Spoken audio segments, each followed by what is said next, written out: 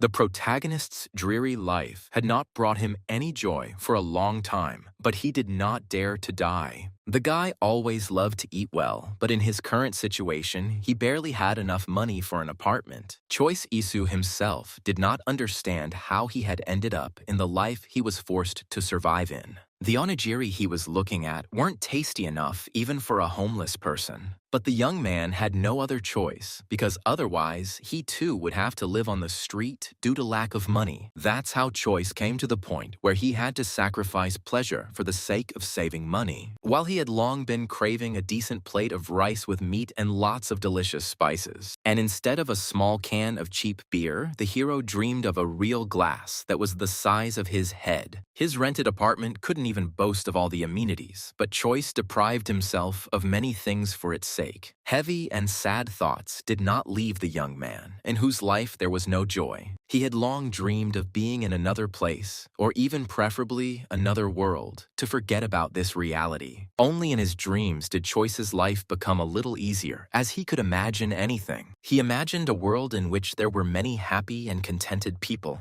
And of course, in that world, the hero had so much delicious food that he did not want to return to reality. However, Choice Isu's life turned out in such a way that everything around him was collapsing and breaking down. In his youth, the guy believed that he had enough intelligence and diligence to reach any heights. The family always supported the young man, who in return constantly pleased them with his results. Choice was even lucky to get a job at a good company on his first try, where not everyone was accepted. But luck soon turned against the hero, and he was left alone at the very moment when he least expected it. As a result, the boy quickly fell into poverty because he had no motivation to do anything. He barely managed to get a job in a small company, but he still had no desire to work. Day after day, Choice wasted his life because he couldn't find anything that would make him happy. Everything changed the moment Isu discovered a portal to another reality in his room. This discovery stunned the guy so much that he forgot about all his previous problems in life.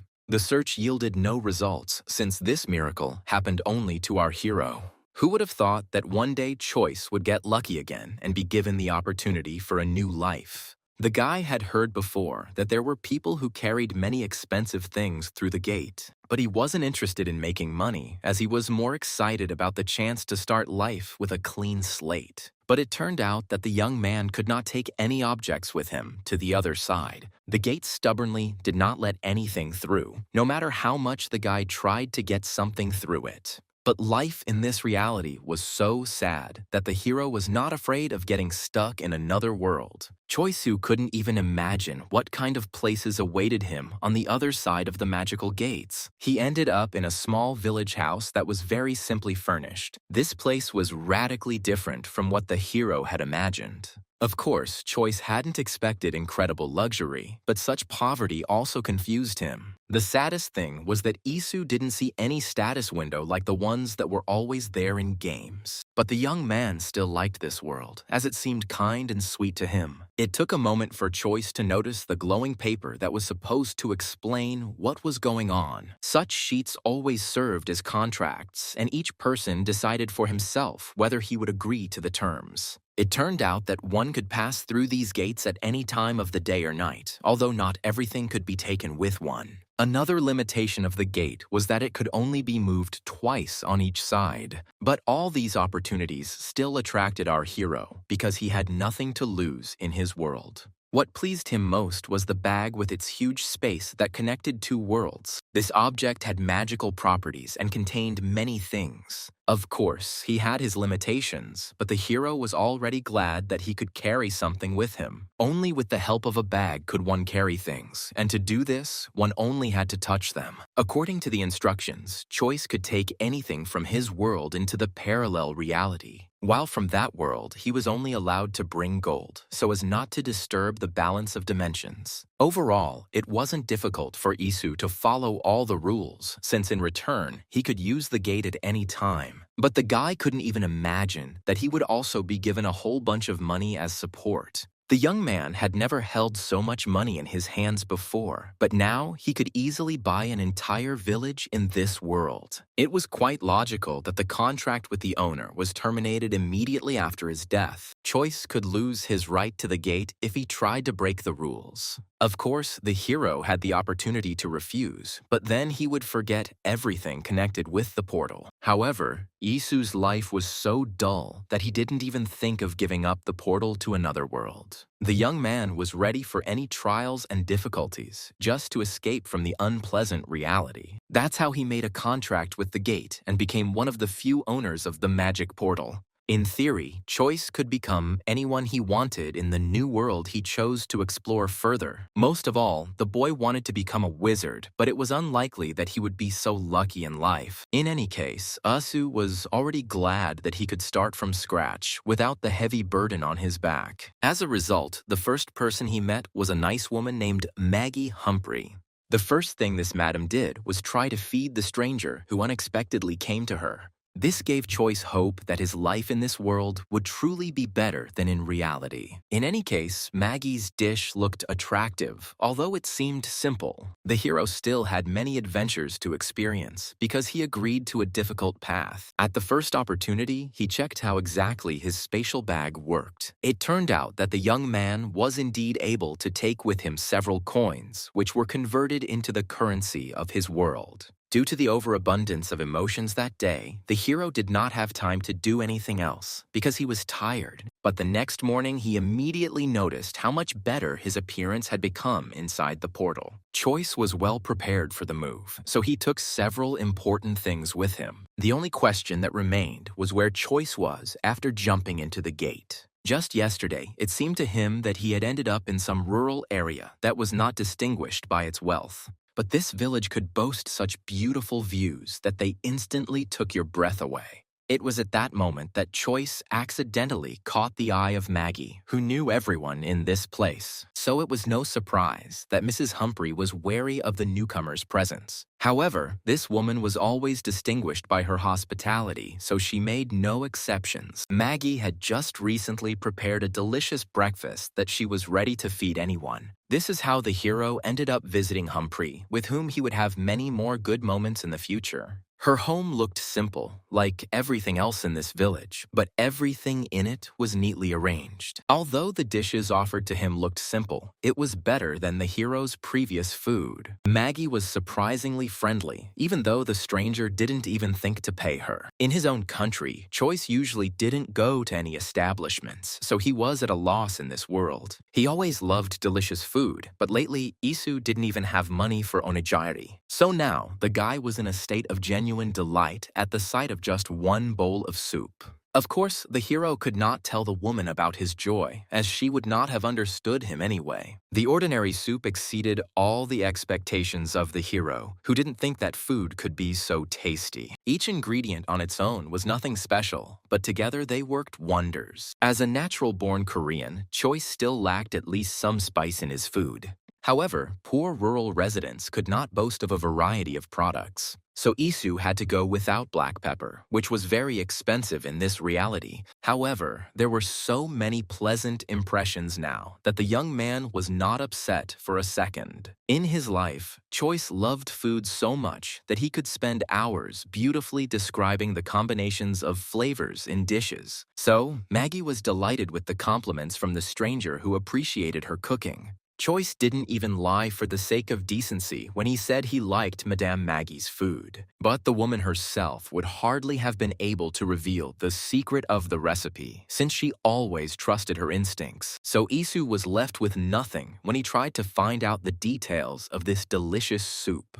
However, during this short time of communication, the guy managed to charm the lady who rarely heard compliments. That is why the woman showed the young man the modest holdings of their village, where they grew food. There was indeed something to see in this place, as the village was quite prosperous. There were all the conditions for animals and people here, so the residents didn't have many problems. Until now, Choice, like a little boy, was happy about the fresh air, which was so different from the city smog. He immediately liked the name Laudoran, which had belonged to this place since ancient times. In appreciation for the compliments, Maggie showed the hero all the products she used. As the head cook in this village, Humphrey has long since learned how to combine different ingredients. And now she was ready to teach Choice what she had used throughout her life. Ishu watched Maggie's masterclass attentively, as he did not expect such kindness from her. It had never occurred to him before that caramelized onions could be used for soup. Over the course of so many years of life, Humphrey has learned not only to cook deliciously, but also to bargain properly with people. So she was able to get the best products at a cheap price, which made the woman popular. But it wasn't because of the good ingredients that the soup turned out delicious. It was all in the skillful hands of Madame. No matter what Maggie's cooking duties were, she could never screw anything up. For the first time in a long time, Choice met a person who showed him the magic of cooking in 5 minutes. Everything Maggie did looked like it would be a piece of cake to prepare something like this. But our hero was not sure that he could repeat the recipe with exactly the same result. Humphrey did not take on students on principle, but sometimes she demonstrated her skills to people. But she didn't expect that in return, Choice would suddenly offer her a mirror, the likes of which did not exist in this world. Never before had the woman seen such a pure reflection, which left her speechless for a time. Of course, pride and honor did not allow Humphrey to take such a precious thing as a gift. Madam always helped other people just like that, and she had no intention of changing this rule. So she drove the young man away so that he wouldn't come up with some other way to thank her. But Choice was sincere in his desire to do at least something good for Madame in return. At that moment, the hero did not yet know that someone had been watching him since his appearance in the village. She was a young girl with an unusual appearance who hid from other people. Although she lived in the village, no one knew that this lady hid her true appearance. At the time, Choice did not attach any importance to this meeting, although in the future they would become close people. Now the only thoughts in his head were about the library, since he urgently needed knowledge about this world. Ishu remembered well that the realities in the gates were unexplored, so he would have to look for the answers himself. It turned out that there was a problem with workers in the village, because the guy who was looking after her couldn't even read or write. But for the hero, who wanted to find answers to all questions, even such difficulties were not a problem. What perplexed him even more was that the number of books in the library barely exceeded his home collection, and the unfamiliar guy looked as if he didn't understand the value of the literature surrounding him at all. But Choice knew so little about this world that he could use some outside help. This is how the hero met Hans, who would become his faithful ally for many years. The guys quickly found a common language, even though they were born in completely opposite worlds. Despite his sympathy for Choice, Hans still had no right to hand out books to strangers. In this situation, it was not advantageous for Isu to argue, so he stayed in the library for a while. At the same time, Hans watched his every move so closely that the young man felt awkward. What the hero feared most was that this village boy would gladly punish him for his mistake. But Choice only needed to figure out the map of the empire, which he accidentally ended up in. Ishu had never used such ancient and fragile objects before. But the saddest thing was that the map only showed the basic outlines of this world. This is because at that time, there were many wars between different empires for territory and power. Choice could only hope that no one would ultimately call him to serve in this world again. The hero was lucky, and war was not a common occurrence in the village he found himself in. The whole point was that the surrounding area was firmly protected by wizards because they also did not want battles. Choice was only glad that he wouldn't have to join the army to defend the territory. Although he was older than Hans, this guy had a huge amount of work in the village on his shoulders. So the villager also did not want to fight, although he was ready to stand up to defend his beloved homeland. Now the librarian had a new friend, and he welcomed everyone with a smile on his face. The hero spent several years locked up, so his heart was thrilled by friendship with a person. But at that moment, Choice, as a true food lover, was only interested in his new acquaintance's dish. It was about small pieces of bread that were generously sprinkled with sweet raspberries. While Hans was pleased with this delicacy, Isu found the combination of flavors questionable. But who could refuse such a friendly and pleasant guy when it came to kindness? So Choice had to learn for himself that raspberry bread wasn't exactly the pinnacle of culinary excellence. Fortunately, the hero's quick wits allowed him to quickly change the subject to something more pleasant.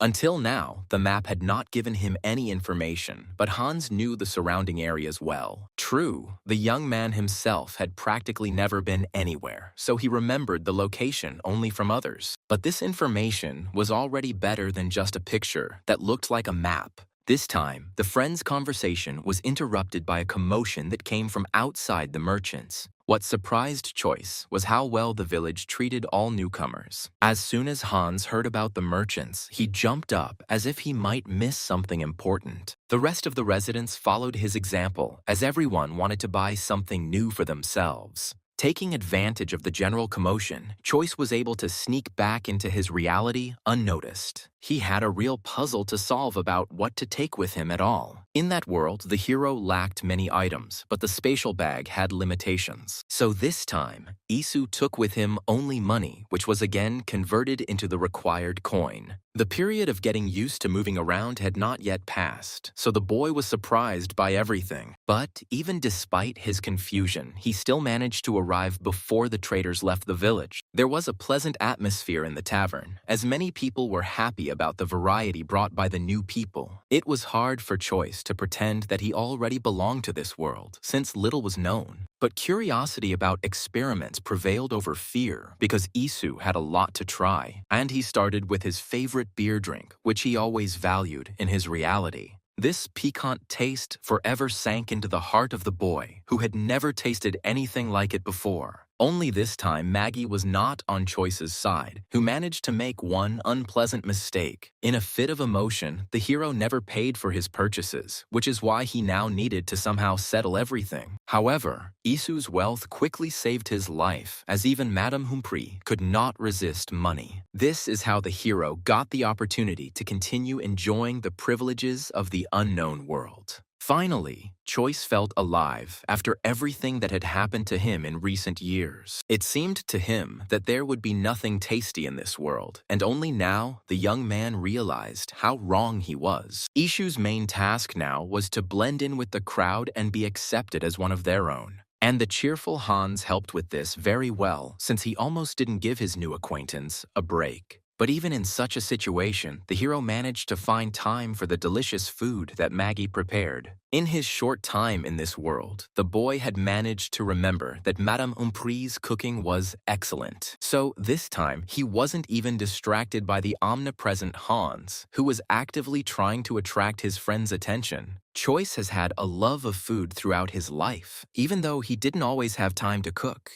The taste of this dish instantly transported the hero into memories, as it reminded him of home. As a child, his mother often delighted her son with something similar, as she too was passionate about cooking. It was his mother's behavior that became the reason why Isu was so interested in recipes. From a young age, he observed the love and care with which his mother devoted herself to every moment of cooking. The woman always loved feeding other people because in company, all dishes tasted better to her. And finally, the hero found friends with whom he could share all the delights of a shared dinner. Hans had no intention of leaving Choice alone until he went for a walk with him. And in the end, it all ended with Isu giving in to his friend because their desires coincided at that moment. The merchants did a great job as they brought with them a huge pile of interesting things. And only Choice remained selective in his choices because many goods were better in his world. He noticed that many women were interested in mirrors, which were clearly in short supply in this reality. But the hero could have easily become rich if he had brought just a couple of mirrors into this world.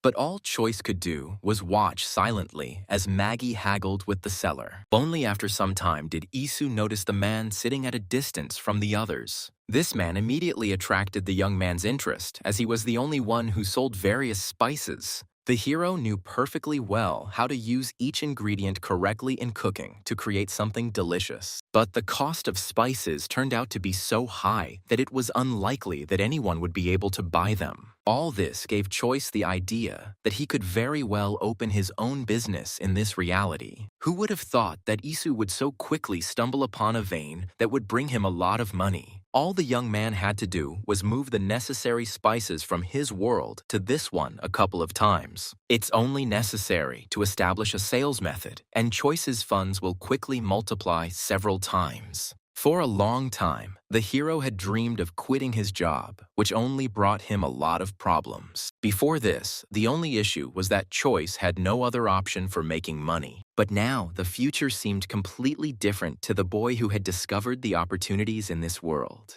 That's why Isu seized the opportunity to sell spices to other merchants and make a profit. The man clearly didn't expect these ingredients to be cheap anywhere else. But he had no reason not to believe the young man who seemed so confident in his words. Transporting goods using magic should have taken only a little effort from our hero. So he quickly convinced the merchant that it was profitable for the man to cooperate with him. Who would have thought that even the most unknown merchants would still be short of goods? The whole point was that aristocrats always bought up most of the spices because they could afford it. So Colin Magvul, that was the name of this merchant, was left with practically no sales in the village. And now, he saw a ray of hope in the unfamiliar boy because he always needed money. The hero's next interesting encounter almost ended as quickly as it began. Choice allowed himself to address a boy his own age, and the child tried to act older. His name was Mino Strive, and he was looking forward to helping his parents with their trade. It was this boy who first suspected the hero of lying, although he had no evidence. Mino was very proud of the fact that he had read many books, but had never heard of the Korean Empire in any of them. Only Choice could have gotten out of this situation so brilliantly that Strive forgot about his suspicions. The boy, at a loss, could only boast of his pedigree in response, as he was rich. It was not by chance that he managed to read a lot of books by his age, since his parents bought them for him. In this world, book editions were so expensive that you could buy a house for their price. Ishu immediately realized that the person in front of him was important, so he turned to him with a mirror. As the child of skilled merchants, Mino quickly appreciated the mirror, which was perfectly crafted without magic. It never occurred to Strive that anyone other than wizards could create such things. If things did not have the magician's mark, they could not be sold on the official market. It was clear from the boy's face that he did not want to let go of the mirror, even if it was made underground. The child clearly didn't expect that his new acquaintance would suddenly give him such a good thing. During his short life, the boy remembered well that in this world, nothing was done for nothing. Therefore, he was only too happy to repay the hero with information since he knew the nearby cities well. But Mino himself didn't even think about moving to the city since people in the village were much kinder. Of course, the boy had another reason not to leave this place, and it was food. Like many villagers, Strive had come to appreciate Madame Maggie's incredibly delicious cooking. Moreover, although cities were good places to live, they had major downsides. The son of merchants knew well how unreasonably expensive any houses in the cities were. This whole system reminded the hero of his home world, where apartments in the center were also too expensive. So, it turned out that you could buy one house in the city or an entire village in the countryside.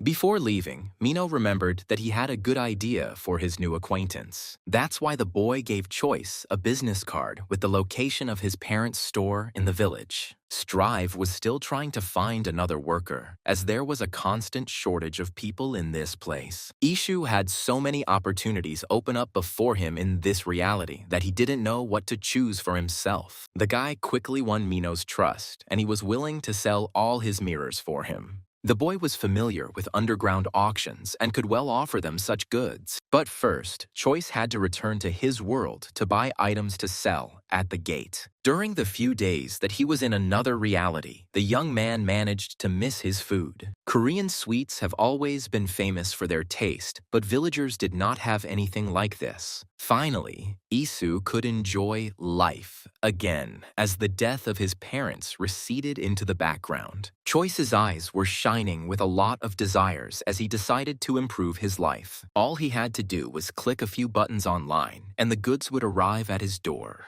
What surprised Isa most was how profitable the black pepper trade was for him. In that world, this spice was highly valued and was constantly in short supply, but here it was something commonplace. So, in his head, the hero was already mentally calculating the amount of money that he would be able to receive in the end. It was no surprise that the guy had thoughts of quitting when he saw his grumpy boss. No matter what Choice tried to do, the manager was always dissatisfied with something. All this in the past would have driven the hero into another long and unpleasant depression for many years. But now the boss did not pose any danger to the psyche of the matured Choice. The whole time the conversation was going on, the young man was thinking only about how he really wanted to earn money in another world. During his university studies, everyone around him recognized Isu's talent in the most complex programming. But the stupid boss constantly humiliated the employee because he did not see anything good in his skills.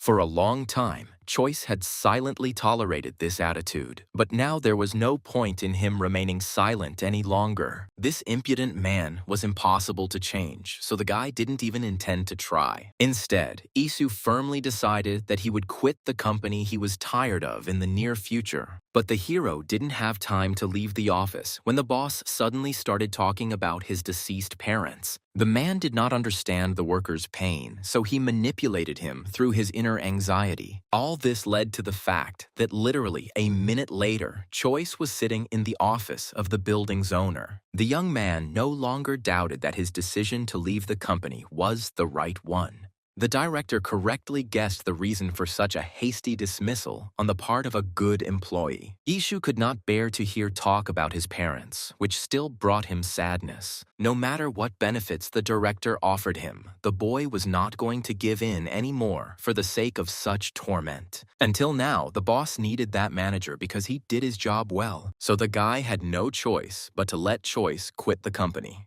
The hero guessed that the director understood his feelings, since she herself had once experienced loss. His relatives also died in the accident, but the owner was able to quickly get back on his feet. Of course, the director hoped that Isu would still return to their company because the conditions were good. If only he knew what way the guy had found to make money, he would not have let him go. And now Choice could do whatever he wanted because a whole parallel world was open before him. Ishu never made any friends in the company, so he wasn't even sad to leave this place. So many opportunities opened up before the hero that he had no time to miss his old life. Choice just managed to come up with a good plan to transfer a huge amount of goods to that world. All he had to do was sell the spices at a good price and he would become very rich. With such an amazing portal to another world, the young man did not need any work in his reality. He had already gotten used to the fact that he couldn't even carry clothes on himself and only his bag teleported things. But this magical item contained so many spices that Choice was sure to become rich. Never before had the hero felt so full of life and energy as at this time.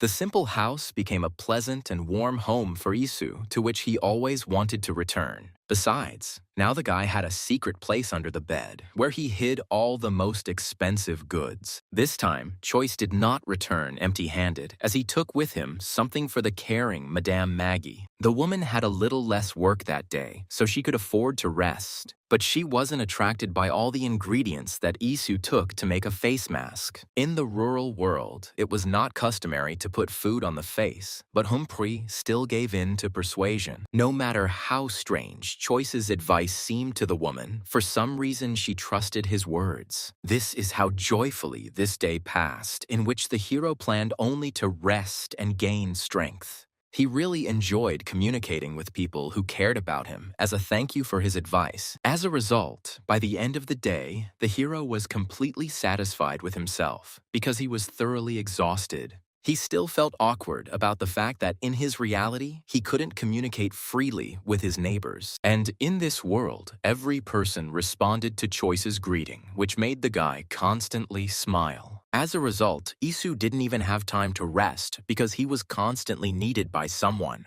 This time, the hero was bothered by Hans, who had already missed his friend since they had not seen each other for some time. The poor guy had so much work that he urgently needed help in harvesting important crops. Beer was later made from them, among other things, so Choice had a personal interest. But Isu didn't yet know how to help around the house as professionally as Hans did. It seemed like there wasn't a single job this tall guy couldn't handle. Only now did the hero remember the fair-haired lady he had seen in his window and asked his friend about her. But it turned out that Hans had never seen anyone with blonde hair in the village before. He knew all the girls who lived nearby well, but he couldn't remember anyone with such an appearance. This circumstance greatly puzzled the hero because he had expected a different result. The young man was absolutely certain of what he had seen, but for some reason, Hans was unable to help him this time. In any case, the guy didn't just find Choice because he needed help with the housework. While he had the opportunity, Hans planned to terrorize his new acquaintance to the fullest extent. There was always something to do in the village, especially when it came to its improvement and beautification. Hans took on a difficult task because he had to deal with all the problems on his own. The hero had already heard from Mino that there was a constant shortage of people to work in the village. Choice found it hard to imagine something like this happening to work in his world. However, the guy liked this reality so much that he was not against helping his new friend. That's how he ended up collecting hop plants, from which hops were later to be made. Ishu quickly figured out what he needed to do, even though he had never done this kind of work before. He was only too happy to help in collecting these herbs because since his teenage years, he had loved alcoholic drinks. Thanks to their teamwork, the friends completed the task in just a few hours. Never before had work brought Hans so much joy as when Choice was helping him. Since the villager took on all the other responsibilities, the hero had time to rest. So the first thing Isu did was run to his home, because that was the only place where there was pleasant warm water. The boy missed the benefits of civilization every time he was in the world through the gate. He was ready to give a lot in order to feel the same emotions in another reality. For now, Choice could only return back every time to feel the warmth. But all this did not discourage the young man from continuing to travel through the unknown reality. This time, he planned to take something tasty with him to share with others. Isu didn't like to cook just for himself, so he preferred to order complex dishes every time. In his world, delivery was so well developed that a courier arrived soon after. But Choice didn't even have time to figure out what he would do next in a world of magic and adventure. He was lucky, and the spatial bag contained all the food he ordered at once. This meant that there was nothing stopping our hero from showing these dishes to everyone. He knew many delicious recipes and planned to conquer that world with his cooking skills. But problems with this food began much faster than the hero could have imagined.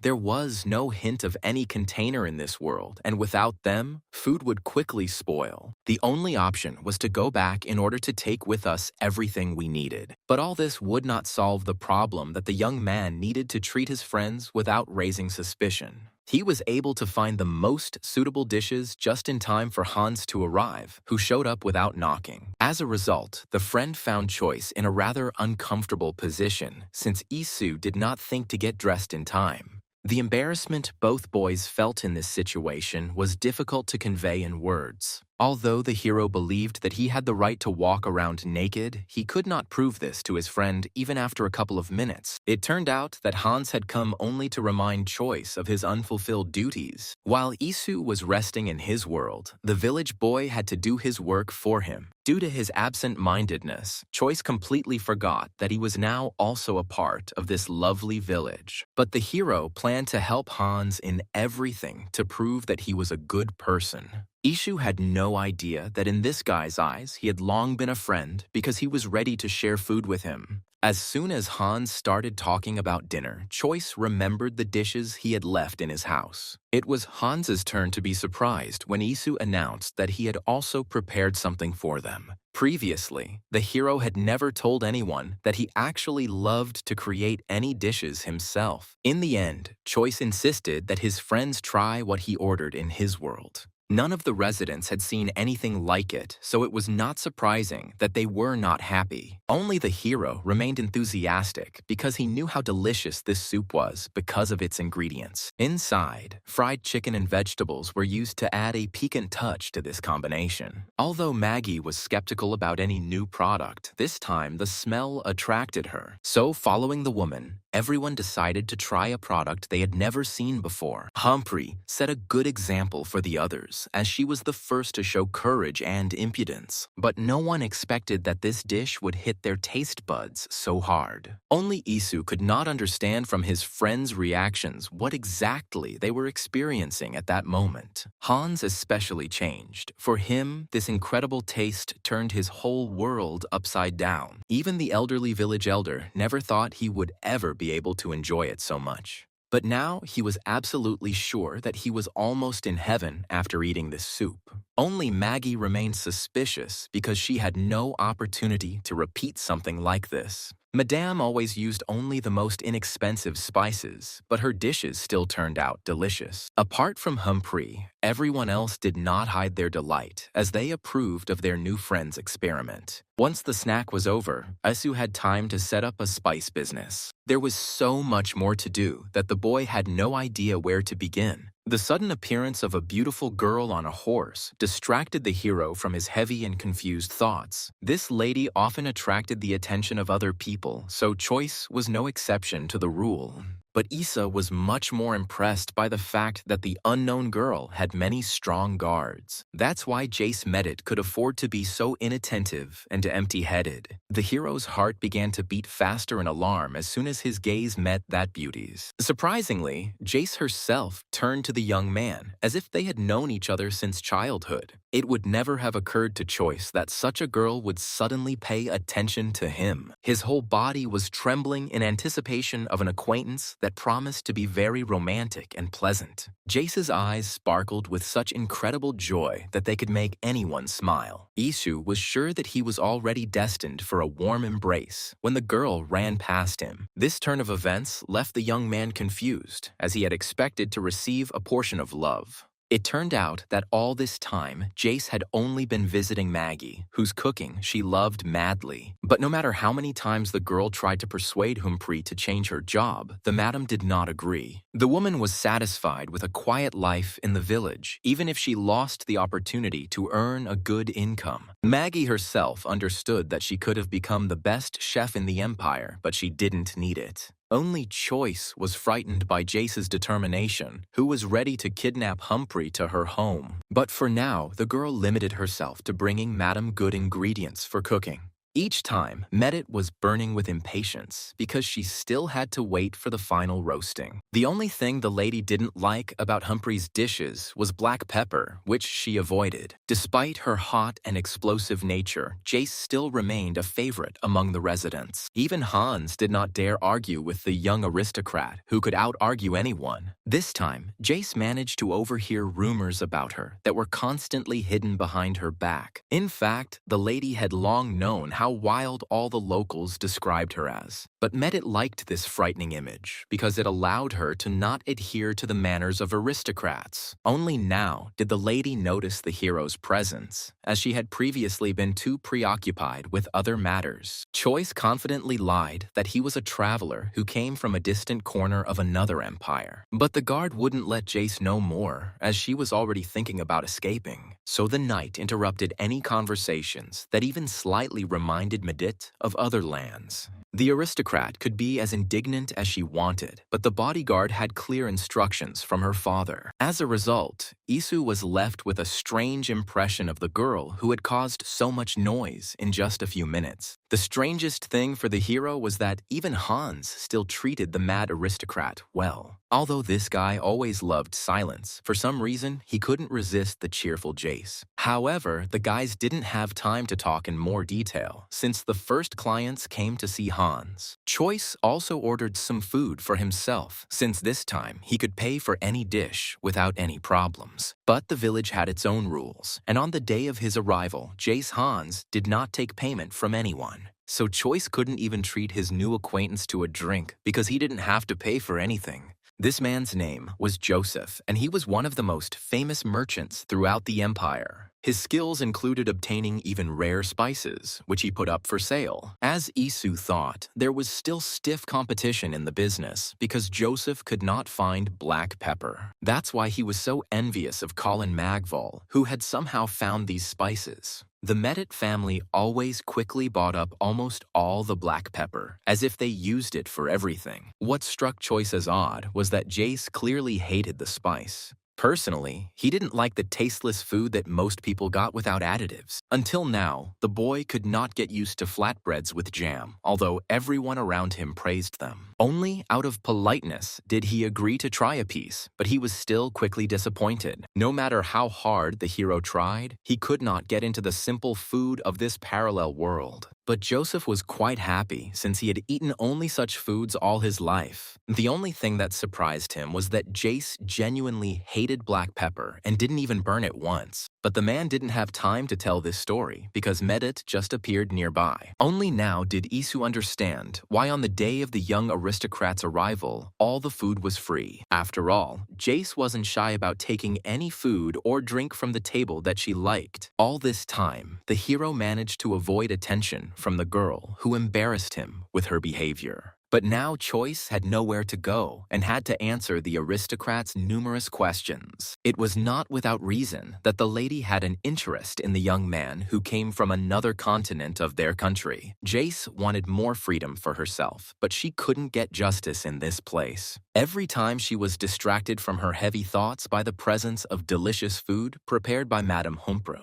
Medit had been waiting for this moment for so long that she could no longer sit still in front of such delicious food. But her guard decided otherwise, as he had never seen such strange dishes in the Empire before. But Jace wasn't the type to listen to people, even if they were trying for her sake. Instead, the lady broke all the rules and tried a piece, which immediately brought her satisfaction. She was a great connoisseur of delicious food, and moreover, she knew how to determine the tastes in dishes down to the last detail. So the girl didn't miss a single product that she noticed among the ingredients of the new recipe. Choice had never met a person who could guess every element in a composition so accurately. He didn't have that innate sense of taste, so he had to put in a lot of effort before. But now he could also distinguish a lot, which made Issa happy because he loved to cook a variety of things. Choice admired the fact that the girl had spared no expense to ensure that they had a delicious meal today. Although the lady was unhappy about having to pay the magicians for the ingredients, she did not regret anything. If the hero had not accidentally ended up in this world, he would never have tried such delicious dishes. The way Maggie combined different flavors reminded Choice of the level of skill of real chefs. So it was no surprise that Jace, who had a keen sense of taste, loved this food so much. The girl could spend hours admiring Madame's dishes, desperately trying to persuade her to come to her. Only Isu did not linger long in the tavern, since he still needed to set up trade. On the way, he noticed that even the sky in this world was different from the one that existed in his reality. Deep down, the hero was a romantic, so he loved to watch the stars and comets somewhere above.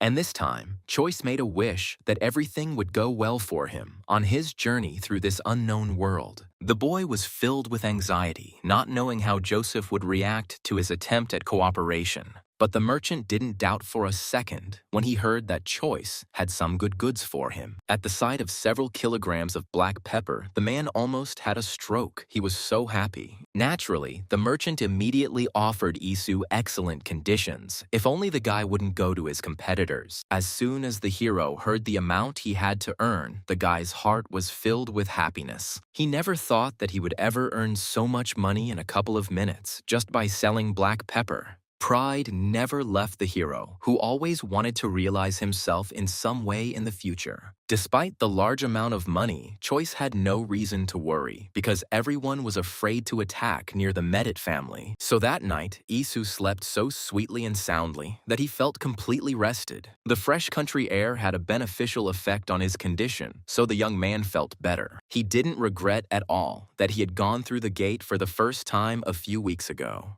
As a result, Choice had so much money that he didn't know how much was even normal to spend per day. For the first time in a long time, Isu could afford so many things that his life did not seem terrible to him. So the first thing he did was go to the market to find out how much various interesting goods cost. During his short stay in this world, Choice learned to bargain well, as he saw the intentions of the merchants. But today, an event occurred that nevertheless distracted the young man's attention during his walk. He accidentally met the same girl who was his neighbor, but constantly hid from everyone. It turned out that she wanted to try the fish, but the merchant did not have such a rare product in stock. However, the unknown lady's desire was so strong that she immediately considered other options. Personally, Choice was horrified by the prices of food that spoiled quickly but was readily available in the river. It was obvious that the girl didn't know much about fish, but she still wanted to try at least a piece. In the end, the stranger settled on the cheapest option, which still cost almost as much as a horse. A desire to help the girl arose within the hero, but he did not have time, as Lady Medit suddenly found him. Jace was always uncontrollable when some crazy and funny idea popped into her head. And now the girl suddenly decided that it was vital for her to take a walk with the young traveler. It turned out that the aristocrat already knew that Isu had recently sold black pepper to a merchant. Usually, the girl felt sick from the smell alone, which is why the presence of the spice did not escape her notice. The hero still couldn't understand why Jace reacted so violently to pepper, which was a good seasoning. He remembered well many recipes for dishes that were enhanced in flavor by black pepper. Personally, the guy missed the food in his city to death, which always contained a lot of delicious spices. But as soon as he started talking about the delights of black pepper, Jace looked at him menacingly. Although Medit did not reveal the reasons, she was extremely negative about any mention of black pepper. Jace herself realized that she was overly emotional when it came to things she didn't like. The lady had to cultivate an iron character because she was to become the heir to the family business. For Choice, such aspirations on the part of Miss were strange since he saw her love for traveling. The thing was, Jace's parents would never let her live the life she wanted. What angered the girl most was that her father was already looking for some famous and rich husband for her. This aristocrat must have been an elf, since only they had perfect command of magic. That's why Medit had so many reasons to escape to the land of Isu, where there was a lot of freedom. The guy had already regretted several times that he had ever told Jace about his vast homeland. He wasn't sure he could dissuade the lady from a trip that promised her the same difficult loneliness. Choice's words about the death of his family calmed Medit a little, who wanted to leave home as quickly as possible. No matter how much pressure her parents put on her, she still loved them with all her heart for their love and care. The girl was sad only because sometimes her family saw her as just a way to achieve their goals. But all this did not change the fact that Jace's parents were good people, which she was not ashamed of. They allowed their daughter to bring Maggie with her, but the lady could not get Madame's consent. She could only hope that someone like Isu would finally persuade the woman to change jobs. As soon as Jace left, Choice noticed that the elder had been watching him closely the whole time. The hero never managed to get permission from the old man to continue staying in the village. But this time, too, he was not allowed to talk to the sage, as Maggie's sudden appearance had caused a stir. It turned out that the Humphrey family had been traveling all this time and had returned with their grandson. Of course, Madame was only happy about such a new addition, but she was worried that she had not been told earlier. The baby looked surprisingly healthy and strong, despite being born in difficult conditions. Happiness overwhelmed the woman who had long wanted to add to her family. Although Isu didn't know these people, he was still happy for Maggie, whose face was shining with joy. The baby was really so adorable that anyone could like him. So it was no surprise that the hero also couldn't resist the appearance of a little boy. Hans chose this very moment to tell his friend the not very pleasant news. The guy simply didn't dare tell them beforehand that some aristocrat was planning to buy their village. And now, when Choice was in 7th place from emotion, he took such news more calmly. At such moments, few people could take their eyes off the child, who was a symbol of innocence and purity. So thoughts about an uncertain future simply didn't occur to the friends who were admiring the baby. Only a little later did the hero remember Hans's words, which were full of anxiety and worry. It turned out that the guy had no intention of asking his friend for help, since he didn't live in the village permanently. Instead, the young man prepared something for his friend in case Choice left soon. Although the books were very expensive, Hans still gave several of them as gifts to a friend. So Isu returned home with mixed feelings, as he wanted to continue living in that world. He had so many plans, but in the end, the spatial bag couldn't fit everything at once. Therefore, the hero had to choose the subjects that he would develop in that reality first. By chance, the guy remembered his neighbor who so badly wanted to find fish at the market. Of course, in a developed civilized city, there was a much better chance of buying something good. That's why Choice went to the market, because his heart told him that the lady needed help.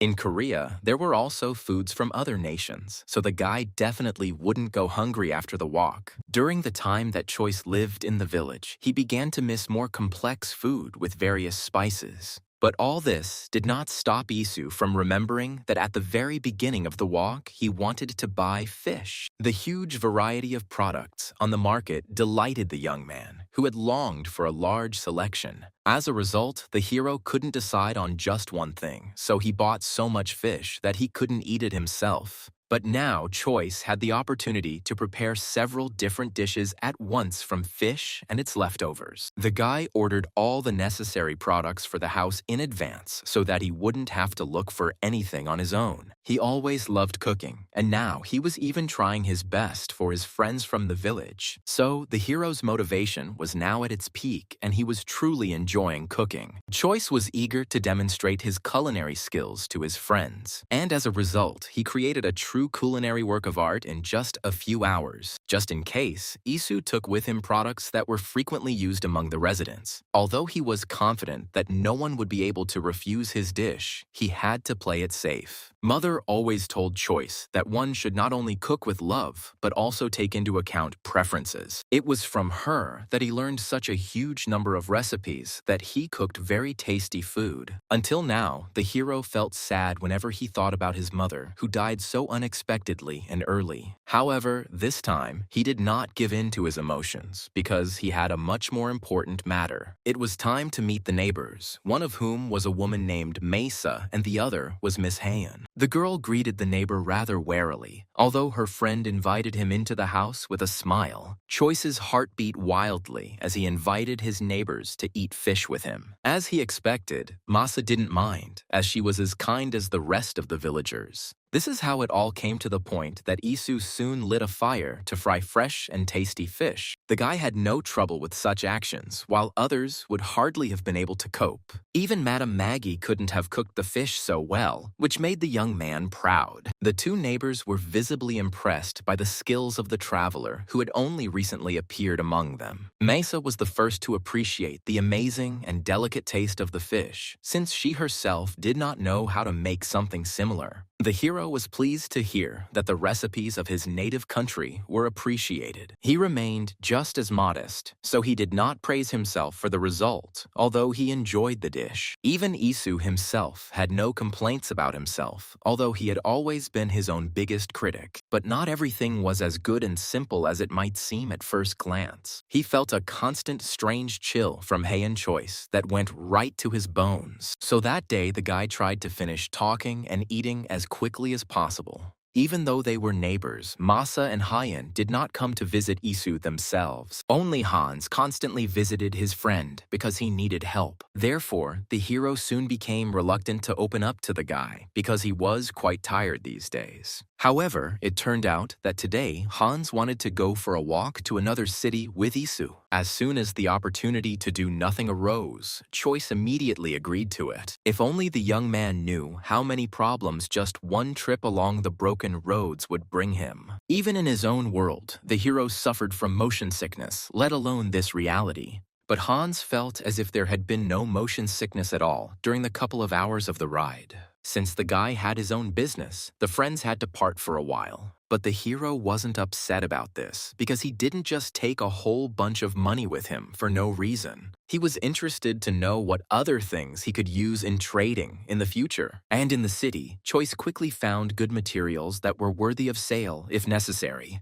But Choice's intuition told him that it would be better to opt for a regular gift now. That's why he decided to choose the best fabrics as a gift for his grandson Maggie. The young man's adventures did not end there, as the city streets had much to show him. However, as a real man, Choice was attracted by the weapon that one of the knights carried. Of course, there was no talk of getting close to such a strict guy. Isu was about to leave silently when he suddenly noticed a familiar red-haired figure right in front of him. It turned out that Jace lived somewhere nearby and, out of boredom, went out for a daytime walk with the guards. As soon as the assistants saw Issa, their faces immediately changed due to their dislike for him. The hero had something to fear, as he was not a good influence on Lady Medit, who wanted to leave home. But Jace herself was only glad to communicate with the traveler, from whom she learned a lot of new things. She just wanted to find company for herself, because she herself was embarrassed to watch the new aristocrat. But Lady Medit was terribly curious about the kind of person who decided to buy the surrounding areas of the city. Since the girl had already been absent from the village for a couple of days, she knew nothing about the birth of Maggie's grandson. Naturally, the young aristocrat immediately became eager to give the baby something too.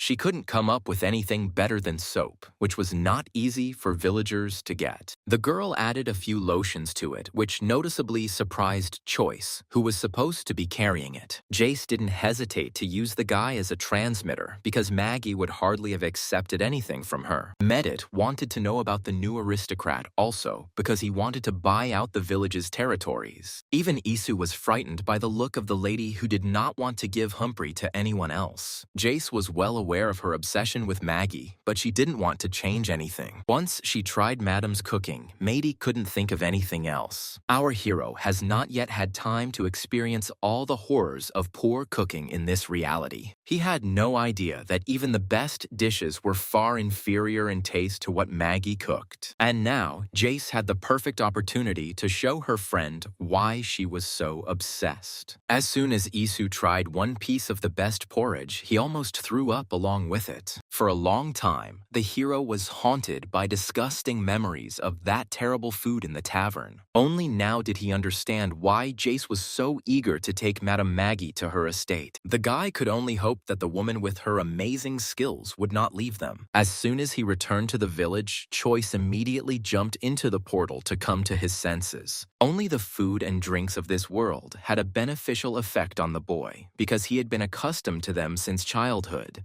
Last time, the hero left several refreshing and invigorating drinks for himself in advance. And now he enjoyed one of them with pleasure, feeling the pleasant freshness spreading throughout his body. But Isu didn't come back just for the food. He wanted to develop his business in other directions. The guy got a little tired of selling black pepper, so he looked for other things to trade. Although not immediately, the bottomless space of the bag gave the young man a brilliant idea. So when he returned to another reality, he didn't run to look for any sellers with goods. Instead, the hero took up farming because he decided to grow what others did not have. Of course, not even a few hours had passed when the curious Haynes visited his beloved friend. Choice had no doubt that he had made the right choice when he decided to plant the vegetable. Not long ago, they ate this product only because Jace brought it with her to cook. The conversation was about potatoes, which for some reason no one grew in the nearby area. But there were so many things that could be made from this product that the young man's mouth was watering. As a result, he quickly charmed Hans, who was eager to help with the planting too. The guy, like many other people, loved to eat delicious food, so he was inspired by the idea of potatoes. For this reason, he remembered too late that he had come to Isu because of the visiting merchants. On the way, the hero met Mino, who not long ago sold his mirror at a good price. That's why the boy needed more supplies, and Isu promised to resolve this issue soon. In the meantime, the hero focused on the next meal because today, Maggie promised to cook sausages. Choice hadn't had a tasty sausage in a long time, so he was in anticipation before trying it. It just turned out that the taste was so salty that it was impossible to eat this sausage. Only the locals were accustomed to this, as they had not tried any other food. It took a lot of effort for Isu to pretend that he didn't really dislike it. The guy was saved only by Maggie, who suddenly needed help serving food to the other guests. The hero could only hope that Madame Humphrey's cooking would once again be at the highest level. However, remembering the recent taste of sausages, the guy was afraid to try the rest of the food on the table. While all the guests were enjoying the treat, Choice had the opportunity to observe their reactions. People didn't even frown while eating, as they had been accustomed to such food since childhood. In such a crowd, Isu didn't even know which table to join to feel the general joy. And soon, this question was resolved by itself, since Hans invited his friend to his place to try the treats. This is how the company itself found a hero who until now felt insecure in this reality.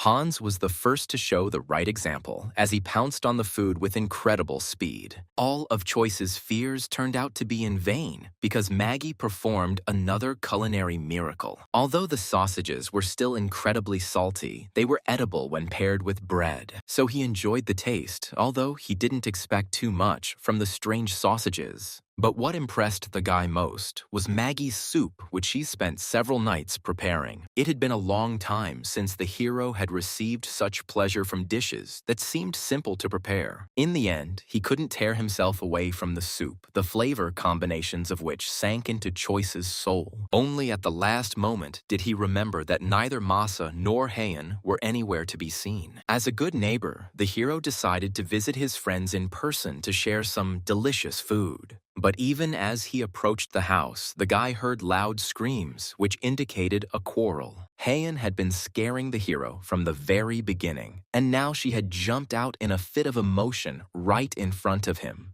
The girl had no desire to communicate with Isu, even though he had recently fed her deliciously. Masa ran out of the house after her, but how could a woman in poor health catch up with a lady? In such a situation, the hero could not leave Madame alone and learned that she was only a nanny for Heian. This explained to him the strange coldness on the part of the girl, who did not reach out to her mentor. The girl's character frightened the hero to death, and he would prefer not to have anything to do with her anymore. But Masa was sure that there was a lot of kindness in Heian, even though she behaved wildly. It turned out that the girl wanted to get treatment for the nanny, but the woman constantly refused. She had little contact with the villagers due to her poor health, but she saw a good friend in Choice. Ishu only wanted to help his neighbors, but he found himself embroiled in a rather complicated story in the future. Masa knew she was going to die soon and wanted Choice to take care of Heian for her. The hero knew the pain of the death of loved ones well, so he was not sure that he could cope with the task. But it was enough for the woman that the guy would not leave her charge for her. However, no matter how brave Choice was, he didn't want to be responsible for another person. Isu's intuition told him that Heian would be difficult to get along with, and not just because of her personality. But he understood how hard it would be for the girl after Mesa's death, and that's why he didn't want to leave her alone. While the madam was still alive, the hero continued to develop his short business with mirrors. Mino was delighted that his friend had a few more good things.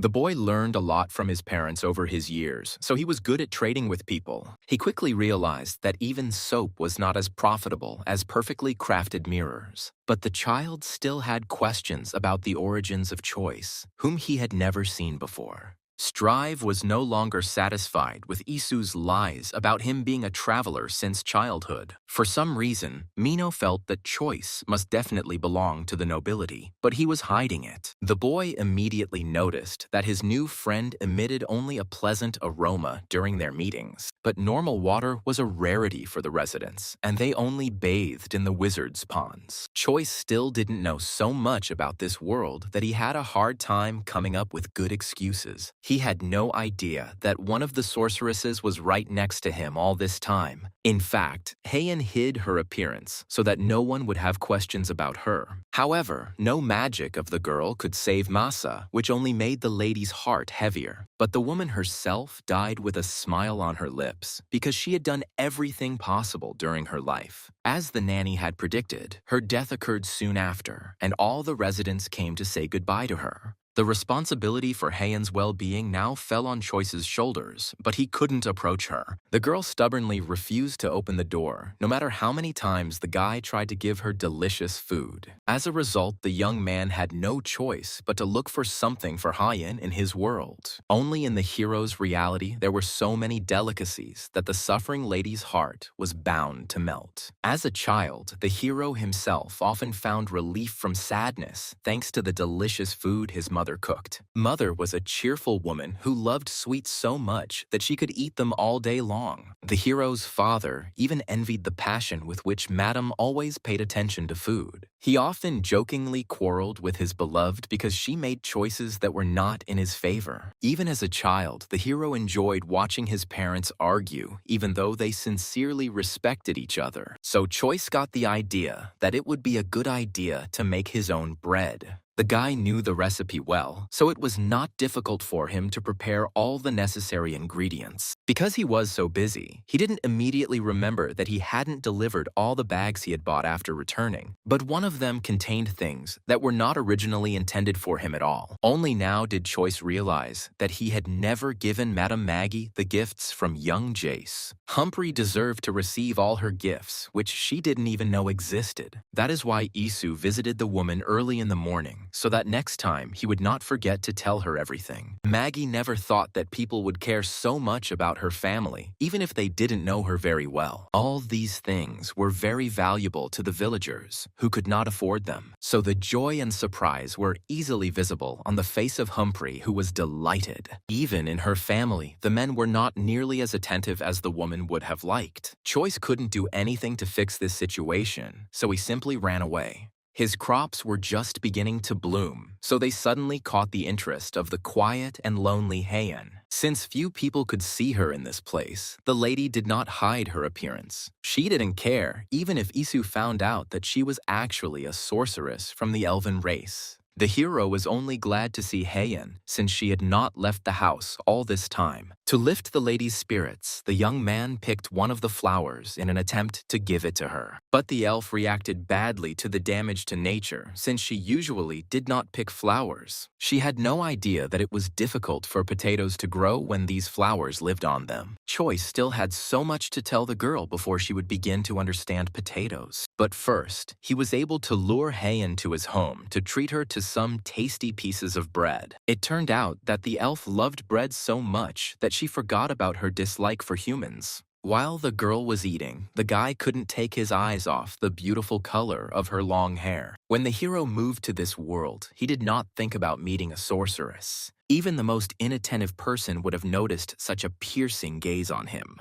So the hero urgently had to come up with excuses so as not to accidentally offend the girl. Choice still hasn't gotten used to Heian's strange personality, which could get angry at any moment. As soon as the girl ate all the bread, suspicions about Isu grew stronger within her. She was sure that the guy was a bread wizard, since he could cook so deliciously. The hero couldn't even say anything in response, since no one had ever suspected him of such a thing. When the elf came to some opinion, it was incredibly difficult to convince her otherwise. But she finally felt the urge to help Choice with the potatoes, as thanks for the bread. This enthusiasm surprised Issa, but he was glad that the lady was no longer going to hide in the house. The young man could only hope that he would gradually be able to get used to the girl's character. Now only he could take care of Heian, because he knew about the secret that she was hiding from the others. True, the lady didn't even trust Choice, so she didn't tell him what kind of magic she had possessed since childhood. Only by cooking could the guy continue to communicate with the lady who loved to eat. Heian immediately demanded more delicious dishes, so Isu had no other choice. But the hero loved cooking for others so much that he was not against making the girl happy once again. For convenience, he moved to his world because there were many more cooking utensils there. In the end, the bread pie turned out so perfect that the young man was ready to kiss his own hands. He never thought that his culinary skills would ever grow to such heights in such a short time. Of course, there was cooking in the other world too, but the guy wasn't so confident about it. The cooking appliances, in reality, outside the gates, were significantly inferior in their properties. In addition, the guy was constantly distracted by Heian, who was eager to try the new bread. Once the lady realized that Choice was not going to deceive her, she called herself a water mage. It was a very useful area, so it was clear to the hero why the lady had been silent all this time. Their bargaining could continue indefinitely, because only for bread was Heian willing to tell anything. And soon, Isu prepared the long-awaited dish, although he was still not sure of the result. He was still confused by the elf's enthusiasm, who never stopped talking for a minute next to him. So it was not surprising that the young man ended up making a small mistake in the preparation. As a result, part of the bread cake was burnt, and it was too late to prepare a new portion. But even this taste delighted Heian, since she liked bread in any form. One got the feeling that the lady would be happy with even a stale piece of bread. But what surprised the hero most was that after this, the elf demanded milk from him. The guy wasn't going to help with this either, since everyone in the village could have picked up the cow themselves. Who would have thought that Heian did not want to get close to animals because she hated them? The girl didn't want to talk about her hatred, so she asked about her friend's relatives. It was Choice's turn to become despondent, as he lived alone due to the death of his parents. Masa warned him that it wouldn't be easy with Heian, but the young man still wasn't ready for it. He was greatly concerned by the fact that the lady was not prepared to accept any animals. The girl herself did not understand why. Since childhood, she hated animals so much, even if they were domestic. This conversation was so difficult for her that the lady did not stay long at her friend's place. She took some bread with her and even thanked Issa for his help because she felt better. But the hero himself was never able to find the long-awaited peace for which he came to this world.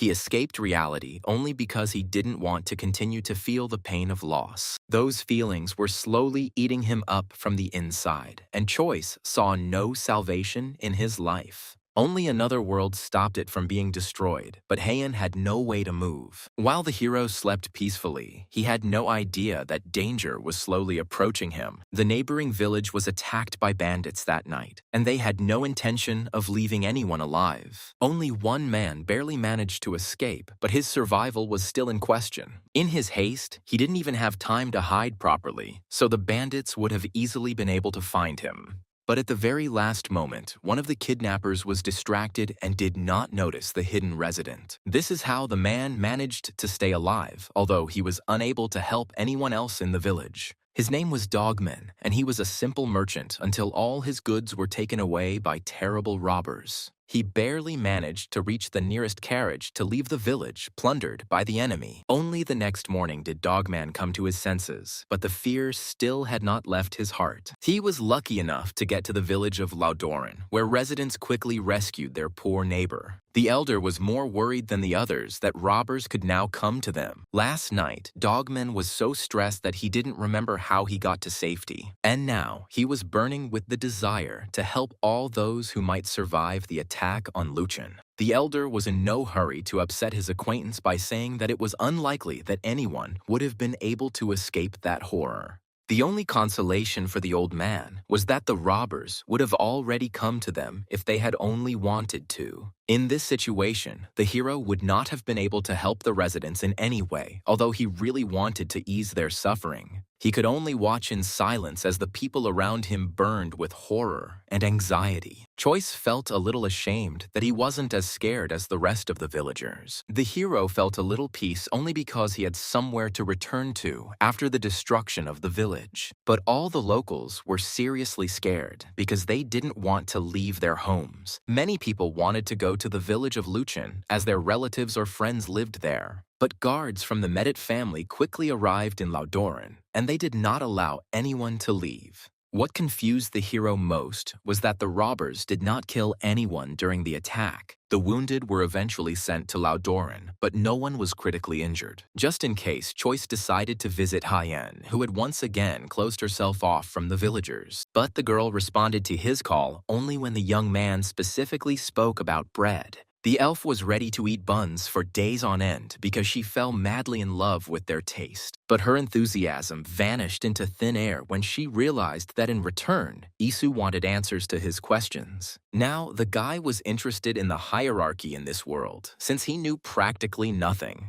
At first, Heian was not against collaborating because she was well aware of all the statuses of the aristocrats. But her patience quickly ran out, so soon the girl began to demand her favorite bread again. Choice himself was not averse to cooking something, but he prepared ingredients that were not at all for bread. At that moment, the elf was so hungry that she no longer cared what exactly she got. The girl constantly pushed the guy, not realizing that by doing so, she could push him into making mistakes. But this time, the hero coped with the task without any problems, as he was used to the screams from the lady. As soon as the girl became interested in the process, she forgot that she usually demanded food. In Choice's hands, even the simplest actions looked as if he truly were a magician. In his world, the hero would have dealt with the pancake cake much faster, but here he had to wait. So the guy wasn't so confident in the process, but he still tried his best for the elf. And the result exceeded all of Heian's expectations, and she couldn't take her eyes off the beautiful dish. Although the pancake cake was not bread, Choice managed to interest the lady with his actions. Once the lady tried it, she almost went to heaven due to the happiness that overwhelmed her. Never before had the elf tasted something so delicious and sweet. All the bad thoughts instantly left Heian's head as soon as she focused on the food. The lady couldn't stop until she ate the whole cake at once, just so she wouldn't have to share it with anyone. All this time, the guy silently watched the girl, glad that she was delighted. But he was still interested in knowing the continuation of the story about the hierarchy in this world. No matter how tired the girl was of telling all this, after such delicious food, she could not refuse. It turned out that the lady hated with all her soul the emperor, who continued to rule the empire. She even intended to finish him off with her own hands as soon as the opportunity arose. The lady didn't care about the other titles, since these people didn't cause her any harm. What surprised Choice most was the fact that in this reality one could easily buy a title. He had heard that in his world, in the Middle Ages, this was also possible, but the conditions were different. And the fact that purchasing the title cost a huge amount of money greatly upset the young hero. He could have stolen Madame Maggie for Jace, but even then, he wouldn't have accumulated the necessary amount for status. Heian's hatred of the Emperor was explained by the fact that he was an enemy of her rare lineage. In this situation, Isu was powerless because he had nothing to do with the girl's problems. He was only afraid that the elf would harm herself out of a strange desire for revenge. The girl constantly demanded bread from the guy, then asked for money if he wanted answers to her questions. And the choice between bread and money was too difficult for her. So Heian couldn't decide. Since the hero's business was still thriving, he had to go to the city again to sell pepper. The guy couldn't get used to motion sickness since there were no pills in this world. But Hans tolerated the trips calmly, so he was able to find out that a healer had already been hired for the residents. Only Choice was suspicious of the information that one of the aristocrats had helped others. But his friend saw nothing wrong with hiring a healer for the sake of the villagers. In the end, Isu didn't argue with his friend because he still had to drag the black pepper to the merchant. Due to a coincidence, the guy witnessed people whispering to each other. One of the men, for some reason, was convinced that the recent attack on the village was connected with the Maggie family. But the hero did not believe these rumors because he saw how the knights of this family tried for the sake of people. However, the residents were in a warlike mood, as they were inclined to listen to all sorts of rumors. One man at the table even stated that he had seen one of the bandits with his own eyes not long ago. Of course, the resident was simply trying to make himself look brave by pretending to stand up to the man. But in fact, he only remembered the robber's appearance, since he was afraid to even approach him. The fact that Choice recognized one of Jace's knights from that description alarmed him greatly. But as soon as the guy returned to the village, he was immediately attacked by Heian, who wanted bread. But today, according to the hero's plan, he had to take care of the potatoes, so he couldn't be torn apart by several tasks. The elf stubbornly stood her ground, as she had already missed her friend's delicious cooking. But in the end, she had to give in, since the girl had recently promised to help with the garden beds. So together, they began digging up the potatoes that had managed to ripen in a short period of time. It was the first time in her life that Heian had done something like this, and she wasn't thrilled with the dirt and dust. If it weren't weren't for Masa's dying request, the hero would have long ago run away from the lady with such a nasty character. At times, the elf became sweet, so for a while, Choice could breathe a sigh of relief. Only when the conversation turned to food did Isu forget about all the problems that haunted him. And only the harmful Heian stubbornly remained in Choice's life, although she showed with her whole appearance that she did not believe him. And this time, things got to the point where Miss herself expressed a desire to help her friend with cooking. But even with simple things, she treated as if she was trying to kill all the food. This behavior of Heian terrified the hero, who was not used to having his advice brazenly ignored. But inside him, there was so much patience for those close to him that he was ready to endure all of the girl's antics. So he was soon able to demonstrate to the lady the wonders that his skillful hands performed. But Heian still didn't believe that some new dish could be much tastier than bread. The hero acted wisely when he did not convince the girl of anything, but gave her the opportunity to try it herself. All the elf's mistrust vanished every time she ate the food prepared by her friend, and today's dish was no exception. So Miss was able to enjoy wonderful emotions. Once again, the girl forgot all her complaints as soon as she tried the food. Choice was increasingly enjoying watching Heian's happy face as she ate his food, but he never ceased to be surprised by the fact that the elf stubbornly preferred the simplest products.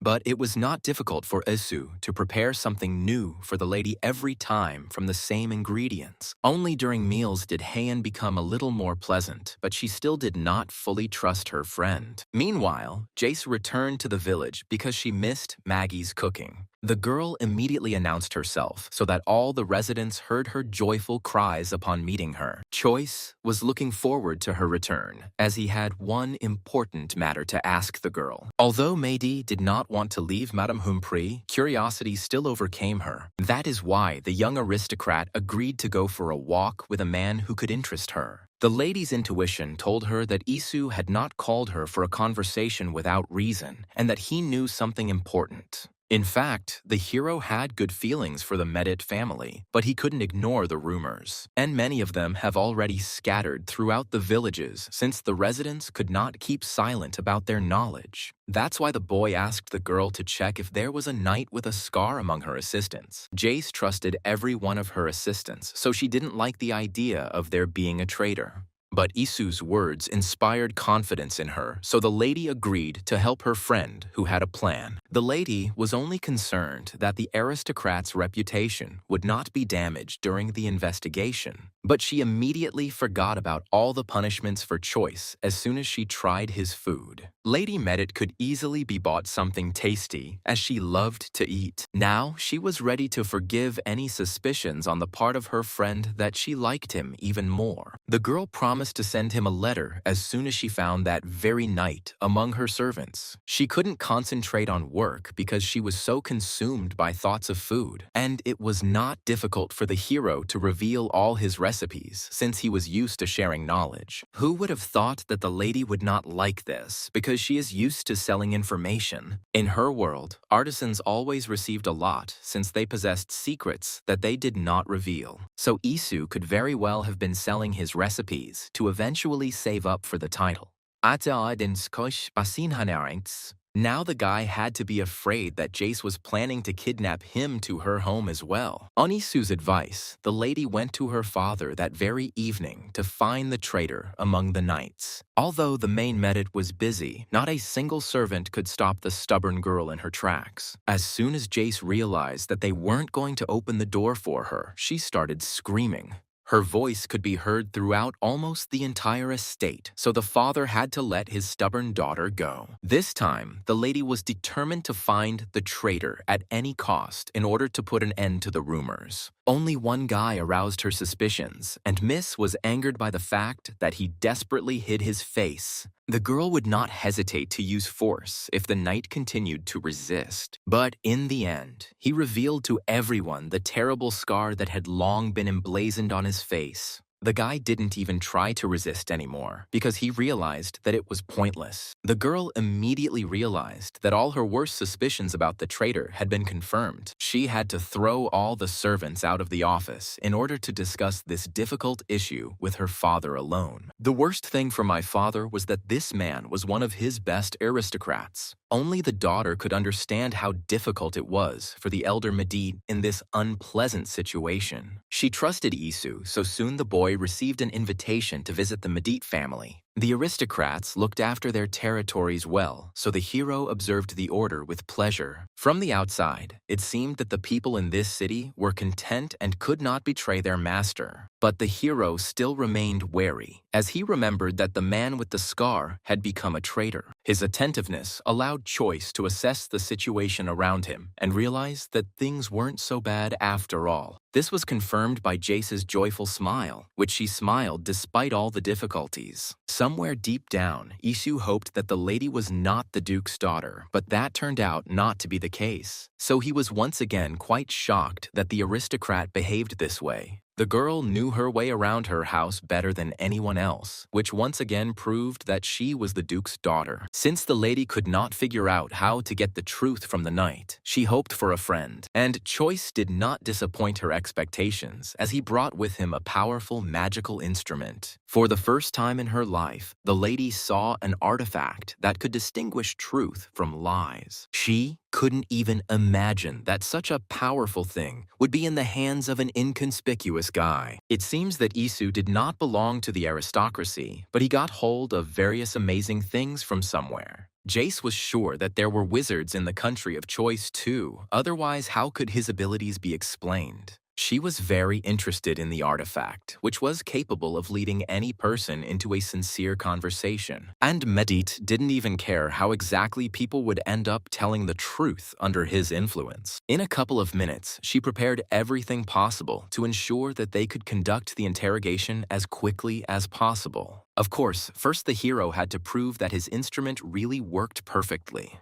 That is why he asked the knight to answer untruthfully, even to the simplest and easiest questions. Those around her did not appreciate Isu's enthusiasm in such a situation, which made her constantly tense. But the guy's idea worked, because soon the guard was hit with a powerful electric shock. From now on, no one doubted that Choice would definitely get the truth from the traitor. In a couple of minutes, the young man had intimidated the knight so much that he no longer even thought of telling lies. So soon, the hero was able to transfer all powers of interrogation to people more skilled in this area. Once they finished, Jace couldn't hide her joy at such a quick success. As a token of gratitude, the Duke's daughter prepared the best delicacies from their estate for her friend.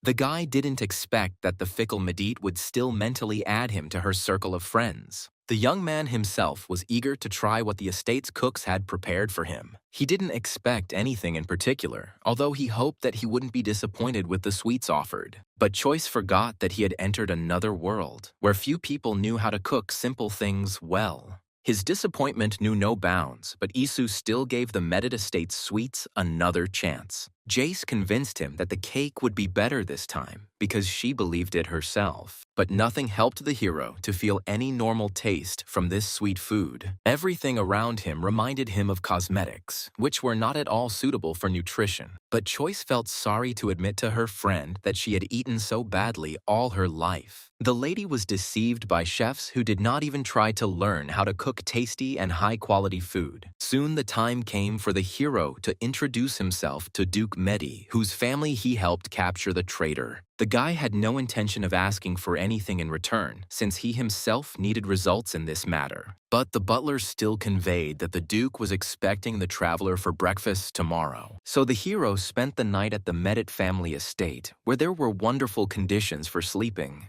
The guy had been living in two worlds for several months now, so he hardly noticed the passage of the seasons. But he still found it strange to realize that in this reality, almost everyone had assistants. However, the young butler pleased the young man, who had never received so much care and attention before. Although he was never an aristocrat, he felt quite comfortable in a similar role. Moreover, communication with cheerful Jace calmed the hero, whose thoughts were constantly tense. Before meeting the Duke, Choice was dressed in such an outfit that he felt cool and strong. And today, the lady had arranged in advance with the servants to prepare exquisite dishes. She really wanted everything to go perfectly because not long ago, Isu had fed her deliciously. The variety of products could please anyone if it also tasted great. Choice's delicate taste buds were quickly overwhelmed by the abundance of black pepper that was present everywhere. It was for this reason that Lady Mady missed the food that Madame Maggie prepared for her so much. No matter what ingredients the girl bought, the cooks always managed to ruin everything. Only one piece of meat was to Isu's taste, and that was only because they forgot to pepper it. However, the guy did not upset his girlfriend with his thoughts because she was already sad. Only Jace's parents genuinely didn't understand why she was so picky about food. But the girl did not complain about her family's tastes, since in other respects, they fulfilled all her wishes. When Lady Medit dragged Issa away after breakfast, the butler quietly turned to the Duke. After all the help the boy had given his family, the man was going to thank Choice properly. The butler supported the master's decision as he also liked the guy.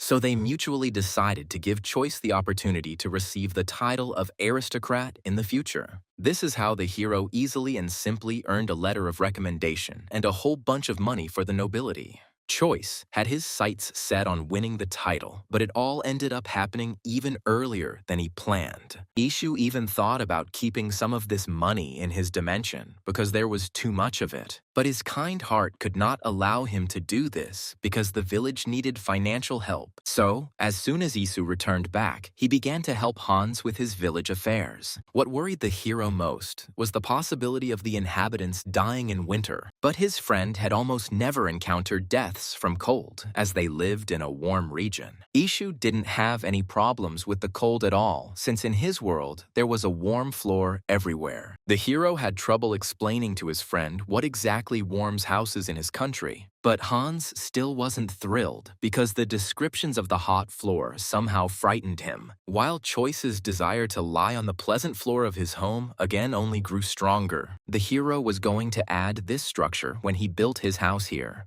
In the meantime, Isu concentrated on cooking because he had many delicious ideas that needed to be implemented. He did not hesitate to ask his friend for help, since preparing the food took a lot of time. But with Hans, everything happened much faster, which made Choice's heart beat joyfully in anticipation. At the first opportunity, Isu announced to everyone that he would be the one cooking dinner that day. But the guy couldn't even imagine that there would be so many people willing to help him prepare a new dish. However, Choice couldn't reveal to people the secret he planned to use for the treat. The whole point was that the hero had brought sauces from his native country with him into this world in advance. And now the process of cooking pork has become much easier because there is no need to mix everything from scratch. That's how easy and simple Choice managed to prepare something that many could only dream of. All the residents were delighted with the sight alone, as the dish was visually and aromatically appealing. Seeing such a stir, Isu felt genuine pride that everyone liked his dish. Of course, there were questions about the sauce, since many had never tried it before. But Choice lied brilliantly about it being a secret recipe so as not to admit to the movements. This time again, there were adventures that found our hero on their own.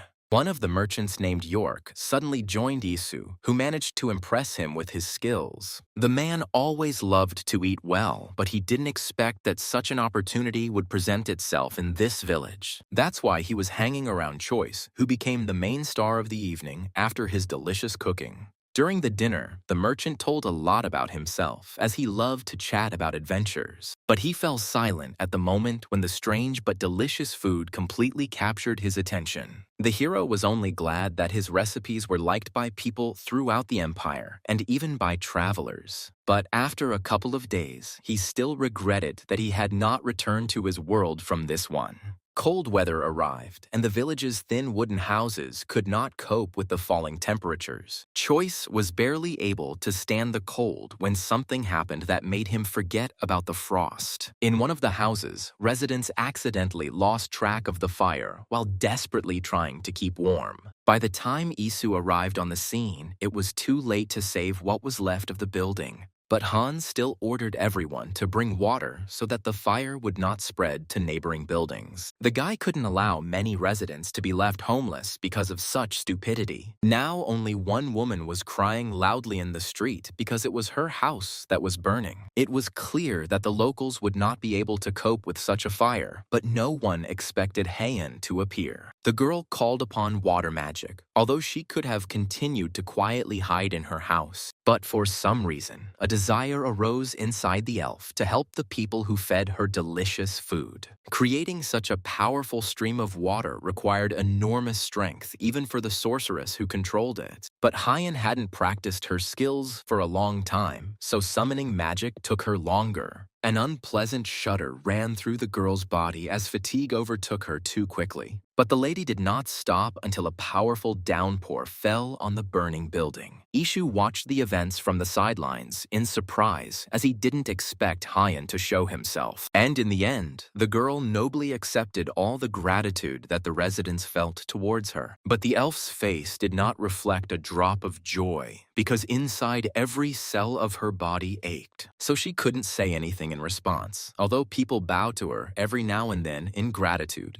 At that moment, the lady just wanted to hide back in her house so that no one would bother her anymore. That's why she even ignored Choice, who had always treated her well since they met. The elder acted wisely and asked all the residents not to bother the young sorceress with questions. And only Isu could not fulfill this request, as he was very worried about the elf's condition. But his worst suspicions were confirmed, as the girl did not want to talk even to him. She only became interested when the guy hinted that he had brought bread with him. It turned out that Haeun's body was very exhausted at that moment, so she was in a bad mood. But the hero still thanked the lady for saving the village because she acted nobly and correctly. Previously, the elf had not been interested in human confessions, but now her heart felt lighter. She had lived only in Masa's circle for a long time, so she had become unaccustomed to communicating with anyone else. However, it was still easy for the lady to buy the delicious bread that she adored with all her heart. But even such a pleasant gift did not make the girl open the doors to her friend this time. In fact,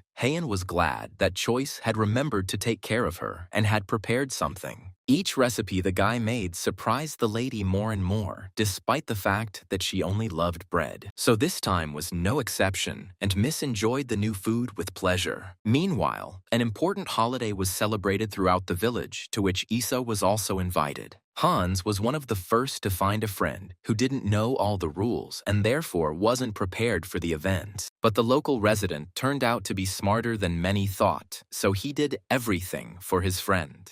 According to tradition, on this day, everyone had to choose a vase for themselves, which carried a symbolic meaning. And only the hero did not appreciate this event, since in his world, such holidays are already outdated. However, he did not find the strength in himself to refuse the gift that Hans had made for him with such care. You had to throw as many stones from the river into this vase as your current age. Choice would never have thought that all people would follow this rule with such pleasure. All the residents were transformed on this day as joy and happiness were visible on their faces. So Isu relaxed in their company until the evening because business could wait a little. The program of the festival was modest, and at the very end, the elder always made a short announcement. The old man smiled and praised all the residents, singling out those who had recently distinguished themselves with special merits. In the meantime, Hans dispelled the hero's boredom, since such a meeting always dragged on for a long time. And at the very end, the elder blessed each resident so that they would have a successful year. The hero blended into the general crowd, although he did not hope that the leader would accept him into their community. But as a result, Choice also received a blessing, which made his heart beat joyfully in his chest. For the first time in a long time, the guy forgot about sadness and sorrow because everything was good in his life. So he made a wish for his boss that his parents would no longer be sad for him in heaven because he had dealt with everything. The next morning, the hero had to deal with the wealth that he had received for his services. Jace really wanted the guy not to waste it all, but to buy himself a noble title. But the girl could not dictate conditions to her friend, so she could only hope for his prudence. At that moment, the hero did not yet know in which direction of development he wanted to move in this world. But the guy was still grateful to the Medi family for providing him with such good opportunities. The more profitable connections Isu had, the higher he could rise in the hierarchy of this reality. However, making any important decision was still too difficult for the anxious choice. Buying a title seemed to him like a piece of paper that might be worth nothing if he fell victim to scammers. In fact, he now had a lot of money, but it all had to go towards buying the title at once. But for that amount, the hero could buy himself a nice house in his reality and live without poverty. However, the desire to become a landowner had long been growing within him, and it became decisive in his choice. So, as soon as Choice remembered this dream, he no longer doubted his actions. As soon as the guy told Heian about his decision, she also wanted to go with him. But Isu hadn't planned to take the girl with him at all because it was a big responsibility. But the desire inside the elf was so great that she had no intention of staying in the village. The girl believed that she could become a security guard for a friend who would cook for her. Only Choice felt like he would have to protect the lady who seemed fragile. But his opinion changed the moment the elf demonstrated her powers. Although the lady still had poor control over her powers due to the long break, she could do a lot. The hero could not have imagined such a turn of events, but the fear for the lady's life was still stronger. But as soon as the girl admitted that she wanted to mentally thank Masa for everything, the young man froze. He knew well that feeling of sadness when you want to prove to the deceased that you are happy. Of course, the lady also had ulterior motives because she could not live without her friend's cooking. So the girl wanted to always stay close to him to eat the most delicious food in the world. Choice's cooking has only gotten better lately as he's been following Madame Maggie's advice. But no matter what new thing the guy came up with, Heian stubbornly always demanded only bread. Thinking about the long trip, the hero understood that he would be much safer next to the girl. He was planning to take a whole bunch of money with him, which the robbers from the villages could easily find out about. So having a powerful water mage at his side can make the young man's already difficult journey easier. Besides, Heian didn't intend to pursue her friend forever, as she had planned to help him for a year. While the guy was preparing delicious bread for her, the girl could not think about the poor living conditions. She had no idea that Choice would make her pay for everything he spent on groceries. As a result, they set off on their journey together, since Isu could not refuse the persistent lady. They were briefly joined by Mino, who needed to get to the nearest village. If Isu had handed Madame Maggie over to the Medi family, his trip would have been much easier. But he didn't want to do that to his friends, so he gathered a good company so as not to suffer from boredom. But the boy turned out to be unusually talkative in situations when he had nothing to do. He even suggested that Isu had somehow miraculously become very close to Lady Heian. As soon as the girl heard this version, she burst into laughter right down to the depths of her soul. For the first time in a long time, the hero found himself in a situation in which he felt shame and embarrassment at the same time. The elf had no intention of linking her life with a human, so she considered such words absurd. Before, Isu had hoped that he could win at least a little trust from the sorceress. But in her eyes, he was still nobody if he didn't cook delicious food and lots of bread. It was not without reason that the girl reacted this way, because life was becoming increasingly difficult for the elves. Their pure-blood relatives had long since disappeared, and half-bloods were not valued as highly in society. Such elves were saved only by strong immunity and powerful magic, which each had its own. But Heian didn't even think of telling her friend about all this, so he remained in a state of confusion. That's why it was impossible for a pureblood lady to have a relationship with an ordinary person. True, for many years, the girl hid the fact that she was one of the last in her family. Her family was called Silverwood, and there are practically no elves left in it now. So, Heian liked Choice's wish to gain the title of Lord. This meant that in the future, she would be able to communicate calmly with her friend because they would have the same status. True, she still didn't really believe that Isu would quickly achieve the desired title and status. The most difficult thing was always acquiring land, as people were reluctant to sell their property. Besides, the lady had heard a lot about aristocrats who lost power due to non-payment of taxes. But all this did not frighten the hero, who was confident that he would earn enough in the future. The young man reminded the lady that he was actually a bread wizard and could make money from food. It never occurred to Heian that his friend would come up with such a cool plan for promotion. But not everything went smoothly during their travels, as the elf occasionally behaved strangely. Although the hero was used to this attitude of the girl, he still remained dissatisfied because of it. But what scared him most was that during one of the stops, the lady mercilessly attacked the animals. Choice remembered that the elf didn't like animals, but he didn't expect it to result in such a thing.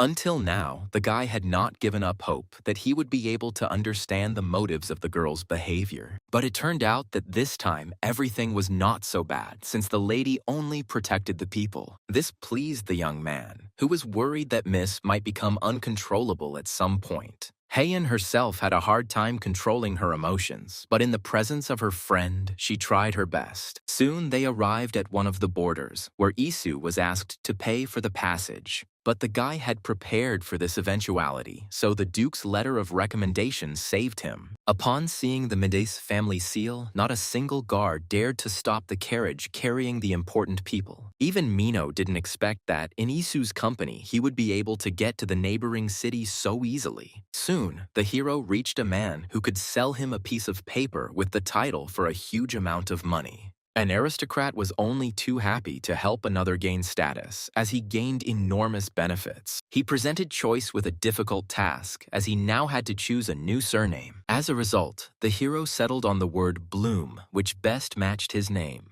This is how he became a lord named Choice Bloom, although he did not initially even aspire to such heights. True, the guy couldn't use the status until he acquired all the necessary skills. Because Choice had connections to the Medit family, he did not pay the test refusal fee. As soon as the hero finished purchasing the certificate, Heian was the first to congratulate him on it. The guy was full of pride and demanded that the girl now treat him accordingly. But Heian didn't plan to change anything because the young man had never approached her officially. But this offended the elf, who was not just honing her magical skills for no reason. Only the delicious food at the restaurant where Choice took Heian saved him from the evil girl's revenge. But even this could not appease the elf, as she was wary of all tasty food. The girl stubbornly wanted only bread, since only this food always seemed pleasant to her. That's why Miss remained stubborn until the very end, because she didn't believe that she would like other dishes. However, Choice still insisted on his own, as he understood that it was impossible to eat just one thing. Under the guy's stubborn pressure, the lady finally gave in, because curiosity got the better of her.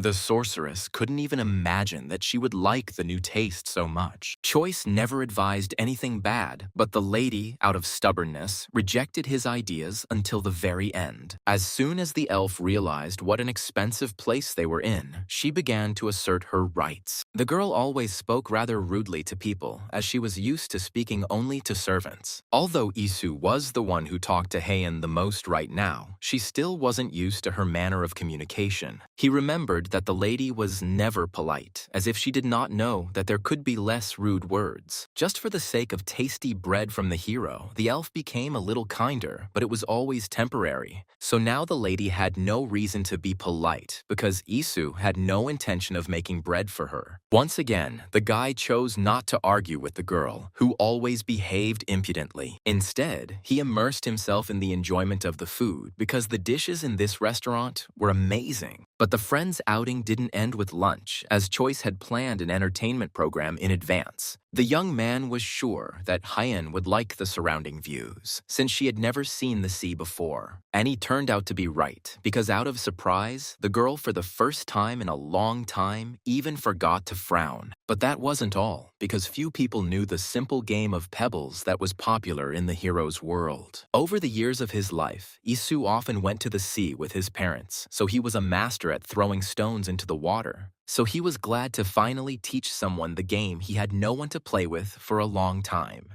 But the guy didn't take into account the fact that he was trying to compete with a sorceress who could control water. Unlike Choice, Heian didn't even try when she threw the pebble towards the water, but he still flew so far that it was clear that the girl was cheating with her abilities. However, the guy did not insist on fair play, since he still had a lot of things to do. The hero had once again set himself grandiose plans, so now he needed help from the builders. The man inside was willing to take on any job, as he was now in particular need of money. So this time, Choice was lucky because no one asked him any more questions once he showed the money. He wanted to first create a storage facility for his native village so that it would not have problems. The hero had no doubt that he would have enough money for everything because he could earn more at any moment. So in the builders, he found good helpers with golden hands and brains. True, the hero was still too far from his castle due to the exorbitant prices for parts. However, the hero did not regret that he had already begun to pave his way into the future. As soon as the young man said that he was now Lord Bloom, the master's attitude towards him changed. Choice felt awkward because in this world, everyone was respected by their title and not by their age. So the guy left the builder with mixed feelings, although he was provided with storage. The newly minted lord will take a long time to get used to the structure of a reality in which he was not born. With Hyen's help, Bloom gained a better understanding of how to communicate with each segment of the population. The hero's only weakness so far has been the animals that suddenly flocked to him. Despite the elf's protests, the young man instantly fell in love with the two fluffy dogs. It turned out that they were just up for sale, so Choice could very well buy them. This breed was distinguished by its intelligence and quick wit and was often bought to help around the house.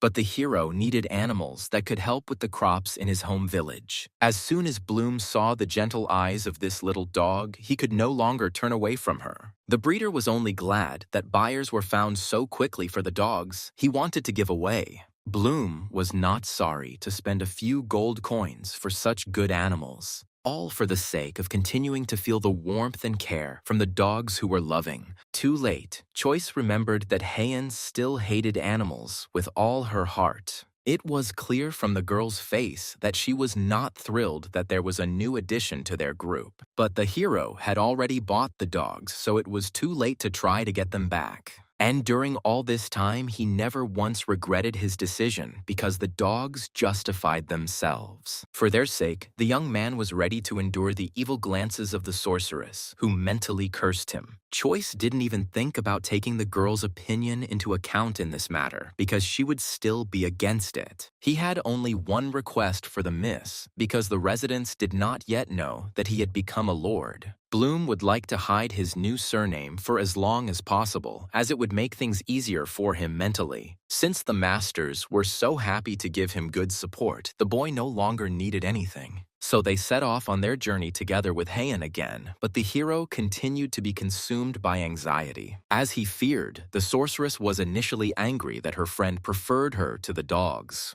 But in the end, the girl quickly thawed out since the guy promised that they would continue to be together. During this time, the elf came to love traveling alongside Choice, who knew a lot. That's why she didn't end up resisting the dogs much, even though she hated them. As soon as Bloom returned to the village, he was greeted with joyful and lively smiles. Considering how much the hero had bought as gifts, he was welcomed with open arms. The elder was especially pleased with this addition, as he had been dreaming of animals for quite some time. In fact, all of this was a parting gift, since Choice had to leave for a long time. Hans greeted this news with tears, as he could not imagine life without his friend. But the young man was in no hurry to be upset about the separation, since he could always come and visit. The time spent with the village boy taught the hero to sincerely value his life. From now on, Choice no longer wanted to waste his time because he had something to live for. So the Lord looked to the future with a smile, since all kinds of expanses opened up before him. Although the hero received the title, he still had to undergo a long training with the Medit family. Therefore, he carefully selected the items he was going to take with him on a long journey. The most worrying thing for the young man was parting with Heian, because she stubbornly intended to go with him. So now the elf was saying goodbye to Masa, since she would not be coming to her anytime soon. The lady was sad about her behavior in the past because she had offended her beloved nanny many times. Now, the sorceress would give a lot to see the woman alive and well again. Only near her nanny's grave was she able to give free rein to her feelings, since she often hid them inside. Heian remembered the moment when she pushed Masa away from her because she wanted to see her mother. At that time, the woman was nobody to the sorceress and could not reach her heart. Time passed, and the elf continued to lock herself inside the room in the hope that she would die. But Masa's love was so great that it soon melted the lost girl's icy heart. From that moment on, Heian no longer tried to run away from her nanny, even though she was not her mother. Everything was fine until the moment when Madame was suddenly accused of stealing valuables. The elf's father was convinced that the nanny had brazenly lied to his face and was in fact to blame. Only Heian stood up for the woman because she believed that she was in fact telling the truth. The whole thing was that the stepmother accused the nanny so that her husband would fire the kind assistant. As a result, the father did not believe his own daughter, and the girl's heart closed itself to him forever. That same day, she ran away from the rich house with her nanny, just so she wouldn't see her father again. And in the end, they found such a nice house that they were sorry to leave this wonderful place. Even now, the girl still had doubts, since she was accustomed to life in a quiet village. But she was so attracted to Choice's food that the lady could not afford to be without it. Although she didn't trust the guy before, now she realized how kind and smart he was. This is exactly what Masa told her, and the elf was grateful to her assistant for her concern. Now she had switched roles with her and was taking care of Bloom herself to see him become a lord. While Heian was saying goodbye to Masa, the hero once again devoted himself to preparing a new dish. He brought noodles from his world to masterfully cook them in this one for his friends. The hero was so carried away by cooking that at that moment, nothing could have pulled him away from the food. The guy had been crazy about prescriptions from time to time before, but lately things had only gotten worse. Even Maggie didn't throw herself into cooking with the same gusto that was written all over Choice's face. Thanks to the effort put in, the dish truly turned out as if it came from the hand of the best chef. But the hero's work was not finished there, because he packed the dish in a separate bag for each friend. Only after this was the young lord able to rest, as he was completely satisfied with the result. Although he had firmly made the decision to leave, he still felt sadness from separation inside. Meanwhile, residents from all over the village had already gathered to see their good friend off on his journey. Choice left a good impression on everyone, as this time he shared delicious food. Bloom had no intention of changing his mind, as he wanted to develop his life in every possible way. The hardest thing for Hans was to say goodbye to his friend, to whom he had become accustomed with all his heart. Even the elder took a liking to Choice, and not even because the boy left good gifts for him.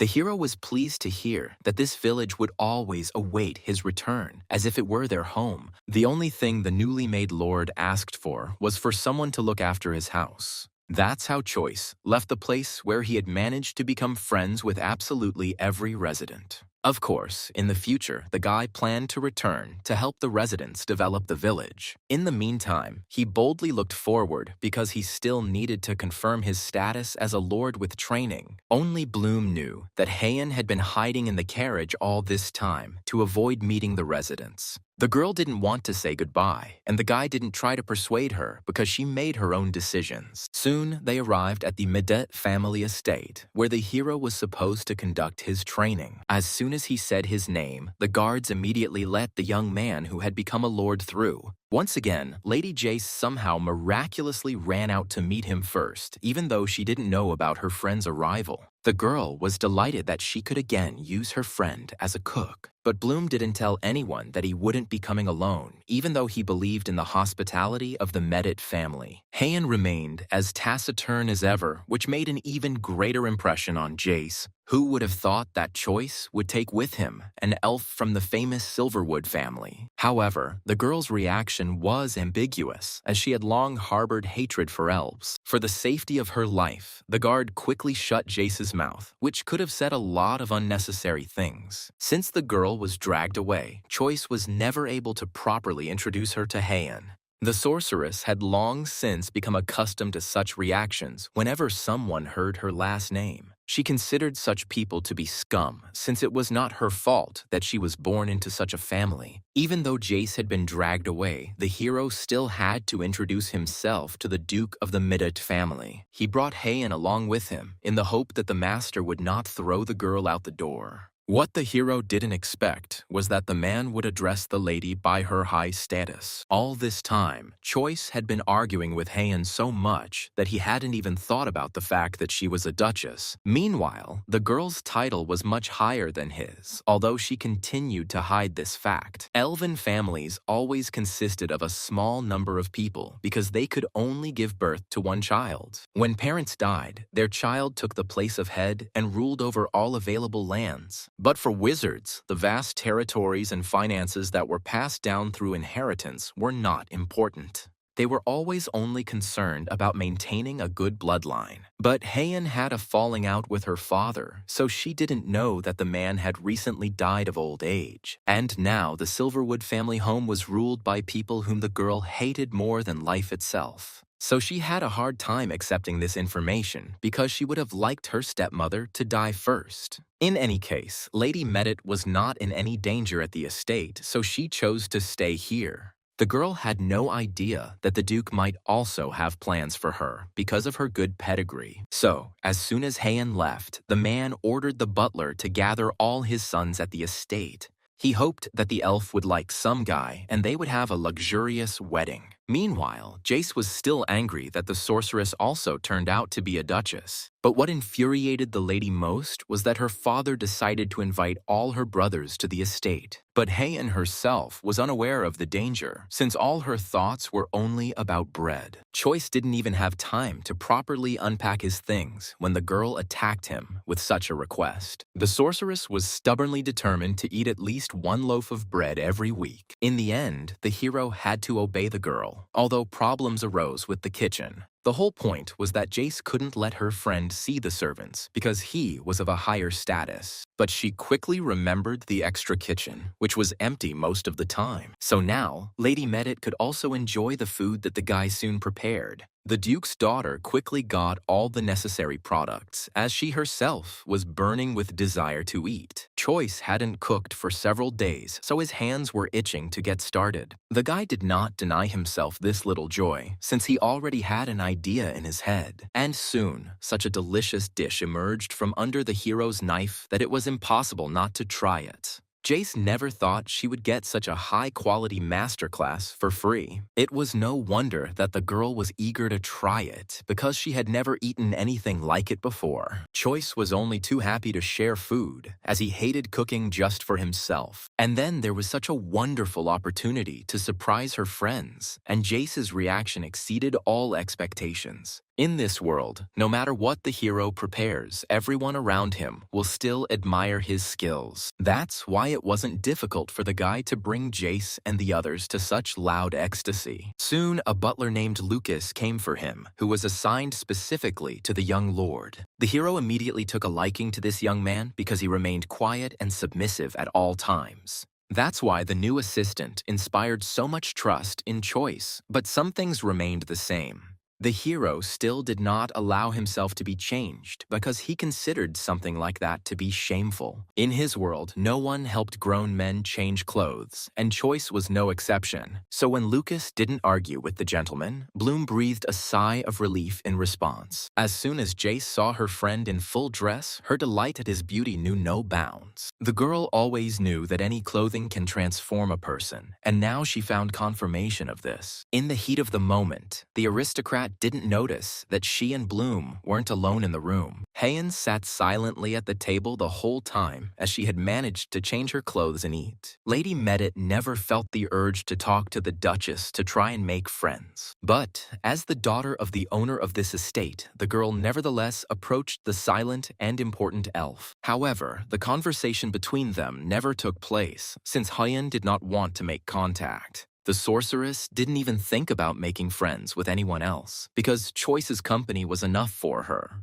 But Jace was stubborn in her desire to become a friend to the lady who was temporarily living in her estate. No matter how much the girl tried, Hayan stubbornly remained just as cold and harmful. Why would a conflict have almost broken out between the girls if the hero hadn't stopped them in time? It was only after this skirmish that Jace changed the subject and remembered that Choice was facing challenges for the title. In fact, Bloom still didn't believe that he would soon become a full-fledged aristocrat. If something went wrong in this world, the guy would always be able to return to his own forever. But in the end, everything in this reality suited the guy so much that he didn't even think about returning. In his thoughts, Choice even planned to find himself a wife in this world in order to move here completely. But soon, Teacher Bassett arrived, so the hero had to put his dreams aside for now. At that moment, the guy had no idea how strict this majestic man would turn out to be. The former commoner's education had to be started from scratch, and this is what the wise Bassett did. The hero had no idea that aristocrats would actually use completely different devices. Despite the student's lack of knowledge, the teacher had no intention of pitying him during his instructions. Bassett quickly informed the young man of all the main rules concerning table manners, but Choice is used to freely expressing emotions when he eats food with others. But now, he was overwhelmed with so much information at once that he wasn't sure he could handle it. The training had just begun, and the young man already regretted that he had not paid to opt out. As a result, by the end of the day, he felt as if he had just been killed and resurrected several times.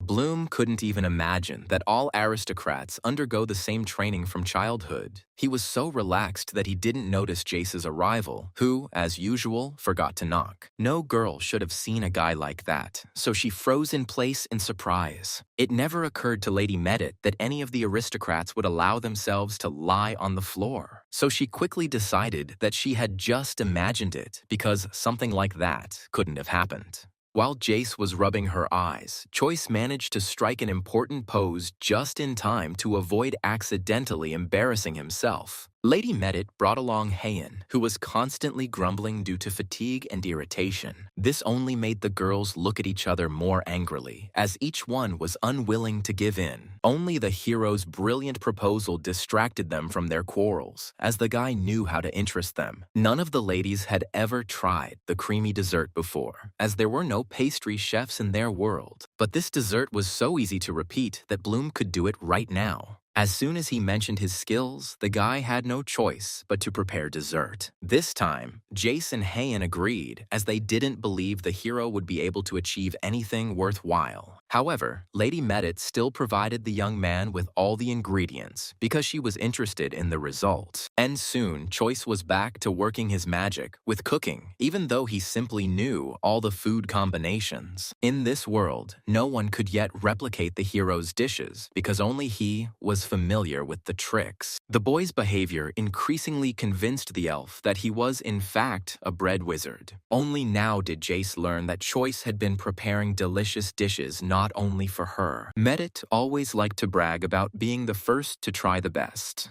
But Hayan loved bread so much that she was unimpressed by the lady's other accomplishments. The saddest thing for Bloom was that Jace ended up taking all her anger out on him. But thanks to his amazing skills, the hero was soon able to calm the girls down a little again. So Jace forgot all about the fact that she had just recently quarreled with the impudent elf. Instead, the girl focused on helping her friend make his dessert worthwhile. Choisu just needed some ice cubes, and the Medit family learned how to create a kind of freezer. It was all because Jace loved refreshing desserts so much that her father came up with such a miracle just for her. This was only to the advantage of the hero, who had not previously thought about how to create ice in such conditions. But in the end, everything worked out so well for the young man that he came up with a small competition for the lady. The girls were still eager to fight each other, and choice gave them the opportunity. Now, Heian and Jace had to help with the cooking and at the same time find out who was better. Lady Medit had such an explosive character that she gave herself up to her friend's request with all her passion. But the elf was in no hurry, using magic to achieve a good result. No matter how jealous Jace was at that moment, Heian still wasn't going to give in. In the end, their efforts were not in vain, as the girls achieved excellent results. Naturally, Lady Medit immediately declared herself the best, although Choice had not yet said a word.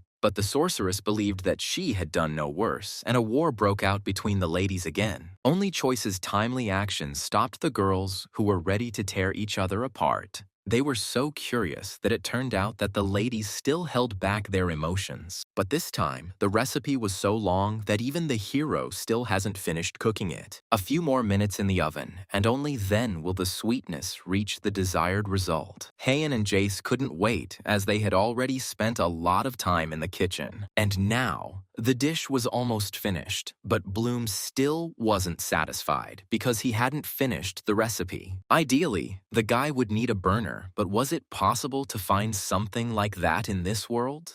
So he made a fire out of whatever he had at hand, and finally, a miracle happened before his eyes. Jace was the one who was most excited about what was happening, as she had a real sweet tooth since childhood. So the whole appearance of this beautiful dish attracted the girl who was hanging around nearby. Once she tried a piece, the lady could not stop until the very end.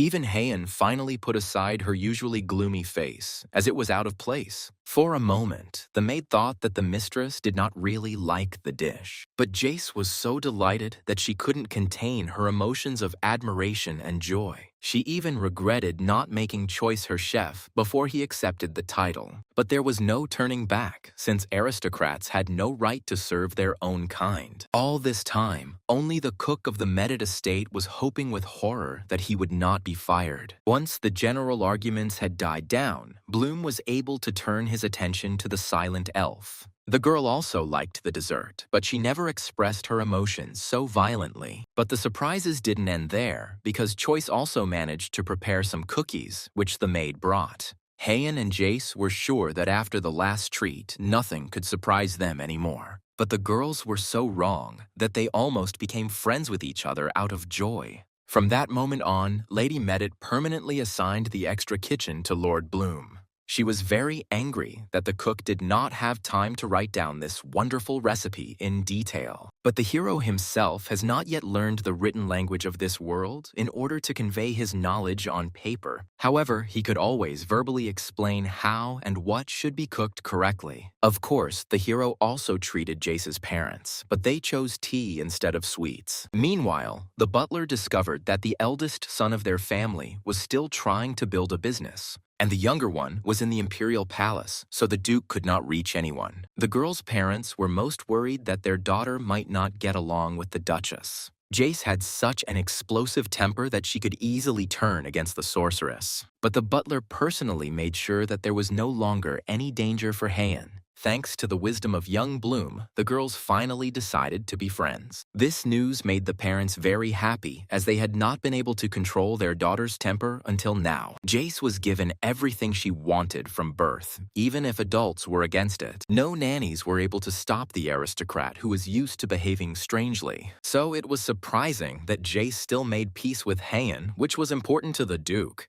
A few more days passed calmly and quietly at the estate as the girls truly became friends. So, it was a pleasure for Choice to communicate with the ladies, who no longer had to be separated. The guy had been so busy with his studies lately that he didn't immediately notice the update in Heian's wardrobe. For some reason, this particular outfit appealed to the elf, although she had always been quite picky. But before, Bloom bought this dress in a hurry and didn't even place a particularly high bet on it. While Heian politely wore dresses as expected, Jace was actively changing the rules of dressing. The girls dressed up like this to go for a walk around the city with Choice. The guy didn't have time to look around the area during the whole time, so he was surprised by every little thing around him. But Jace knew her territory well, so she was a wonderful guide for her friends. So she upset Choice by saying that there were practically no good fish in the local rivers. The hero had not previously known that the entire trade of the Medit family was based only on animals and pastures, and he had the knowledge to further develop the aristocrats' existing business. What pleased the boy most was that the Medit family had figured out how to produce delicious cheese. But Jace couldn't spend time with her friend anymore because she had other plans. The girls wanted to go shopping together, but to do that, they needed to leave Choice alone.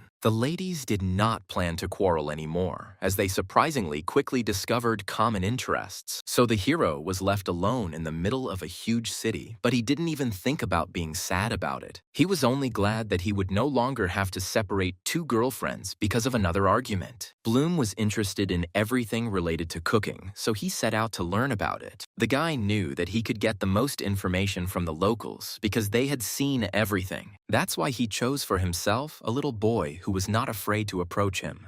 To build trust, Choice treated the child to a tasty cookie, and it worked. So the hero quickly learned from him all the details about cheese making that the boy knew. Bloom was lucky enough to speak to the artisan's son, who was in charge of making the cheese. So Choice made sure they added lemon juice to the cheese while cooking. This made the guy very happy because now he had found a solution to the barren lands of this territory. The hero brought his idea to the Medit family for testing once he had fully prepared all the evidence. The young man had no doubt that they would listen to him because he was in good standing with these people. While talking to residents, the guy learned that lemon juice was accidentally falling into the soil. This was precisely the reason for the poor harvests, but none of the aristocrats had noticed it before. That's why the guy prepared a whey drink that was supposed to replace lemons. At first, he allowed aristocrats to try it so that they could be convinced of the quality of the product. And as a result, Jace was delighted, and she was the best indicator of good ingredients. Even her parents supported the idea of Choice, who knew how to prepare excellent drinks and dishes. The young man's plan was to replace lemon juice with whey when making cheese. This product was safe for the soil, so the area should improve soon.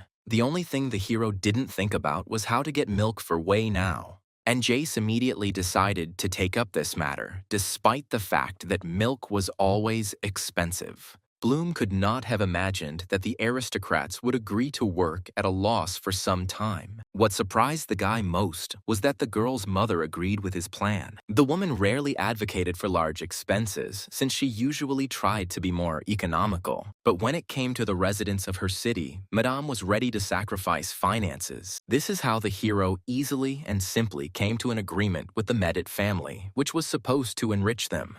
Although the aristocrats will have to spend money now, this will be a plus in the future. Choice was pleased to see the kind Medits who knew the power of true mutual assistance. But not everything was so simple in this world, because even good people had strong enemies. At that moment, the hero had no idea about the aristocrats who would ruin his life in the future. And the chief among them was Madame Pete, who hated the entire Medit family with all her heart. All her acquaintances always picked up the mood of the strict woman in order to avoid falling into disfavor. As soon as Madame looked menacingly at someone, people immediately fell silent in fear for a long time. What angered the Duchess most was that her opponents, Medit, were gradually improving their fields. Rumors that a sorceress had come to visit them only increased the influence of the aristocrats. Now other people from high society will try to befriend them just in case. So Madame Pete's allies came to the conclusion that they needed to go on a reconnaissance mission to Medit. Only in this way could the woman be sure whether the rumors about the sorceress were true or not. The Duchess's insides boiled with anger at the thought that her rivals could get the better of her. The Medit family was just throwing a party, and Jace was personally making sure everything was perfect. For several days in a row, the girl had been chasing assistants all over the estate just to get it done in time. Bloom helped his friend in many ways, despite the fact that he knew practically nothing about the events. The lady needed at least moral support, since she was not ready for the holiday. As a child, such events were difficult for Jace, who intimidated everyone with her character. That's why the lady tried her best to make sure that the whole celebration went perfectly this time. She hoped that their family could once again earn imperial recognition, which was highly valued. Until now, Choice had remained the closest to Heian, so Jace needed his help. She was never able to convince the girl to attend the banquet, and this would have caused a lot of emotions. So the lady could only hope that the guy would be able to influence his friend better. But Bulm had no desire to interfere in the affairs of the Medit family, which did not concern him. But Jace had a strong argument because she could talk to her friend's teacher, so the Lord had no choice but to convince Heian not to make Bassett stricter.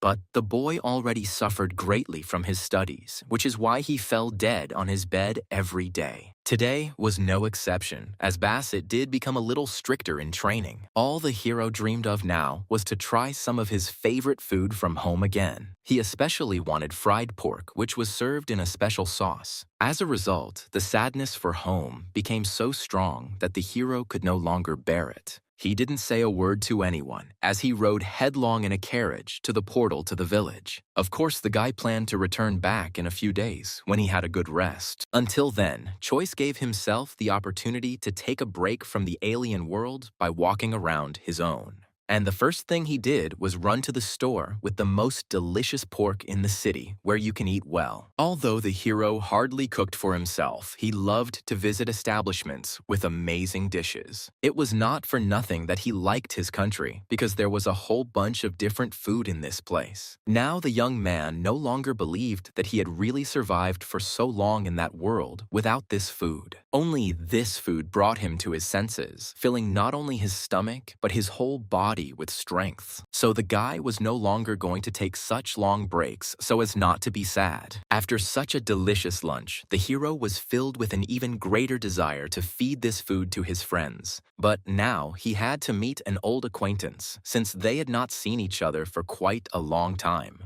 The guys were happy to tell each other the latest news because now they were living a busy life. This man always supported the hero in difficult times, but even he, the young man, had to lie. No matter how close a friend Choice was, he would hardly have believed in the existence of a magical portal. It so happened that an acquaintance knew about the fate of the company where Bloom had previously worked briefly. The young man was pleased that his troublesome colleague had finally quit and work had improved significantly. But at the same time, he was overcome with sadness because Choice himself could not tell anyone about his achievements. He was forced to forever hide the fact that he now lives in another world most of the time. So, just in case, the guy warned his friend that he would soon be away for a long time again. Choice still hasn't gotten used to the fact that his life is divided into Issa and Bloom in different worlds. The responsibility to his friends from the parallel reality was so great that the guy did not forget about them.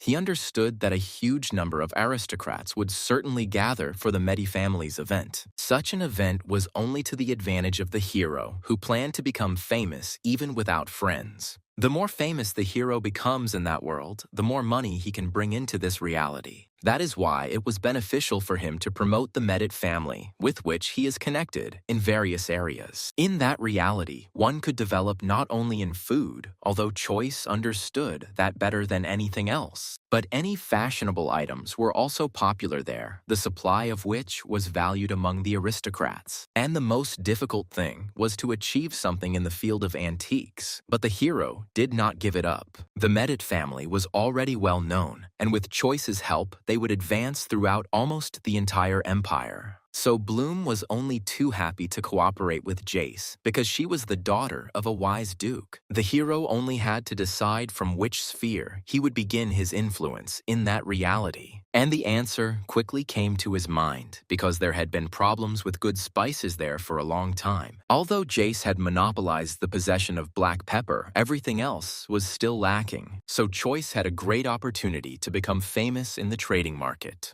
That's why the guy decided to start with chili peppers, which practically didn't exist in that reality. If he can bring this spice to life in that world, he will be able to cook his favorite dishes. After all, many of the recipes that Choice liked so much included this particular spice. As soon as the hero returned to the Medit estate, the girls immediately attacked him with questions. They couldn't believe that the guy had actually run away to Loudorn without them for some time. What surprised the guy most about this situation was that the girls got along so well that they dressed similarly. But the ladies still hadn't admitted their friendship, so Choice visibly confused them with his suspicions. Only thanks to their absent-mindedness this time, the hero was able to safely escape as far as possible. He still had a difficult task ahead of him because now he had to sort out the things he had brought. If you don't store food properly, most of it will soon be spoiled.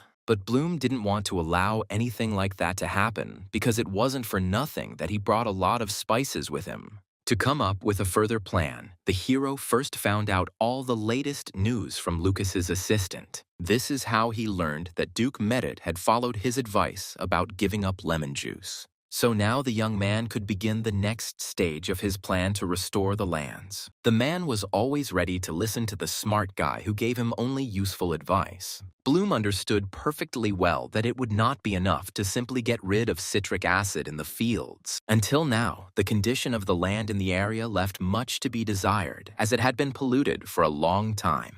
And the Duke himself did not know how to cope with this misfortune since he had already done everything possible. Of course, the hero managed to find a saving remedy for the lands because there was a special powder for this. The only question was whether the Duke would be willing to spend a little more on the poor lands. Choice had already seen the powder produce results, so he was confident in its effectiveness. And as a result, Bloom even persuaded the Duke to buy it too quickly, which he himself was glad about. The guy could barely contain the happiness in his chest from the fact that all his plans were being fulfilled with such ease. Now, all he had to do was choose the area that he would buy for himself in the future. Meanwhile, Jace was still having difficult thoughts about what she should do at the banquet. The girl was so worried that she couldn't even joyfully enjoy life on the estate. Choice sincerely did not understand why the girl so strongly wanted to crush all the aristocrats. But the lady was not satisfied with the incredible preparations she had been making for the estate all this time. The hero sincerely wanted to help the girl, so he did not sit still for her sake. Bloom is one interesting recipe that no one can remain indifferent to because of its taste. With ingredients so readily available, only one recipe came to mind for Jace. They usually made an icy treat out of things like that, but it was very simple in taste. There was something similar in the hero's world, but the guy had a completely different dish in mind. He was confident that he could inspire everyone around him because the Medit family had a lot of ice. Sometimes the girls thought their friend was going a little crazy. He loved cooking so much. And this time, the young man decided to make ice cream since no one in this world had heard of it. While it was no big deal for the hero to repeat this recipe, he repeated it at home. The ladies were once again intrigued, as they had never even heard of such a name before. So they were only too happy to help in exchange for being the first to try this very ice cream. Jace had just enough ice prepared to make everything work out perfectly. But the ladies found some of the guy's steps so strange that they were ready to argue. This was especially true when the young man added too much salt to the mixture he had prepared. But the hero was absolutely sure that he was doing everything right, so he did not allow himself to be interfered with. Although Choice had never cooked anything like this before, he had read a lot and seen recipes on the internet. As a result, something miraculous happened before Jace's eyes again because the dish began to freeze. But Hayan wasn't at all surprised by this, since she believed that Bloom was a wizard. While waiting for the cooking to finish, the girls constantly pestered their friend, distracting him with this. But the hero still did a great job with the ice cream, and the result spoke for itself. This time, he made a trial batch purely for friends, but at the party, he was planning to increase the scale. Before Bloom could say a word, the two girlfriends had already pounced on the freshly prepared food. Jace was even a little angry at the guy because he had never treated her to something like this before. In this world, no one had ever heard of the existence of such a delicious treat that was made with ice. Now the issue of the amazing surprise for the aristocrats was resolved, which pleased the girl. Even Heian dropped her usual frown, as the ice cream was worth her smile. Both girls often felt like they were on cloud nine because they enjoyed the food so much. But of the two of them, only Jace was brave enough to show emotion and properly thank her friend, while the elf never tried to act brightly, which irritated Lady Medit. So, despite the fact that the friends seemed to have come to peace, quarrels still arose between them.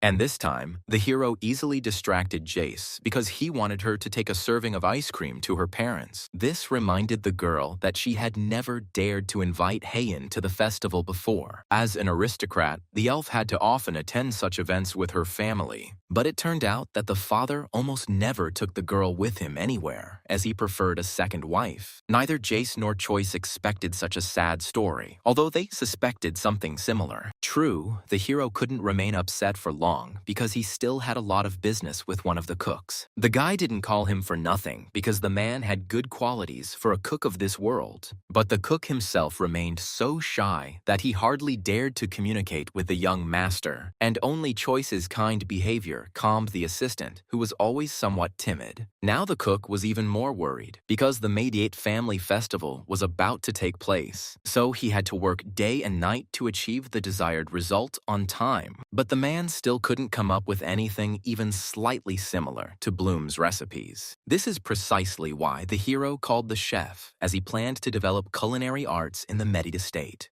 He had prepared in advance a list of all the spices that were not too difficult to obtain in the empire. Moreover, the guy wanted to teach the chef his recipes, which made the man truly delighted. Choice didn't demand that his assistant strictly follow the rules, as he always loved experiments. The cook didn't even hope that the gentleman would be so kind to him and share his ideas. Although the hero wanted to develop the business, he was not against helping the estate with his recipes. Each of Bloom's ideas amazed the cook so much that he was so surprised that he could not say anything. The man felt like he was in his best dream because learning had never been so easy for him. As soon as the cook left, guests came to Choice again, as Lucas had something to say. He had invited Bloom's friends to the Medit estate in advance, and now they had finally arrived from the village. For some time, the hero could not find the right place, although the assistant described the surroundings well to him. The boy's heart beat in anticipation because he missed every face from his native village. It turned out that Mino, who had grown up during the time they had not seen each other, had come to visit him. The boy was so happy to be talking to the Lord that he could not hide the joy in his eyes.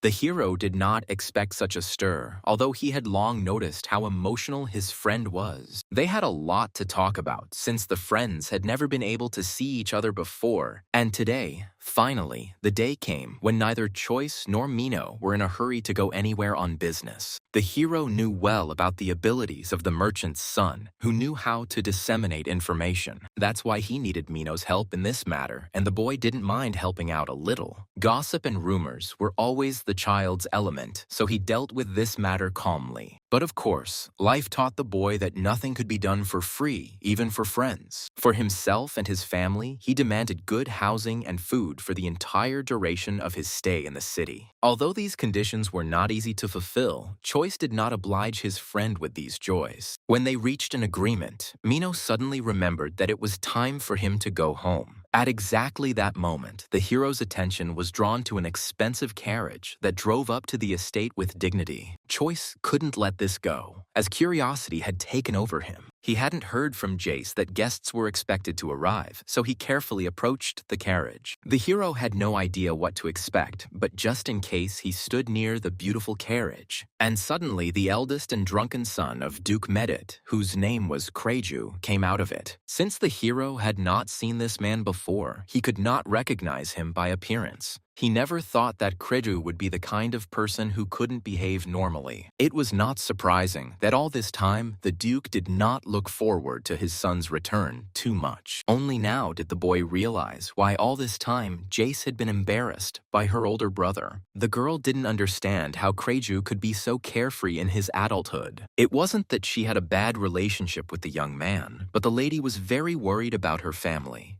In the future, one of the children would have to lead the Medit family, but this was in question. Choice understood the girl's anxiety perfectly well because the future of her famous family was important to her. But he still needed her help because he promised to provide several rooms for Mino. As a result, the lady did not speak of anything until they had moved into her shelter. She didn't mind helping her friend, but she didn't want to meet her brother in the corridors anymore. Choice stated his request cheerfully, hoping that Jace would not refuse him such a small favor. Of course, the honor of the Medit family depended on this because the guy didn't ask for anything for nothing. But it turned out that the girl was not ready to accept such care from a good friend. And it wasn't a matter of pride at all because she, too, wanted only the best for him in the future. So the lady was worried that the guy was getting close to their family, and others might look askance. Jace never considered her parents to be the most influential as they were still developing. But Choice had a different opinion on this matter because he always trusted his first choice. It was not without reason that Medit warned her friend since her family always hated traitors with all their hearts. Only towards the end of their conversation did the young man remember that he had heard rumors about wizards. And now Jace wasn't sure that the aristocrats were talking about the Duchess of Silverwood.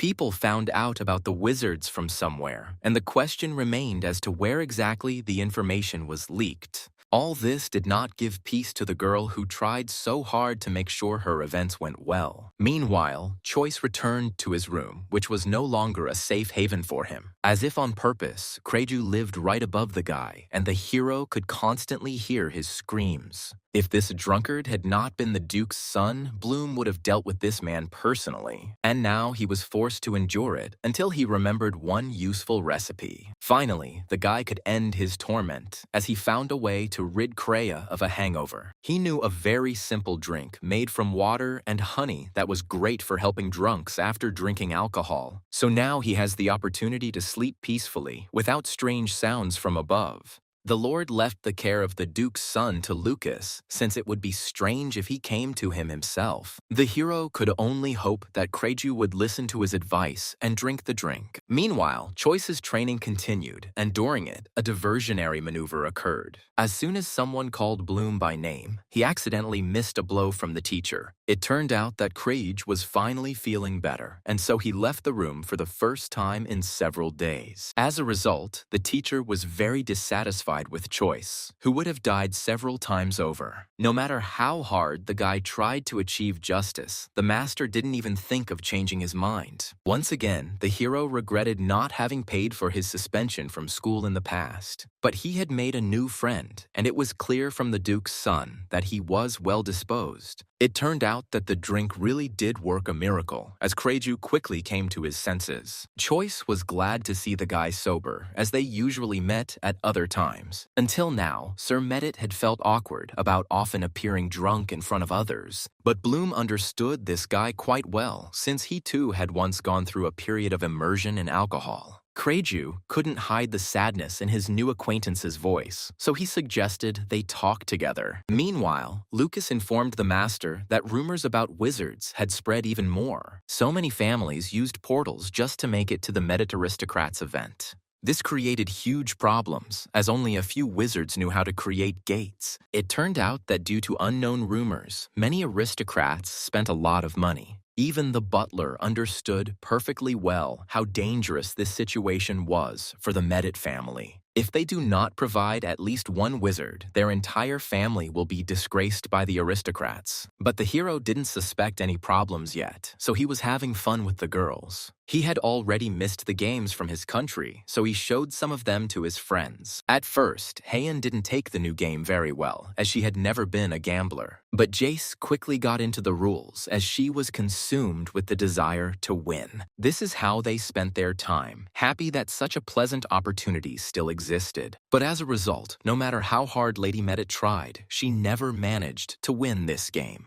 This only made the girl more angry, since she had a warlike attitude from the very beginning. But Heian was surprisingly good at following the rules, so she won quite often. The aristocrat's anger knew no bounds, as she stubbornly refused to admit defeat. But they had already been playing for several hours, so no one gave the ladies the opportunity for a rematch. If the butler hadn't appeared, Jace would have demanded another game until the very end. But Lucas arrived on time and broke the news that almost everything was ready for the event. The hero immediately felt a desire to personally ensure that everything was done at the highest level. And the guy was not disappointed, since the assistants really were intimidated by the nasty Jace. As a result, they did such a good job that any aristocrat would be surprised. Since the main preparations were completed, Choice allowed himself to be alone. The guy didn't expect that Lucas would perceive his free time as almost a real dismissal. In fact, the young man needed to prepare to reproduce another recipe. When Choice watched the video on how to cook properly, everything seemed much simpler and easier. However, he still tried his best to achieve that perfect taste in the dish. Since few people in this world were willing to eat spicy soup, the guy cooked it just for himself. And at the most inopportune moment, someone suddenly knocked on the door, and Bloom had been counting on being alone. The hero clearly remembered that he wasn't expecting anyone to visit, so he opened the door to the stranger with caution. But it turned out that Kreju had come to see him, and he was still grateful for the help. That is why Sir Medit dared to visit his friend, despite the rather late hour. The aristocrat's keen sense of smell immediately told him that Choice was preparing something incredibly delicious for himself. Although the hero didn't plan to show this recipe to anyone, he still couldn't refuse his friend. That's how they found themselves at the same table together, and no one was against forgetting about loneliness. Choice's voice trembled a little with excitement, as he wasn't sure if he would like this soup. At that moment, Bloom was ready to pray to all the gods that Krejdu would correctly evaluate his dish. And the Duke's son was delighted, because he had never tasted anything so delicious before. Choice never thought that Krejdu would have the same amazing sense of taste as his sister. As a result, Sir Medit could not resist and offered to try his delicious drink as well. As a result, after just a couple of hours, the hero felt so good that he didn't care about any problems. Bloom himself didn't expect that he would get so carried away after a couple of glasses of delicious wine.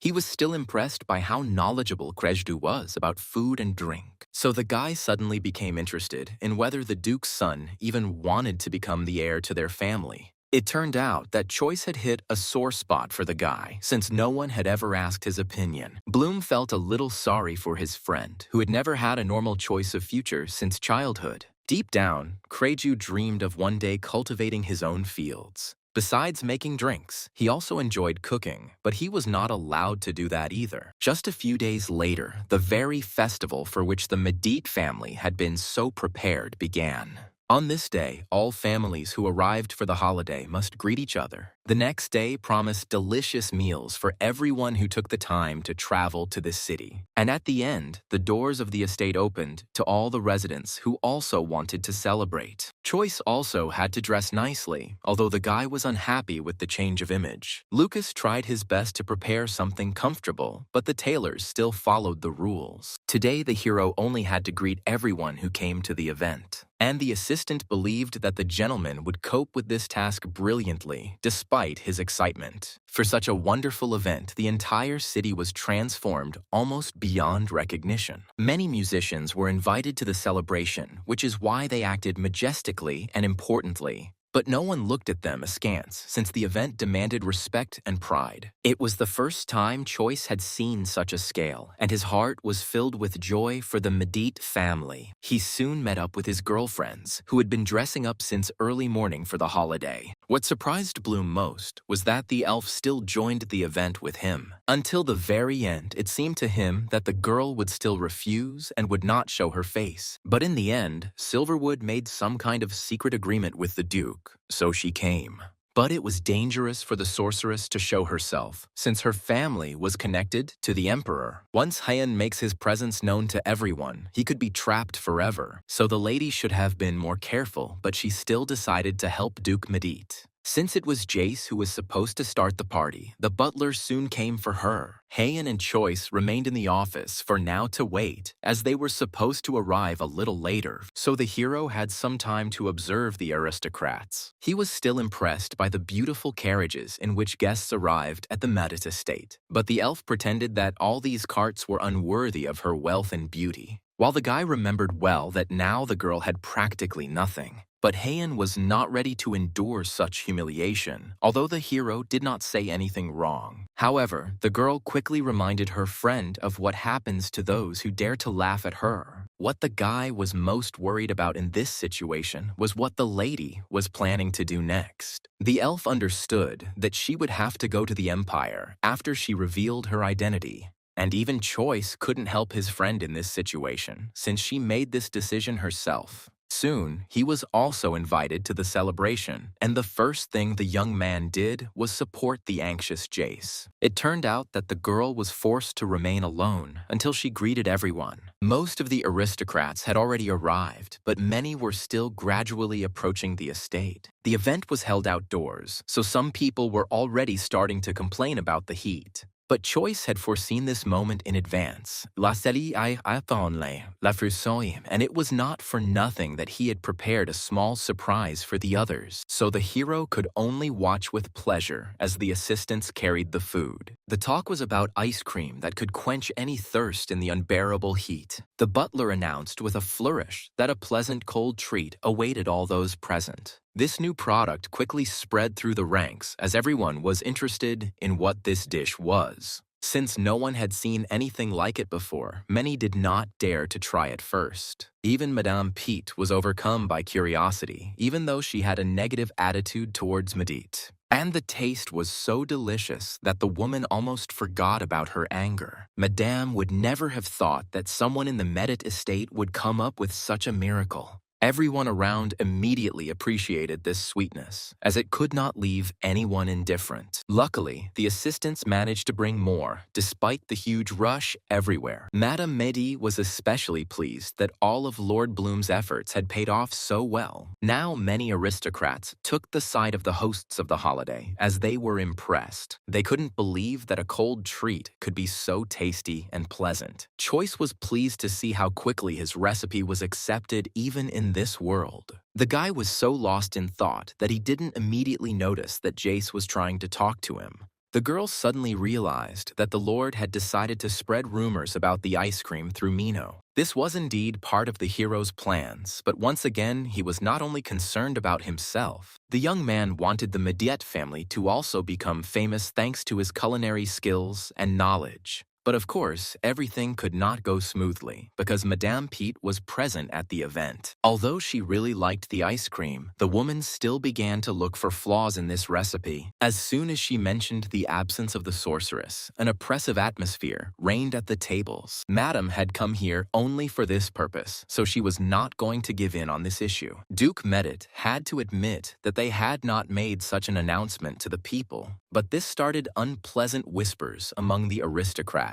because they had expected something else. As soon as the woman heard weak excuses, the passion inside her flared up even more. People really wanted to see the sorceress, and even ice cream didn't make them forget about it. So their discontent grew stronger and stronger because such deception was unforgivable for anyone. And suddenly, at the very peak moment, Heian Silverwood finally appeared before the guests. Choice and Jace had chosen just the right time so that the elf made the desired impression. Heian easily concealed the excitement that overwhelmed her in front of such a huge number of people. Lady Medit quickly took the initiative in the conversation to help her friend with the introduction. Choice couldn't even imagine that the girls would actually become such friends, despite their different personalities. Only now did the guy notice that all this time Kreju had been nowhere to be found at the general event. This question excited him so much that the young man first went to his friend. But it turned out that the Duke's son was still sleeping, and his faithful assistant was guarding his sleep. True, he had no right to refuse Choice's desire to personally look at the dream of the Duke's young son. As soon as the hero looked at the body of the Duke's son, he immediately realized that the boy had not actually slept. Kreju had his own good reasons for pretending that he could not come to the party. The guy prayed all day that no one would touch him, but in the end, it didn't happen. Bloom came with the firm intention of getting Sir Medit out of bed even if he was against it. So the boy had no choice but to follow the Lord, who remained stubborn. As a result, Kreju nevertheless went to the market with his friend, glad that he had not ended up with the aristocrats. Choice was caught up in the excitement, as he always loved buying new cooking products. It turned out that in this, they were similar to Sir Medit, since he also liked to experiment. True. This time, Kreju hadn't yet come up with any idea, so he chose the ingredients almost blindly. The guys became such friends in this short time that they were ready to make any dish for each other. The hero was not afraid to trust the Duke's son in such a matter, since his intuition was calm. Although Kreju did not always give the impression of being a good person, he was knowledgeable about cooking. So Bloom was not at all afraid of suffering, despite the fact that many despised the Duke's young son. The next morning for the hero was not peaceful again, as Jace was the first to run to him. The girl was so delighted after yesterday that she couldn't control herself for even a minute. The lady was incredibly happy that many people started talking to her as they began to respect her after the desserts. It was no big deal for Choice to continue helping Jace, who was a kind lady despite her character. Even today, some aristocrats remained wary, but came to dinner from the Medit family. But the majority of people sided with the event's hosts yesterday because of their delicious treats. Only Harry Pete, who was Madame Pete's son, continued to spread unpleasant rumors about his rivals. The boy was still deeply upset by the fact that the eldest sons of Duke Medit had passed him by. The young man himself did not notice that he was swearing at another family without evidence, simply because of personal hostility. As soon as someone mentioned that Harry had once lost to the Medit family, the boy immediately became angry. But this time, the young man's chatter was heard by Mark, who was the second oldest among Pete's opponents. It was this Duke's son that Harry once fought and lost rather shamefully and quickly. Mark had no doubt that the evil guy would refuse the fight because he was still weaker. This is how the Medit family once again easily and naturally put the Pete family in their place. Although Mark arrived at the event late, he introduced himself to the people according to all the rules. He personally announced that soon everyone present would try some new dish. Although the entire Medit family was confident in Choice's abilities, the boy himself suddenly began to doubt. He was afraid that high society would consider soup too simple a dish for them. As usual, Jace was one of the first to pounce on the food, as she had no equal when it came to connoisseurship. And the girl was instantly delighted because the hero had never received such a reaction before. Following her, all the other guests also expressed their respect, as they were impressed. So all this time, Bloom was worried in vain that no one would appreciate his culinary skills.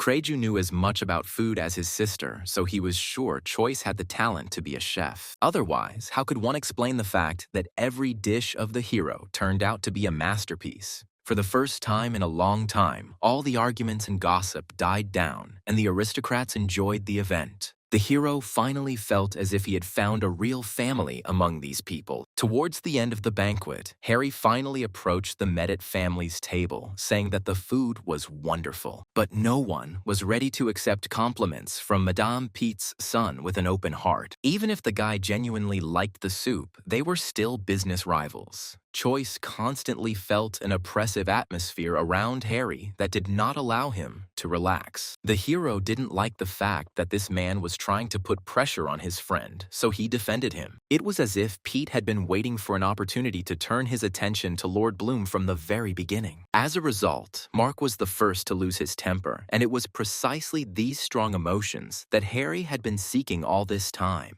Naturally, the adults heard the arguments between the children and could not ignore this situation. Too late, Kreju realized that his family would always stand up for him in such situations. But with his carelessness and inattention, the guy often let everyone in the Medit family down. And now the young man once again had to embarrass himself in front of his father because he did not fight back against his opponent. As luck would have it, Madame Pete ran up to the table too quickly, as if she had been waiting for the right moment all this time. Humiliating words immediately poured out of her mouth towards Kreju, who did not look like an heir. Even Choice felt disgusted that this woman allowed herself to use such rude language. No matter how much the parents defended their beloved son, they had nothing to say in response to Madame. Madame Pete had so much leverage over the aristocrats that it was dangerous to argue with her. What she didn't expect was that some of her good friends would suddenly support the Medit family. Anger took such a deep hold on the woman's mind that she forgot all good manners. This caused even more people to turn away from her, even though the food wasn't prepared by Kreju. But the aristocrats were not so concerned with the cook, as they were already impressed by the delicious dishes. As a result, Madame Pete had to leave empty-handed, as no one wanted to listen to her anymore. This visibly pleased Choice, as he had long since realized that it was better not to get involved with that family. But the words of the harmful woman still reached the heart of Kreju, who was never known for his confidence. Only the hero noticed how his friend suddenly wilted despite the fact that everyone continued to have fun. Bloom tried his best to distract the guy from his heavy thoughts, but he wasn't very successful. Once Jace heard that her brother wanted to prepare something for the event, she couldn't keep quiet. The girl has always had a noisy and curious character, and now it has only become more so. The lady had never tried Kreju's cooking in her life, but she was sure that it would turn out perfect. Whenever new recipes came up, Jace was always the first to want to try them. This is how Krej was practically set up by his own sister because he himself did not dare to do anything. But Choice supported his friend so that he would not be afraid to make such an important decision for himself. However, fear and anxiety still did not disappear from the Duke's son, who was unsure of himself. So that same evening, the hero visited Kreja to make sure that he would not run away from the estate. But already at the threshold of his room, Bloom smelled a familiar aroma as the guy had prepared curry. He never expected anyone in this world to be able to come up with this amazing recipe from scratch. Kreju greeted his friend with a joyful smile since he just needed some kind of test subject. It turned out that Sir Medit had invented a soup whose ingredients resembled that very same curry. But this did not upset the hero at all, since he was always happy to experiment with food. Once the guy tried it, he was finally convinced that the soup resembled his favorite dish. So Choice's heart was bursting with joy because he had wanted to try it again for so long. Kreju was somewhat upset by the fact that his friend had once encountered something similar in food. But Bloom had no doubt that the Duke's son's dish was even better. Sir Medit bought so many things just to get a little closer to a worthwhile result. But modesty did not allow him to introduce this soup to anyone other than a devoted aristocrat. But Choice couldn't let high society miss out on this wonderful taste. Never before had Kreju received such sincere and pleasant compliments for his work. So the guy's self-esteem gradually began to rise, thanks to the hero's support. If it weren't for his status and title, he would happily become a real chef.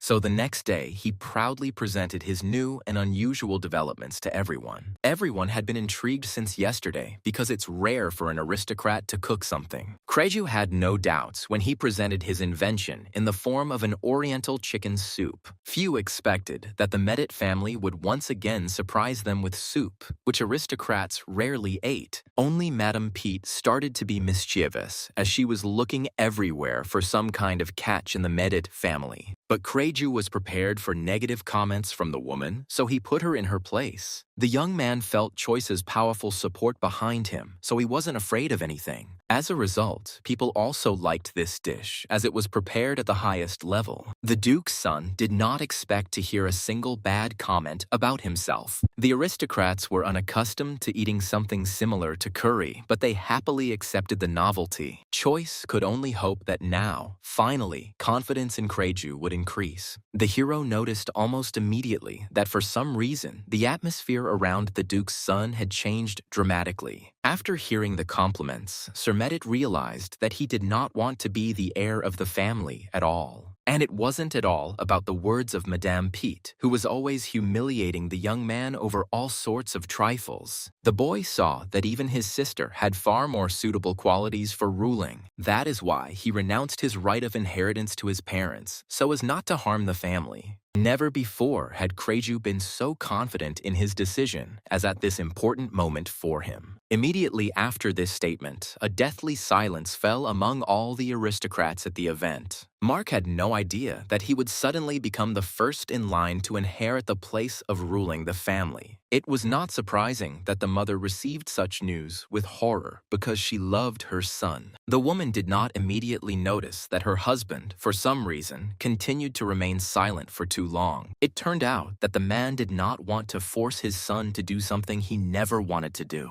So, in front of all the guests, he accepted Kreju's request and removed him from the primacy of the family. This shocked the aristocrats even more, as nothing like this usually happened. But literally a minute later, many supported the Medit family's decision, which was not an easy one. Since their family had managed to gain respect, people did not judge anyone from their family. It was especially important for Krej to realize that he had so many acquaintances to support him. A little later, Choice finally took the risk of talking to Jace about what she now thought about her brother. It was important for the hero to understand what fate awaited Krej after recognizing his dream. It turned out that the girl was not very supportive of the older man, who traded status for ideas. In fact, Lady Medit was even glad that Mark had now taken the place of heir. Every time she thought about Kreju's reign, she imagined the future of her family with horror. And now, the lady was happy because all the dangers had passed, and so she prepared a gift for Bloom. Jace had to work for weeks to make sure no one spoiled the Lord's surprise. It turned out that the lady did everything to ensure that Hans came to his friend, since they had not seen each other for quite a long time. All this time, the hero hid from his friends the fact that he had recently bought himself a noble title. But Hans accepted this news with joy because he always believed that his friend deserved more. The only thing that bothered him was that he now had to address Choice differently, but Bloom asked him not to do that. He still considered the village boy his close friend, no matter what the difference in status between them. So, Hans's eyes shone with happiness so much that they could replace the stars in the night sky. He had never been to such an event before, so he did not regret leaving Laudoran. Since his friend had already arrived, the hero was simply obliged to show him his temporary place of residence. At the sight of such a huge house, Hans was so surprised that he forgot how to breathe properly. Choice's current bedroom alone was the size of his friend's entire country house. Seeing the guy's joy, Bloom came up with another brilliant and simple idea. For this purpose, he called an assistant, since recently Lucas was responsible for all the products and dishes. While Hans was running around the estate in delight, a servant was ordered to bring him some ice cream. The hero was very interested to know his friend's reaction to the sweet he had recently invented. Since Choice had only warm feelings for Hans, he wanted to show the guy a lot of things. But what surprised the young man most was the presence of ice, because he could not even dream of such a thing before. The more his friend rejoiced, the warmer the heart of the hero who tried for him became. But suddenly Hans's mood changed dramatically, and this seriously frightened Bloom. For some reason, the guy stopped answering any questions, as if something inside him was jammed. But all this time, Choice was trying to make sure that there was only happiness and joy on his friend's face. Panic gripped the hero, who had no idea what to do in such a strange situation with his friend. But it turned out that the joyful emotions had taken hold of Hans so much that he even briefly fell out of reality. The guy was so happy to try something incredibly delicious again after a long time. He didn't need anything else in this life because his beloved friend was finally there. Seeing Hans's sincere emotions, Choice's heart slowly calmed down and began to beat more evenly. But then the guy surprised him with another request because he wanted to continue traveling with the Lord. Essentially, nothing bad had happened in his life, but Hans did not want to be left without opportunities. His intuition told him that only with Choice could he travel the world. That is why Hans no longer wished to part with his friend, in whose development he believed with all his heart. Of course, the guy was ready to work to the point of exhaustion just to prove his usefulness. During his life in the village, he acquired so many useful skills that he could easily figure out many things. The young man even worked as a librarian for a while, so it wasn't for nothing that he read several books. For the first time in a long time, Hans was so confident in his choice that he was not going to back down. In Lucas's eyes, it all looked as if the master was betraying him in favor of an old friend. But in reality, Choice did not want to lose the help of a servant who did his job so well. He quickly found a compromise in the form that the guys could now work together with each other. But Lucas had no desire to share such a good place with anyone else of the gentleman's acquaintances, and Hans himself did not yet trust the unfamiliar assistant, so he looked in his direction with distrust. Only a hero could make them friends, so he immediately set about this matter. Only when he managed to remove all the questions was the guy able to breathe a sigh of relief from fatigue. He could never have imagined that Hans would ultimately choose his side in matters related to the future. Before the hero had time to come to his senses, the girls who now went everywhere together knocked on his door. But Choice was just thinking about how he would finally be able to be in long-awaited solitude.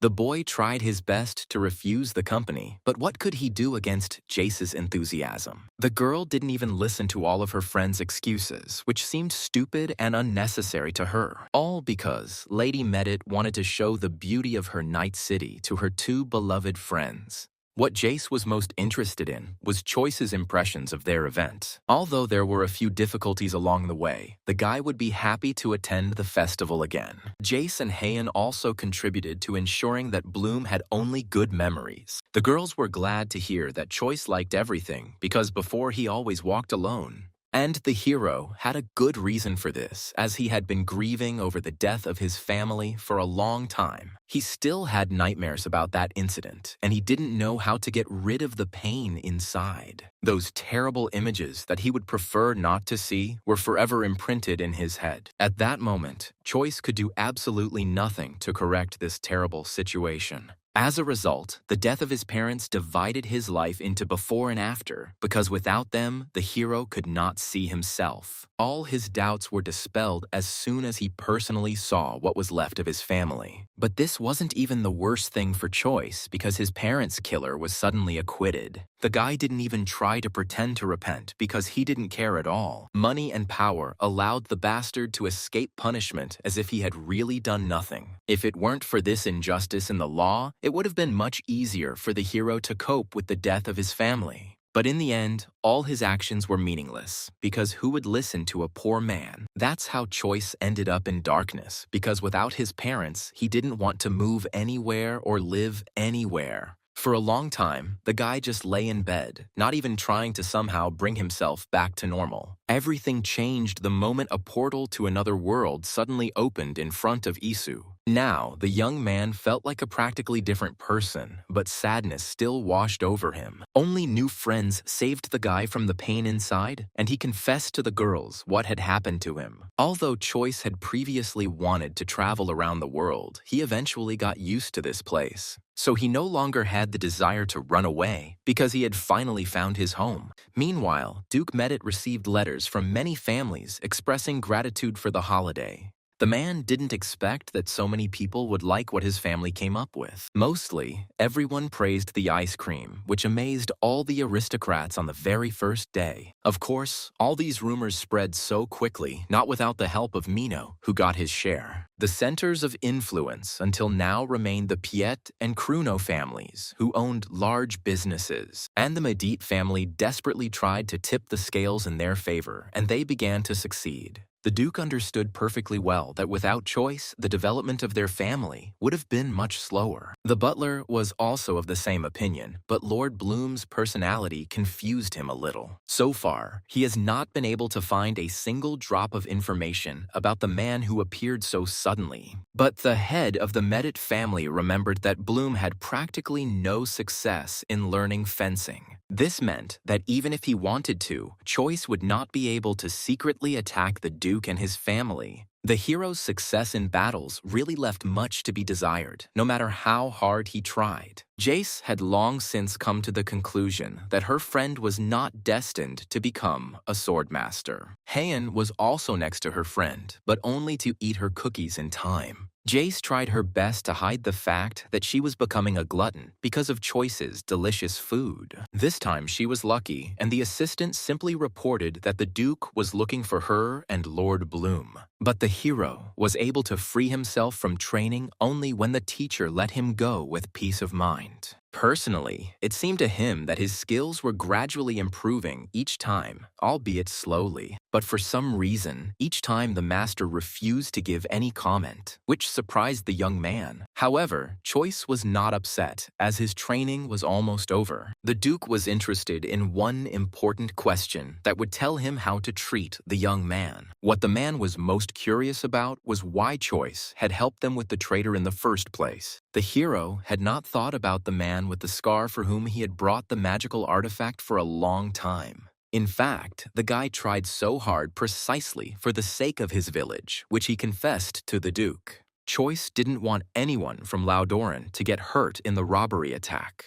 This answer was enough for the head of the Medit family to reward the Lord with good lands. However, the hero's plans did not yet include using the territories, even if they were given as a gift. Instead, the young man wanted the Duke to set aside one person for him forever. Choice had long since noticed that with the appearance of this personality, his life began to gradually improve for the better. This request noticeably alarmed the Duke because he had no idea what kind of person was being discussed. What the man was most worried about was that his ally would dare to demand Jace's hand in marriage. The Duke was not ready to give his daughter in marriage, even to such a wealthy and wise man. But until the very end, he pretended to remain friendly towards the guy who had helped him a lot. But the man couldn't even imagine that all this time Choice had been thinking only about Lucas. The hero had long since noticed how good this assistant was, and therefore wanted to take him with him. This choice was worthy of respect in the eyes of the head of the Medit family, who knew Lucas well. The Duke was glad that Choice had made such a wise choice, since he was able to notice the efforts of his assistant. Lucas's ancestors had served the Medit family for generations, so they were excellent at their job. For this reason, the man was even a little sorry to let Lucas go, but he kept his promise. As a sign of gratitude, the head nevertheless decided to allocate some of his lands to Choi Su. While the hero had no intention of laying claim to the territories, he wanted to get everything himself. The Duke guessed that the young man did not quite understand the honor he was now doing him. Yes, the hero had a lot of money, but it was impossible to become a ruler just thanks to it. People must live on the lands, otherwise how can they be called rural or urban? And along with the territories, the Duke planned to allocate Choi Su also animals for food production. The man didn't even feel sorry for his villagers, some of whom he also wanted to set aside for his friend. The hero could never have imagined that Duke Medit would ever be so kind to him. But he still continued to come up with various recipes that made other people happy. Ideas like these cost Choice next to nothing, while even Lucas was delighted with them. Since Bloom needed to appease his assistant, he tried to treat him with such delicacies. Each time the guy was so delighted that for a while he forgot what his name was. The hero cunningly took advantage of his friend's condition because he wanted to take him with him. It goes without saying that without Lucas's consent, Choice could do nothing with the assistant. So the guy could only hope that the servant would eventually choose his side. Although he was now almost unknown as a lord, the hero intended to change that in the future. Lucas felt some strong energy inside the gentleman, but something stopped him from agreeing. The boy had dreamed of serving the Medit family his whole life, but now he had to change course abruptly. In fact, the hero understood perfectly well how difficult it would be for him to live as a lord without money. He doesn't have much money left because he has recently abandoned his business. Land squabbles were common among the aristocracy, and Bloom hoped not to cross anyone. Lucas always believed that if you have money, you will never lose to anyone. The hero could indeed have hired a good army, but it would have ruined him in just a couple of years. That's why the guy has now decided to focus on business development rather than territorial defense. But the restless Jace once again distracted her friend from all his important affairs. Throughout all this time, the hero never learned to refuse a girl who always came up with something new. And this time, the lady wanted to take a walk to the secret waterfall, which was located somewhere nearby. The girl was so interested because there had been rumors about elves living in that place. Even the Duke would have liked to take a walk to that forest, so everyone around was involved in his plan. That's how the hero found himself in a carriage, barely holding back the urge to vomit due to severe motion sickness. While Jace was jumping around the cabin as if it was nothing for her to be happy all day, the girl convinced everyone around her of her endurance because she really had managed to learn a lot. And now, the lady had no doubt that she could climb the mountains near their house alone. But right now, Medit was only concerned about whether her father would trust her a little more in business. Jace had already tried several times to prove to him that she was much more reliable than Kreju and Mark. Watching the Medit family argue, Choice desperately prayed for this trip to end soon. This is all because the Duke was unyielding, as he was worried about the life and well-being of his beloved daughter. Even Heian soon got tired of all this talk, although she had been quiet from the start. As soon as Bloom met the elf's gaze, they both realized how tired they were. But soon, the carriage arrived at the mansion where they planned to rest in front of the waterfall. Choice was surprised when he saw this building because he had never seen such a large extension. The aristocrats were immediately greeted by their assistants as soon as they arrived on their territory. So soon, the hero fell onto the bed with relief as his whole body ached from fatigue. The boy sadly recalled the smooth roads in his world, which were so lacking in this one. The next morning, Choice got up very early, but still met Heian walking on the street. It turned out that the elf had hardly slept due to anxiety because she wanted to see that waterfall. In the past, she often walked alone, so she was used to such places. But this did not mean at all that the lady was against the company of a wise and good lord. Heian avoided being alone in the estate, as her family had often gone on trips without her in the past. But now, everything was different because even during short walks, Choice would accidentally find a girl. So she was glad that she had once decided to go on a trip with him. The elf was not embarrassed to admit that she would have acted exactly the same way now. But the hero did not expect that the lady would suddenly stop seeming independent and strict. During the time they spent traveling, the guy also managed to get used to this nasty girl. He had long noticed that inside, Heian was much kinder than she constantly tried to appear on the outside. That's why Choice once again invited the elf to continue traveling with him.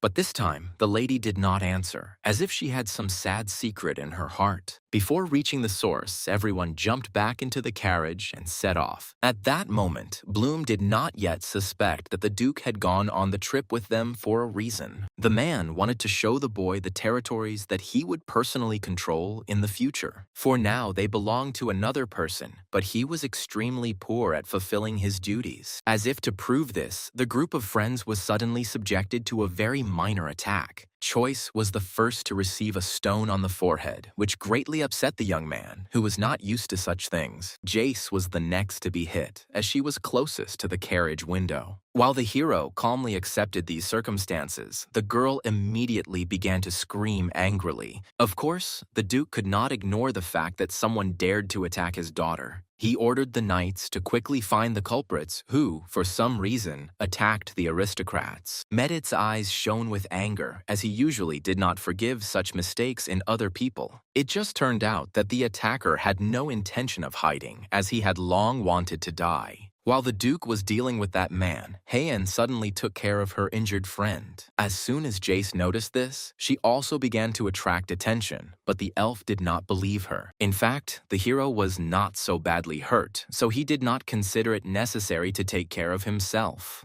The Duke blamed only the man who had managed his land so poorly for what was happening. This man's name was Alan Medit, and he always thought only about his own well-being and happiness. That's why Jace hated this man so much, even though they hardly ever saw each other in real life. So, the Duke was strict with his relative, whom he asked to leave this territory as quickly as possible. It was not surprising that the aristocrat did not want to part with the land, although he had not earned it. But the head of the Medit family was unwilling to give in on this issue, as things were getting worse every year. It got to the point that the lands were devastated, and the inhabitants were forced to starve and steal. Only now did the hero realize that they had not come just to look at these territories. The Duke appeared to be a gentle man from the outside, but could be stern and stubborn when necessary. The young man had no doubt that the man had done the right thing in caring for his residents. Choice liked the place, even though people were now living in poverty and squalor. Bloom had previously heard much about how this land was in a favorable position for trade. On the one hand, fishermen were actively developing, trading with most of the residents. But what Bloom liked most was that this land was connected by roads to many cities. Only a few territories could boast such an advantage, since usually everything led to villages. So the hero was overwhelmed with incredible joy when the Duke asked him to take these lands under his control. The Duke suspected that he would not be able to accommodate all the willing traders in his city alone. So he hoped that Choice would develop the area and build good roads. In this case, the connection between these lands will become much stronger if they are connected to each other. It was such a big responsibility that the hero was afraid to sign all the documents. He still found it hard to believe that the Duke had seen any potential in him. The man himself found it difficult to explain why he had so much faith in this young man. It was no surprise to the hero that a different energy emanated from him because he was not from this world. But Choice wasn't going to tell anyone about this because it could have had serious consequences. But what surprised Bloom most was that the Duke liked his lack of relatives. The guy himself would never have thought that anyone would perceive such information as positive. However, the hero was determined to gradually take over this world with his ideas. Thanks to the restless Jace, they were all soon back on the road again. The girl stubbornly begged her father to let her go for a walk, despite the danger around her. And in the end, she was able to agree that the Duke would not worry about her because the lady would be with friends. This time, the road was a little better, so Choice hardly felt sick on the way. And this showed irritation on Hayen's face because she liked helping the guy. As soon as the friends arrived at the right place, they were surprised by the abandoned state of nature. It was not without reason that Jace took the guards with her because only they could cut a path to the lake. But Lady Medit didn't even have time to give the necessary order before Hayen suddenly sprang into action. The elf almost immediately felt a call that sounded in her head from the direction of the lake. Therefore, the girl spared no effort to quickly and independently clear the way to the water. The waterfall that opened up before them was so beautiful that it captured all their attention. But this was not what attracted Choice, who noticed that Hayen was behaving strangely for some reason. The girl suddenly stopped answering all questions and ran towards the beautiful water. The whole point was that in this place, all the wizards could replenish their powers to the very core. That's why the lady jumped so boldly into the center of the lake, because she couldn't die in it anyway. While Jace made a real scandal, since she herself could not swim so well. But Hayen didn't need saving at all, because she had been able to control water perfectly since childhood. The elf's behavior raised many questions among friends who didn't yet know anything about the lake. But Lady Medit noticed almost immediately that her friend looked much better after the bath. It seemed as if Hayen had even grown a little while she had been in the water. Choice was most surprised by her friend's behavior because the sorceress was not prone to impulsive actions. But now the lady was so well after her recovery that she didn't pay attention to anything. The friends couldn't even imagine that at some moments, even the elf could relax. They still had a long walk ahead of them, so Choice tried to pretend that everything was fine. As soon as they returned to the estate, the hero fell practically dead onto the soft bed. And at that very moment, there was a knock on his door again, as if the guy couldn't be without guests. It turned out that Hayen had come to him, and she had not approached any of her other friends. The girl entered the lord's room with such importance, as if she were the ruler of these lands. The lady really wanted to take one of the territories for herself, but so far she had not had such an opportunity. At that moment, Bloom still had no idea about the elf's goals, since he did not know all the important reasons. Only Choisu Hayen was ready to confide in the truth she had learned about that unusual lake. The whole point was that it was a rare and amazing source of elven power. And with this place, the lady was able to live almost forever, even without any food nearby. The girl had never felt anything like this before, although she had often been near bodies of water. But there were so few elven sources in the world that finding even one was like a miracle. That's why the girl was ready to fight for him as if the life of her family depended on it. The only thing Choice didn't understand was why the lady had even confessed to him the importance of that place. If Hayen hadn't said anything, the guy would have continued to consider that body of water as ordinary water. but the elf was confident that she could trust the man who always cared for her. She saw her friend as a support and encouragement, and that is why she asked him to protect that magical source. During the entire time of their communication, Heian did not see a single reason not to communicate with the guy. And for the elf, this was the most important thing, because before she had trusted only Masa so much, the girl hadn't even spoken to her family for so long that she didn't even know about the death of her cruel father. But now she was ready to move on, because it was impossible for the Silverwood family to suddenly perish. For obvious reasons, Heian wanted to remain with the source that fed her for a while longer. The lady even refused bread, because replenishing her magical powers was much more important to her. Since Choice didn't tell anyone about the girl's discovery, the elf didn't have to worry about anything. What surprised Jace was that she and her friend were still on very different paths on this one. But the young man supported Heian's decision because he understood that it would be much better for her. Although the friends were now moving to different places, they planned to meet again in the future. The saddest thing was Lady Medit, who was used to constantly communicating with her beloved friends. And now the girl was awaiting a return to the estate, where she would once again be completely alone. Choice missed the village of Louderin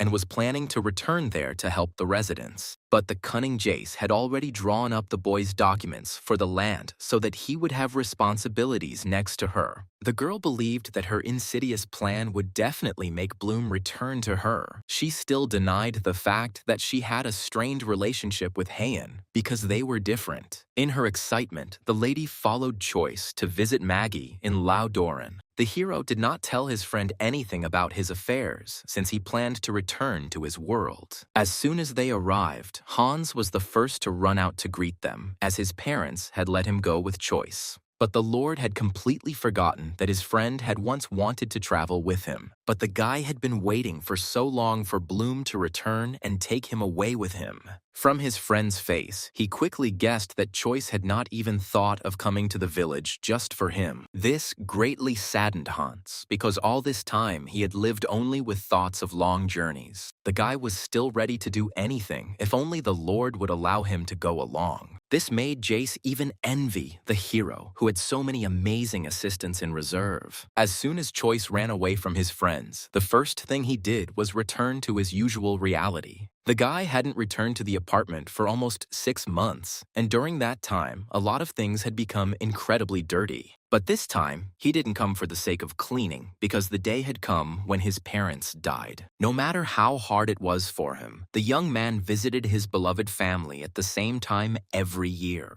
Before, it seemed to him that he would never be able to smile again because he had lost the most precious thing. But now the hero's life has changed for the better because in another world, he found other good friends. Since Choice was planning a big trip, he prepared well for it. He even thought in advance about what clothes he would give to which of his friends so that no one would freeze. The hero understood that he had planned a difficult task, but he did not want to stop in the face of difficulties. There were a lot of strong people in his company, so everything should work out great. As a result, when Bloom returned to the Medit estate, Lucas also joined his assistants. The guy spent some time choosing between Bloom and Meditum and finally made a decision. But he was not very happy that the master had nevertheless accepted Hans into his service. Lucas had every right to consider himself superior, as his family had served aristocrats for generations. All the carts for the journey were already ready, and safety precautions were taken. But Heian did not get into the carriage until the very last moment, since she could not find her friend anywhere. The hero knew very well that Jace was forbidden to go with them, which caused her to throw a tantrum. So Lady Medit now continued to rage in her room, rebelling against her father's decision.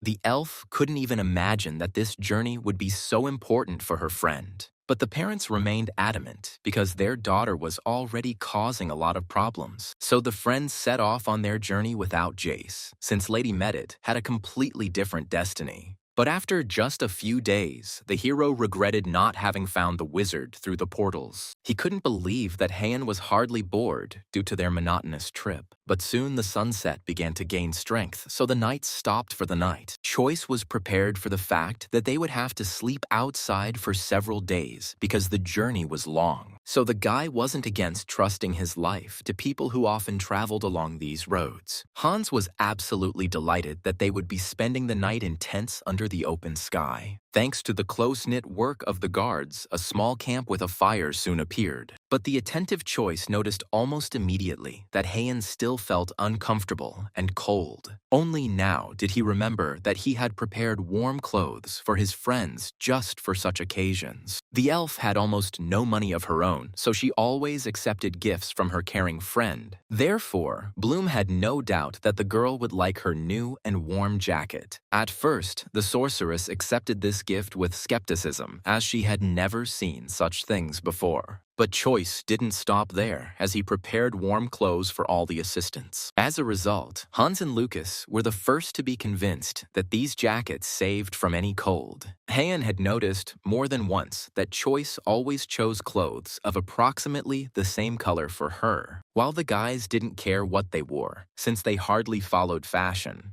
Once everyone had warmed up and calmed down, Bloom admitted that he needed some water from the lady. The young man had long wanted to cook one of his favorite dishes, but all this time he was distracted by something else. In order not to reveal his secrets to anyone, the guy asked his friends to rest for now. The whole point was that he brought products from his reality that did not exist in this world. This time, Bloom was lucky, and Heian appeared next to him only at the very end of the preparation of the dish. But from the very beginning, the girl didn't like the soup because the noodles in it reminded her of hair. It so happened that many people had such associations because noodles were not popular in this world, and only Lucas was able to dispel the misunderstandings since he had encountered such a product before. He reminded his friends that the same ingredients were used in the preparation. Moreover, choice was always tasty and safe, so no one had any doubts. As a result, Heian decided to try it, no matter how much she didn't like the food's appearance. The hero worked so hard on this soup that no one dared tell him that he was afraid to eat it. The boy was the first to demonstrate that the soup had to be eaten with loud and unpleasant sounds. Until the very end, the girl was angry that she couldn't eat this food quietly, as she was used to.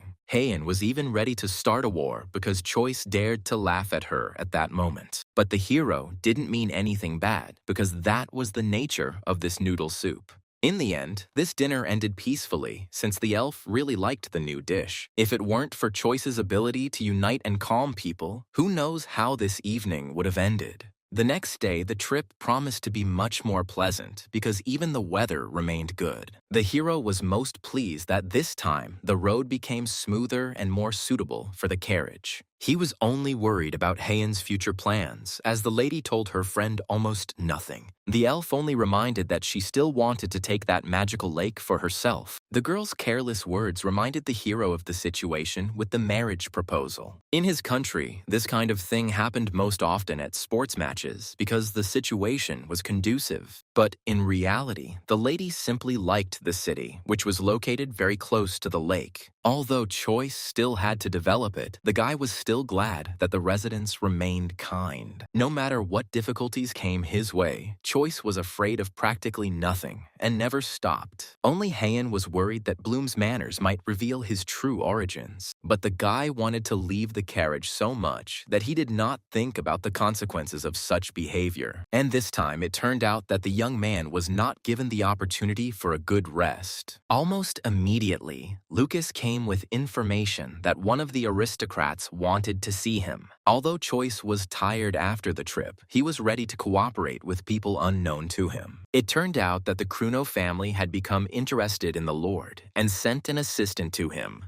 The hero had no reason to trust this family yet, but he did not refuse the invitation to visit. The guy's intuition told him that those people could provide him with something useful in the future. This man's name was Albin Kruno, and he was currently working with the Pete family. That's why the hero was so wary of the man who could reveal their conversation to his rivals. So the guy didn't bother to be nice to the aristocrat and immediately asked him to get down to business. Who would have thought that Albin was now interested in an alliance with Lord Bloom? Before, Choice had never thought that informants could get so much information about him. And now, Duke Kruno wanted to buy the ice cream recipe that the hero himself had invented. In fact, Bloom had not yet thought about whether he would develop a business in this unfamiliar area. Besides, cooperation with Kruno was too dangerous for someone who was going against the Pete family. But as soon as the hero heard the price named for the recipe, he immediately changed his mind. No difficulties scared Choice when it came to earning a lot of money in a short period of time. From the very beginning, Albin had hoped to convince Bloom to sell the recipe as he really needed it. So the man didn't even have to prepare any documents because he had thought everything through in advance. As a result, the hero didn't have time to think for a minute before he sold the recipe for a delicious cold treat. The young man could only hope that he had made the right choice in this situation. Thus, in just a few hours, the hero acquired a fortune with which he could easily buy an estate. So Choice didn't regret the decision, despite losing one of his good recipes. As soon as the guy returned, the curious Heian immediately attacked him with questions. The girl couldn't believe that Bloom just gave someone the ice cream recipe. Her anger only began to subside when Choice honestly named the amount he had received for the recipe. The hero hoped that Heian would side with him, as her support would not hurt him, and it turned out that the girl was only happy to live in the estate that Bloom could buy with this money. In this situation, the only thing that angered the guy was that the lady still stubbornly lived only on his money. But Heian wasn't at all embarrassed by this situation because she could leave her friend at any moment. Since the guy didn't want to lose such an ally, he had to behave more quietly. Soon Choice had time to withdraw the money he was owed from the Kruno family bank. The assistant greeted him with a smile, since only noble people always came to their banks. The hero was quickly given the required amount, which was placed in an unwieldy chest. Choice wasn't stupid enough to take all of this with him in front of most people. Instead, he created his own account in this bank, for which he received a special seal. Bloom believed that it was more profitable for him to gradually increase the amount by storing it in this place. All this was necessary to ensure that his finances were always safe among the bank's assistants. Meanwhile, the hero managed to find an estate for himself, for which he had enough money. For the first time in a long time, Heian acknowledged the fact that Bloom didn't need her help at all. Only Lucas did not believe that the assistants would be allowed to live directly on the master's estate. But Choice didn't want to separate anyone, because that would make him feel much calmer and more comfortable. Lucas and Han's eyes lit up with happiness as they realized how kind their lord was. Only Heian felt awkward because she couldn't help her friend in his affairs. But the young man did not demand any feats from the girl because all that was important to him was her support. And the lady coped with this role perfectly, although she caused difficulties by asking for bread. Once the main work was finished, Choice allowed his assistants to have a good rest. He knew that even for servants, there was nothing better than a nice warm bath after fatigue. Once again, Hans and Lucas were filled with boundless joy thanks to the master's actions. Bloom was pleased to please the people who had done so many good things for him all this time. But the guy didn't just let all the servants go because he needed to be alone for a while. The hero understood that it was urgently necessary to create another gate somewhere in this estate. The choice of the secret room was important because no one could detect the portal. Besides, Choice wouldn't have had the strength to constantly move the gate when necessary. That's why the guy thought several times before casting that spell to create a gate. Now, while he had some free time, the hero could return home for a short while. Huge layers of dust in the apartment had been waiting for Choice to deign to clean them up for a long time. By the time he finished cleaning, the delivery man had just brought the delicious food of this world. In that reality, the hero had trouble eating something like that, so he found a way out. In the meantime, the guy was thinking about what kind of apartment he could move into next. But the young man was not at all happy with the housing prices, as they were almost astronomical. Nevertheless, Choice never gave up on his dream of being able to earn enough money to buy a decent house for himself. Since childhood, he wanted to live in a place that would meet all his needs. Bloom had plenty of time, so he was in no hurry to move to a better house. To begin with, the guy should strengthen his position in that world even more so that no one could overthrow him. By the time Choice finished eating, another useful package had just arrived at his house. This time, the Lord decided to take care not of himself, but of Lady Heian, who was constantly freezing from the cold. That's why he bought the girl boots that couldn't be found in the world through the portal. As usual, the elf hid in her room most of the time, as she didn't like attention. But she was always glad to see Choice, since he periodically treated her to bread. As soon as the girl saw the gift in her friend's hands, she decided that he had brought her food again. But this time, Bloom brought the sorceress those very warm shoes that could not be found anywhere. It was clear from Heian's face how happy she was to receive such a gift from the generous lord. The girl sincerely thanked the guy in return for his help, and a beautiful blush spread across her face. Soon, Choice had to spend a lot of time choosing servants for the estate. Lucas did not rest until he had selected the best candidates for all the roles. The assistant only wanted the best for his master, and as a result, he accidentally exhausted him to the point of death. The hero could not scold the servant for trying his best to create better conditions for him. Lucas was clearly showing how tired he was, so this time Bloom didn't say anything to him. However, he left the butler at the estate so that he would not collapse from fatigue after the walk. So Choice, accompanied by Hans, went to the market to stock up on groceries. The hero could cook almost anything, he just needed to know his friend's wishes. But for some reason, the assistant was embarrassed to admit that it was he who had wanted to try it for quite some time. Lucas managed to intimidate Hans so much that he would not dare ask their young master for anything. But Choice eventually got his friend to say that he would like to eat some warming soup.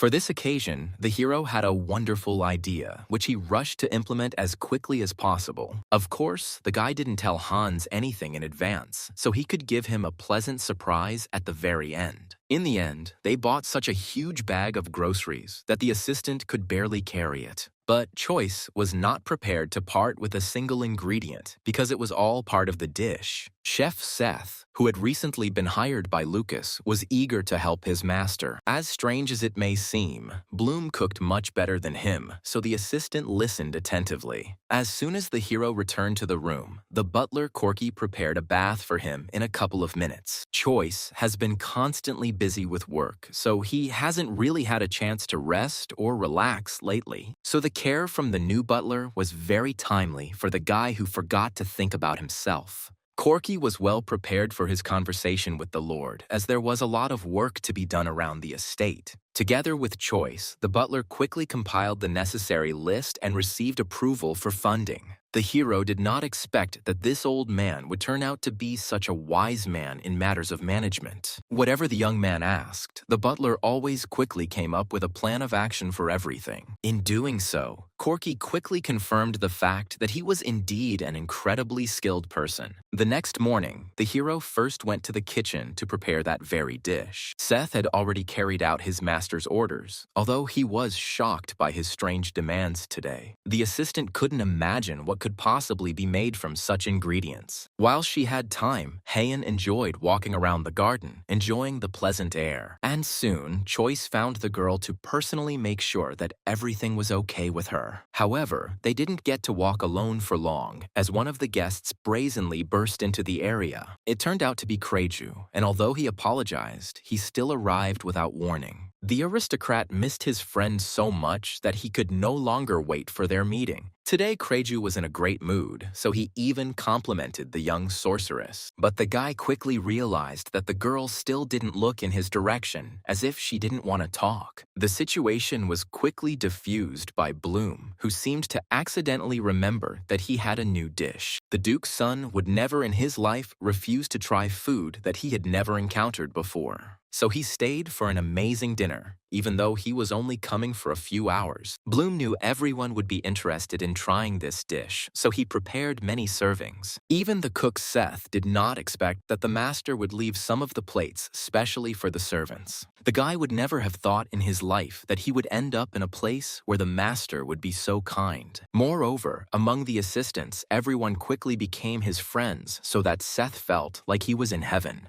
For the first few minutes, everyone looked at the soup with uncertainty as it was cooked with bones. There were a few people who, on principle, did not want to eat anything related to pig organs. But Seth stubbornly defended the Lord's dish as he was sure that it had an unrivaled taste. The first to believe this was Lucas, who was already convinced that Choice did not know how to cook anything tasteless. As soon as the assistants tried one spoonful of the soup, they were delighted with the combination of ingredients. The cook was ashamed that he himself had not come up with a single such wonderful recipe. So it was no surprise that Kreju also appreciated the soup, which turned out to be very rich. The Duke's son immediately started talking about selling this recipe to someone in the hotel business. He had no doubt that this soup would quickly become popular in hotel restaurants. The boys were most worried about the elf's silence as she continued to eat quietly, but it quickly became clear from the girl's face that she was so pleased that she couldn't tear herself away. So Choice was ready to tell everyone around him about his success because the dish really was complex. If he managed to convince the most harmful experts, then there was no point in doubting his abilities. As soon as lunch was over, talk of business began, but Heian did not want to sell water. The hero had already tried to persuade the girl several times because she could earn a lot of money. And now Kreju has taken his place, but he too hasn't gone very far with his convictions. Watching the girl from the side, Bloom was once again convinced that she was very sweet. The lady had long since dropped her gloomy mask, although she still did not speak very emotionally to people. Suddenly, Kreju noticed that the elf had some new and unfamiliar boots. But Heian wasn't eager to give them to the stranger, although she did allow him to take a quick look. The Duke's son had a good understanding of what things could be easily monetized in the future, and these boots were just such items, because they were made with great intelligence. For some reason, the hero had not previously remembered that he could approach the Medit family with this question. For many years now, the Kreju family had been developing a wool factory, and it was successful. Moreover, the Duke's son had already managed to pay the lady several compliments so that she would allow him to take the boots. That's how the idea came into Choice's head that it would be possible to try to capture another sphere. Since it was already late, Krej needed to return to his estate. But Bloom did not let his friend go empty-handed, as he had prepared a special tea especially for him. Sir Medit immediately realized that this drink would not be easy to replicate, even knowing the recipe. That same evening, the hero enjoyed the pleasant breeze in the company of a beautiful elf. This wasn't the first time Choice had found peace in drinking delicious hot tea on the balcony, and Heian shared his opinion, although, as usual, she remained silent, as if her word could kill someone. Bloom had never spoken so openly to the girl before when it came to the issue of her business. In his opinion, it was only necessary to obtain permission from the imperial family. But the sorceress knew that doing this was much more problematic than her friend thought. Heian could not show his face to the emperor under any circumstances because he was greedy for the elves. And the Silverwood family still remained so famous that they wouldn't let the lady go just like that. The last thing Heian wanted in the world was to marry the emperor's son, who would know her weakness. Choice would never have thought that the ruler would be so cruel to wizards. He could promise his friend that he would never give her to a man who uses elves. The very next morning, the hero came up with a new activity for himself in the form of planting beautiful bamboo. The guy was prepared for the fact that it would take the plant about 5 years to reach its length. He was confident that bamboo would attract the attention of others, as it was not popular in the territories of the empire. But Heian considered her friend's plan to be insignificant and stupid from the very beginning, since he was going to wait. While the elf knew a way that would not cause problems with growing bamboo,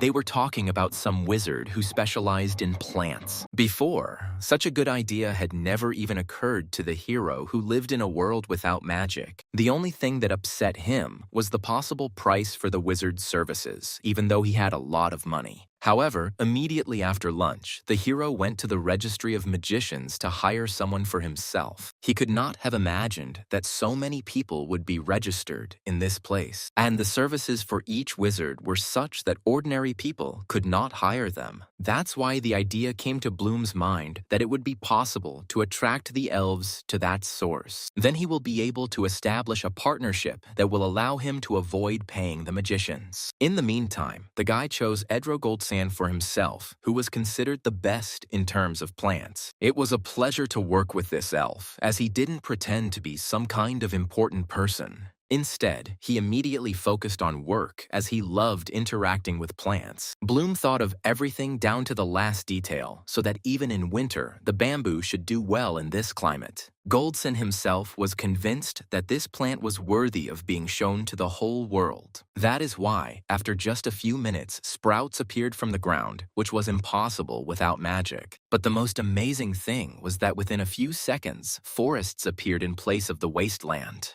The hero would never have thought that he would be able to see such a miracle with his own eyes in this world. The result amazed even Edro so much that he became interested in the seeds of this plant. The elf had been collecting different crops throughout his life, so he couldn't pass by bamboo.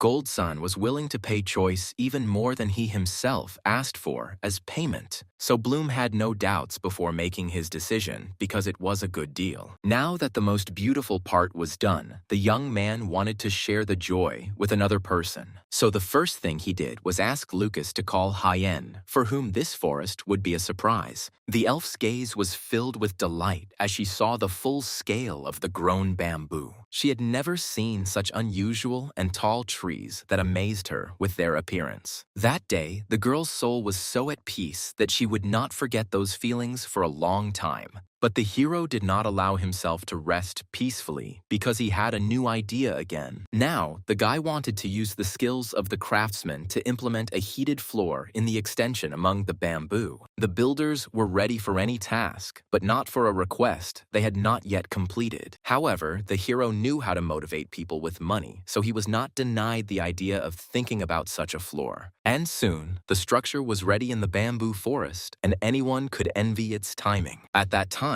Choice had not yet told anyone that this building was somehow different from the others. He was just full of enthusiasm because he wanted to show everyone the new miracle. And the first victim of this innovation was Hyen, whom the Lord always introduced to his ideas. The elf couldn't believe that the floor beneath her was actually warm and pleasant. This surprised the girl so much that for the first time in a long time, she showed strong emotions. So, all of Choice's efforts were rewarded by the fact that the lady was delighted with his ideas. He was glad to help the girl who had a difficult and sad fate from birth. His parents also died early, so in this regard, the hero understood the lady's feelings well. As soon as they started talking about family, Hyen admitted that she doesn't really like her birthday. It was all because it was an international holiday among elves, and no one congratulated her. Only Masa was glad that Hyen was born on this day, because she could be the reincarnation of a wizard. Only at this point did Choice admit that he, too, had not celebrated his birthday, which had recently passed. This information upset the lady because she would have liked to please her friend a little on his day. So the elf asked her friend to be sure to warn her about his holiday next time.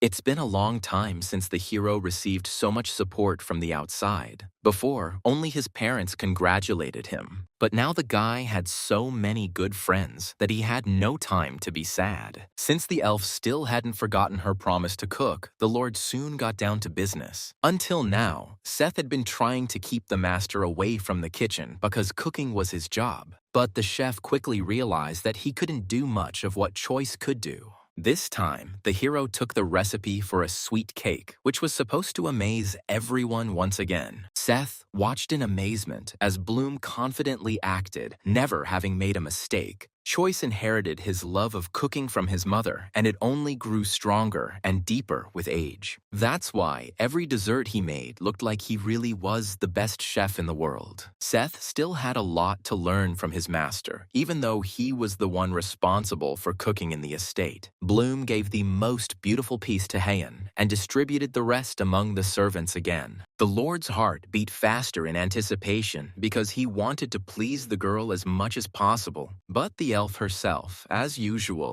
only expected bread, although she always received other delicious dishes. Each time, the young man received a portion of curses for not bringing bread, but he had already gotten used to it. Moreover, as soon as the girl tried a piece, she forgot about all her negative emotions. This time was no exception, as the cake could make anyone fall in love with it. Suddenly, the lady did not finish the dessert completely, as she had done all the previous times. Instead, the girl suddenly shared with her friend, since she knew that he himself ate little of his own food. Heian wanted Choice to enjoy his cooking as much as she always did. The hero did not expect that good feelings would suddenly awaken in the elf, because usually she remained mischievous. But he was even more surprised because the girl, for some reason, knew the latest news. She heard that the Medit family was building an art gallery, and a pastry shop would fit in well. The sweets that Choice occasionally prepared were worthy of being seen by other people. Bloom took this advice to heart, as Hyen's ideas proved to be effective time and time again. All this time, the servant Kana was hanging around the master, trying to help him well. And only Hans noticed that Lucas almost constantly followed on the heels of this assistant. The whole thing was that the butler fell in love with a modest lady who was to his taste, but the guy didn't have enough courage to finally confess his feelings. This situation made Choice smile, but he had no time to solve love problems. Krejdu arrived at the first letter, as he was curious about what Bloom wanted. The whole point was that the hero really thought about opening at least a small restaurant with sweets. The problem was that the guy had no idea which side to start with. That's why he turned to a man who had been developing his own winery for several years. And the first thing the Duke's son did was advise his friend to find a good and skilled informant for himself. In the market, there were often situations where the same things were sold at different prices. Even Kreju sold his wine well, only because he once hired a good rumor spreader. Since Choice had enough money, he could well afford the services of such a person. Then the shoe business will also be able to get going much faster since Bloom has now suspended it. Of course, Kreju did not refuse to help his friend, because they could continue to help each other. This is how a girl named Raina Licht, who had long been in the information sphere, came to Bloom's estate. She quickly proved that she would be an asset to Choice due to her extensive knowledge. It was beneficial for this lady to sign the contract, despite the fact that the hero planned to move in a couple of years. Bloom's attentive gaze did not miss the fact that Raina had the manners of a true knight. But before, it seemed to him that none of the girls usually learned the art of swordsmanship. But the Licht family has always been known for its ability to stand up for itself, having been informants for many years. As soon as the hero asked the lady to demonstrate her skills, he almost died in an instant. But it was not in Raina's interests to lose her job, so she left the gentleman alive.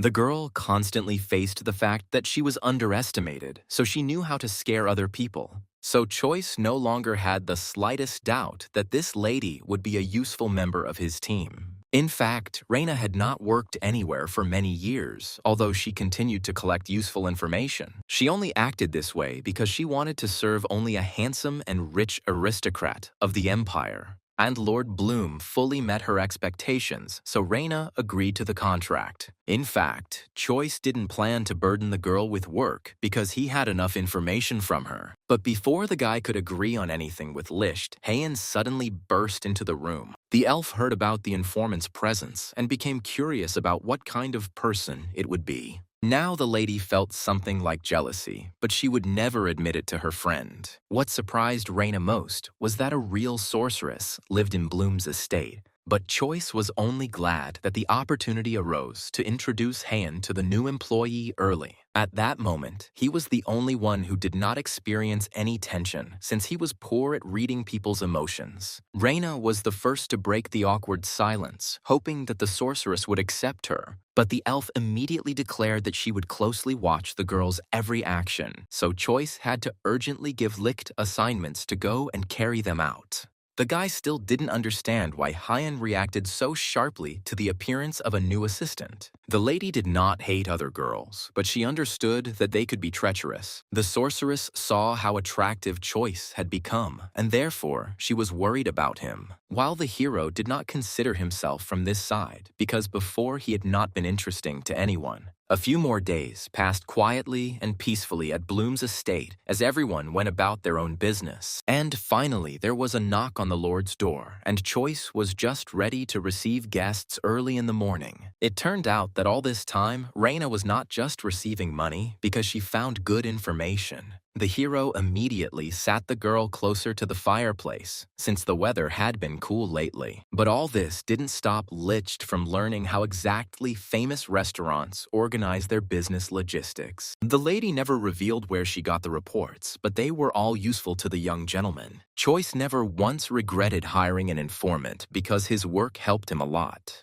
The girl even found a suitable craftsman who would undertake sewing warm footwear models. He turned out to be an inconspicuous guy named Tori who had no relatives left. Bloom knew well that such people were the most devoted if all their desires were satisfied. The hero understood from the very beginning that making such shoes was not an easy task, so it was no surprise that Tori was unsure about his suitability for the job. But Choice wasn't aimed at aristocrats who needed golden hands to create shoes. As soon as the master learned that these things would be sold to commoners, he calmed down. A gold coin contract was the dream of any person who tried to earn money through his labor. The hero could only hope that the agreement would keep Tori silent about the affairs of the estate. The master really did seem like a modest man who could be trusted in this matter. Of course, Choice didn't forget to visit home, because who else would clean up all the dust in the rooms? And this time, he came only to find a new recipe for Heian's birthday. Food was not easy to come by, so the young man turned to the wizard, Edro Goldsun. This guy amazed the hero by hiring a magician who could control the weather for the sake of his plants. As a result, all of his plantings were doing well, despite the weather conditions outside. Since Edro had a good opinion of the Lord, he was ready to render him any service. The wizard had been growing tomatoes for a long time, and they always delighted him with their color. This was the ingredient Bloom was so lacking that he planned to make a delicious lasagna. Choice only needed 5 pieces, since these tomatoes varied in size. It was clear from Goldsun's face how upset he was by this request. However, the elf did not become greedy, because not long ago, the Lord had also done him a good service. So he personally selected the best 5 tomatoes to ensure that the Lord's dish was top-notch. At the same time, Edro shed so many sad tears that Bloom no longer wanted to turn to him for help. However, the hero did not give up his desire to cook lasagna, because all the ingredients had been collected. As usual, the cook was right there, as he was interested in learning the master's new recipe. Even Heian pestered Choice, but this time, the girl only wanted bread. During all this time of communication, Bloom was never able to get used to the elf's unexpected appearances. But he always remembered his promise, so he tried to make bread at least once a week. How many arguments there were between them because the lady stubbornly demanded only buns instead of food. As a result, the young man consoled the lady each time by saying that she would definitely like the new dish. As soon as the girl left the kitchen, Choice really got down to business because he wanted to make a surprise for her. He had never been so nervous while cooking, even though he was preparing some dishes for the first time. Bloom carefully explained every step he took to Seth so that he could repeat this dish in the future. The hero's anxiety grew stronger and stronger because in just a few days, there would be the Heian holiday. For the sake of the girl, the guy returned to his world because only there could he buy the best gift. The hero did not want to choose any product in the world through the portal because the quality there was much worse. His gaze immediately fell on the necklace, the color of which would perfectly suit the young elf. Bloom didn't care about the price because his finances allowed him to buy up almost the entire store.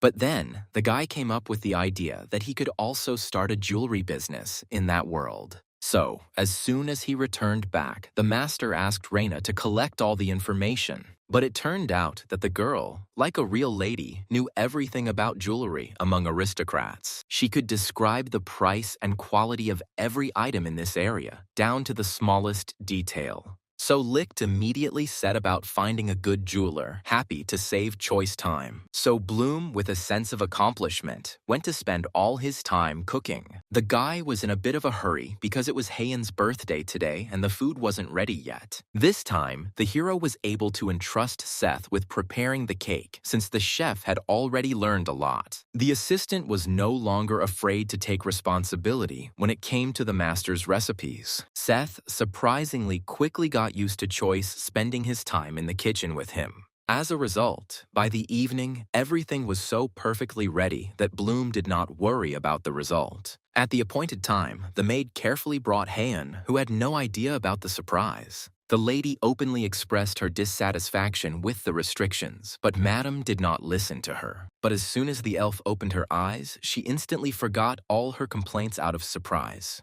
The lady never thought she would ever receive a real birthday greeting. When Heian blew out the candles, her heart trembled with joy, although she tried to hide all her emotions. Thanks to the hero's efforts, everyone in this place had a family, and the elf was no exception. But Choice placed the most bets on the necklace, as he carefully selected it when buying it. Bloom was not mistaken in his choice, as the color of the jewelry really did match the girl's face perfectly. Only Reina, among all the guests, was embarrassed by the cost of the gift because she knew the price of such jewelry. Heian's face was glowing with happiness and joy because finally, her birthday was a holiday for her. The hero created an atmosphere of magic amazingly, despite the fact that he did not possess magic. But in response, he received only sweet cream from the cake, which accurately flew right into his face due to the lady's actions. The whole thing was that the girl was so embarrassed that instead of saying thank you, she ran away. Heian was so drawn to the streets only because she wanted to share her joy with everyone in the world. As a result, Choice never managed to catch up with the girl, who turned out to be unusually fast and agile. But the expression on the sorceress's face told the hero that there was no need to stop her at all. For the first time in a long time, the lady, overcome with emotion and feelings, released magic into the world around her. With her behavior, Heian fulfilled the dream of many people because not all of them have seen such magic.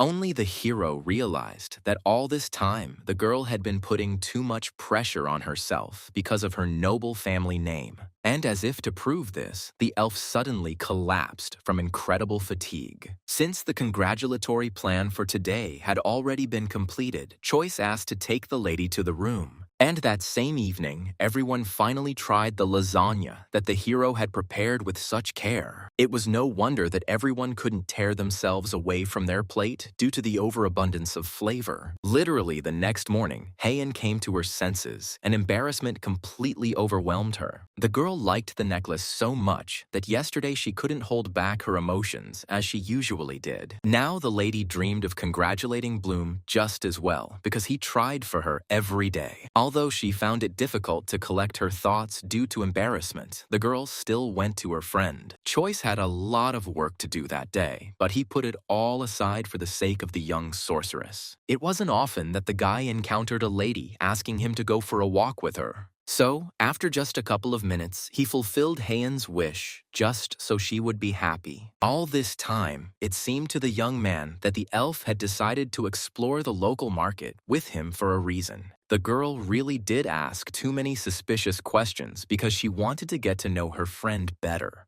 But all this continued exactly until one of the thieves tore the necklace from Heian's neck. He rushed away at such speed that none of the locals could help the poor girl. If it weren't for Reina, who was nearby, the elf would have definitely used magic. And now, she had no choice but to silently wait for the result from Licht. An invisible pain and hatred pierced the heart of the girl, whose magic was limited at that moment. It was all because of the Emperor's artifact, which prohibited the elves from using their powers near his territories. And now, the lady was especially offended because, with magic, she could easily have returned the precious necklace to herself. Somehow, Choice managed to calm her friend down, but today's walk was still inevitably ruined. It so happened that Reina fulfilled her promise, so Bloom concentrated on communicating with Kreju. The guy, as usual, showed up at the estate uninvited, as if it were his home too. Of course, Sir Medit didn't just come to visit his friend because they had great plans for the future. future. Above all, Craig needed advice on business, since he trusted the Lord's opinion on such matters. It so happened that the hero also had accumulated experiences that could only be resolved by another aristocrat. So the first thing the guy did was ask his assistant to bring the first prototypes of warm shoes. Sir Medit had no idea that Bloom would progress so quickly in development. The shoes already looked as if they could be sold to any segment of the population, and only Choice constantly felt that this prototype needed to be further developed. But Kreju quickly convinced his friend that he had already made great progress with such good developments. Now it was Bloom's turn to be surprised, because the Duke's son had not come to him empty-handed. Medit laid out various spices in front of him, which were not yet popular in the Empire. It was important to Krej that the Lord chose exactly those things that he would focus on in the future. The Duke's son believed that Choice would not make a mistake in his decision because the boy had already amazed him with his wisdom. In fact, this choice was elementary, but the hero did not admit it to his friend. Even in his reality, coffee beans quickly gained popularity, although they were previously unknown. What could we say about chocolate, the varieties of which had taken over almost every corner of his world? All this together created such a deadly combination that people became addicted. So Choice had no doubt that these were the two subjects that Krej should choose. In recent times, many spices have spread throughout the empire as quickly as if they were carried by fire. Therefore, it was easy for Bloom to push his friend to do something that would be beneficial for him in the future. In fact, the hero did not plan to rely on these things at all because he had a completely different plan. No one would ever have guessed what secret the Lord, who had previously been unknown, was hiding. As soon as he had the opportunity, Bloom immediately jumped into his world through the magical gate. And from there, in recent times, he has brought back a huge quantity of high-quality jewelry. Just at this moment, Reina found a good jeweler who was ready to cooperate with the Lord. This turned out to be very useful as Licht was quickly accelerating all of the young hero's business plans. First of all, Choice was interested in what reaction his jewelry would evoke in this master. As soon as the man saw what the Lord showed him, his eyes lit up with greed. Never before had the jeweler seen such magnificent jewels in this empire. His behavior proved to Bloom that before him was indeed one of the best masters among jewelers. And this is exactly the kind of person that Choice needed, as he had so many plans for business development. The man would never have thought that someday in his life he would be needed by one of the aristocrats. Now the hero wanted the jeweler to create good jewelry from his jewelry.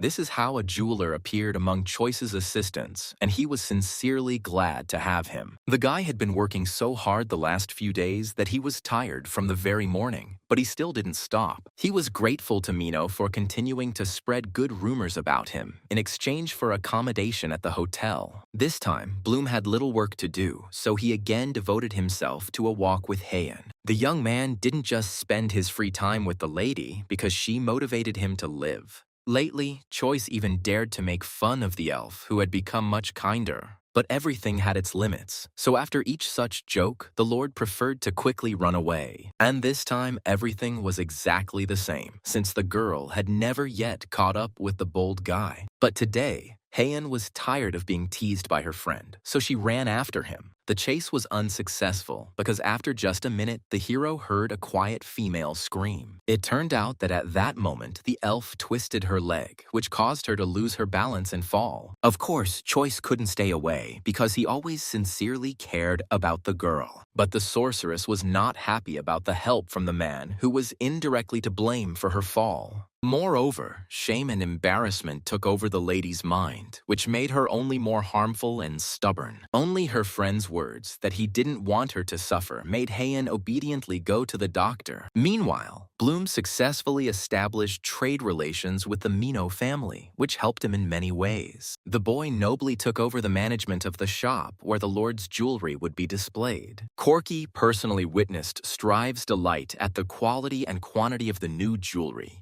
Therefore, for some time, Choice could not worry about anything because he was developing in many directions. However, the hero's life could not remain without incident, and this time he received a letter from Minta Choco. The man claimed to be an amazing jeweler and therefore wanted to work with Lord Bloom. But for some reason, the guy didn't believe the words of the unknown master, so he asked Corky to check him. Quite quickly, all the assistants learned that their master was planning to open a pastry shop.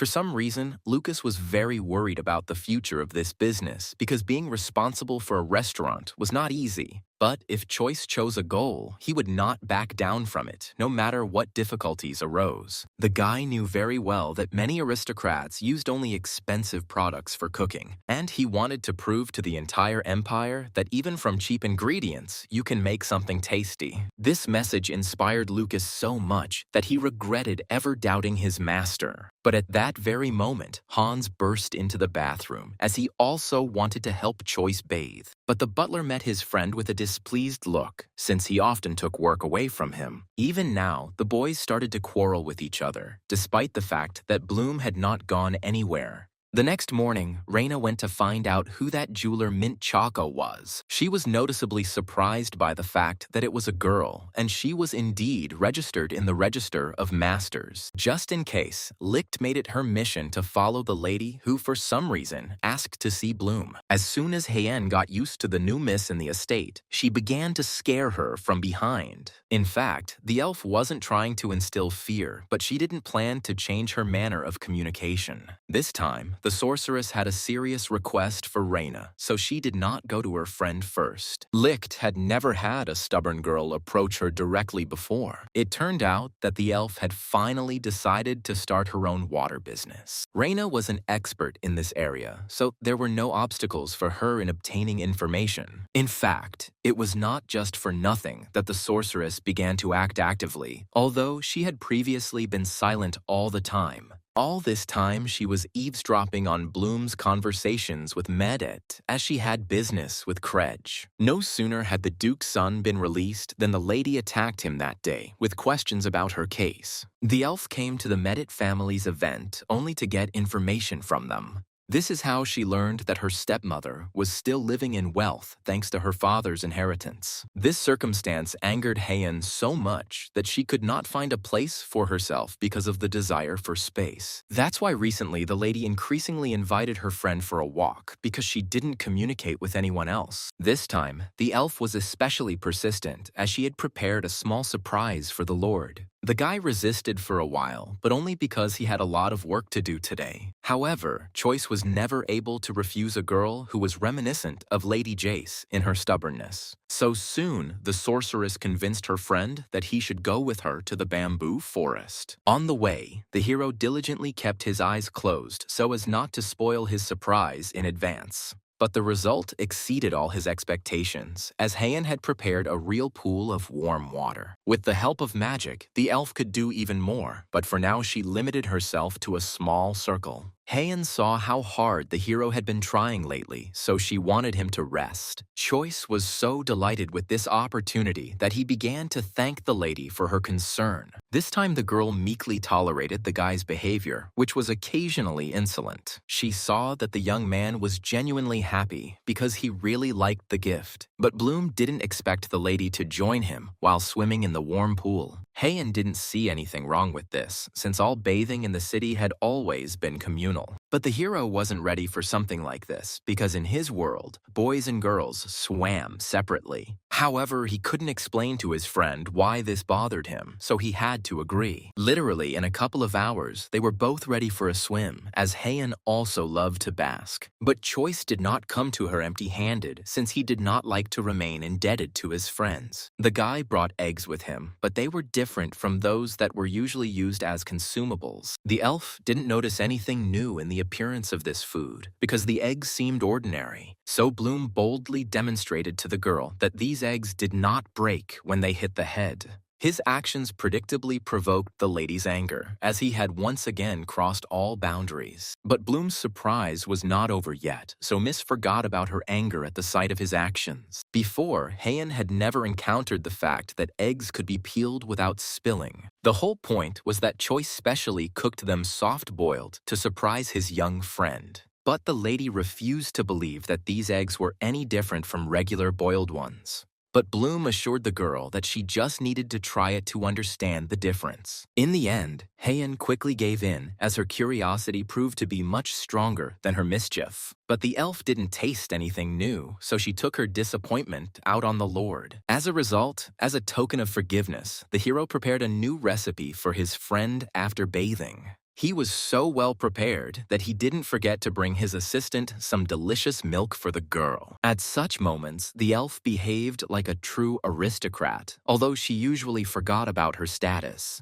Every time the topic of delicious food came up, Heian couldn't help but smile beautifully. But the girl was very embarrassed if Choice managed to compliment her at such moments. That's why this time, Miss started eating as quickly as possible, because Bloom promised her new tastes. The elf had good reason to ask for milk with her cookies, as it paired perfectly with any baked goods. So the sorceress was immediately delighted with how much she liked her friend's new dish. As a result, Heian did not stop until she had completely emptied the entire plate. Meanwhile, a guest who had written him a letter a few days earlier was traveling to the hero's estate. The conversation was about Mint Choco, who introduced herself as a good jeweler, but few believed it. The hero had no idea what to expect from this girl, but his intuition told him not to trust her. While Mint was describing in vivid detail how much she liked the Lord's jewelry, everyone was watching her. Reina was the first to suspect a trick because no one had told whose jewelry was in Strive's store. But Choco quickly found the answer to this question, as she had many good friends among the informants. Choice immediately suspected something was wrong when suddenly Heian intervened in the conversation with her rudeness. That's why Bloom had to quickly send Choco away so that the girls wouldn't quarrel with each other. As soon as Mint left the room, the elf herself returned to her room in a bad mood. The hero had no time to console his friend because he and Reina agreed that Choco could not be trusted. And they were right, because under the cover of night in the Imperial Castle, this girl took off her mask. She had long served the ruler of the empire, who entrusted her with the most difficult tasks. And this time, Mint was sent to Bloom's estate to find out how dangerous the guy was. The emperor was interested in any information that his assistant managed to collect. But in reality, the lady was playing a double game, so she did not tell about Heian's presence. In fact, her name was Priscilla Valentinian, and she was the last princess of the Elven line. The girl served the ruler only in order to steal from him the artifact that controlled the wizards. But for now, the emperor's vigilance was not sufficiently lulled, so the lady had to help him. All this time, Priscilla was hinting to the man that she would very much like to see his treasury. But the ruler did not have access to that place, which he kept silent about every time in front of his assistant. And so the princess was left with nothing, although the rage inside her grew stronger day by day. The next morning, the hero first went to look for Heian, but he couldn't find her anywhere. He was greatly upset by the fact that the girl had gone somewhere secretly from a very early hour. Choice gradually began to suspect that the elf was hiding something important from him for the first time. And the guy was partly right, because it was not for nothing that the sorceress kept silent all this time. In recent days, even assistants noticed that Heian was behaving strangely and unusually. This time, for some reason, the girl was confused by the smell that lingered in the Lord's room after bathing. But neither Lucas nor Hans had any doubt that the scent was completely safe for health. The village boy was absolutely delighted with the salts that Choice used for his bath. In his opinion, this is exactly how real men should smell in their prime. But the elf was still confused because she didn't feel anything like that next to Bloom. She began to suspect something so often that she even stopped liking all the food that the Lord cooked. But this morning, the lady thought of something for her friend because she felt obliged to him.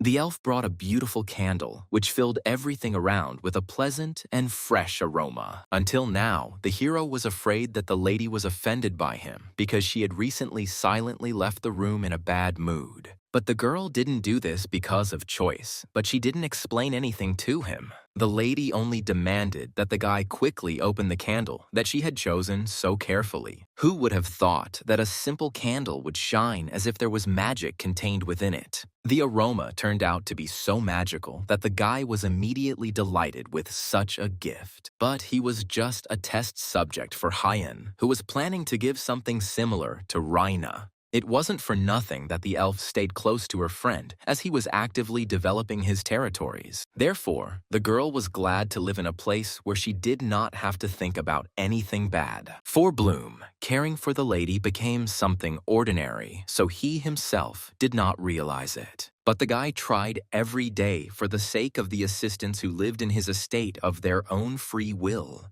Moreover, the young man has already come up with a design for a real greenhouse in order to further develop the farm. Choice had no doubt that his friends and servants would like this new place. As soon as Hyen heard about the Lord's aspirations, she too decided to create several of her pools. This is how Bloom's estate gradually became bigger and more interesting, because it wasn't just the guy who was trying. Although the hero devoted a lot of time to work, he also did not forget about pleasant rest for everyone. So soon, he gathered his friends to announce a picnic in the beautiful countryside. Everyone was happy with this opportunity because they had been working almost non-stop for a long time. Although Choice failed to gather a large crowd, he was still pleased with himself. The assistants were already happy that he allowed them to enter the market and even allocated funds for this. So for the rest, the hero organized a trip to a waterfall that was important to Hyen.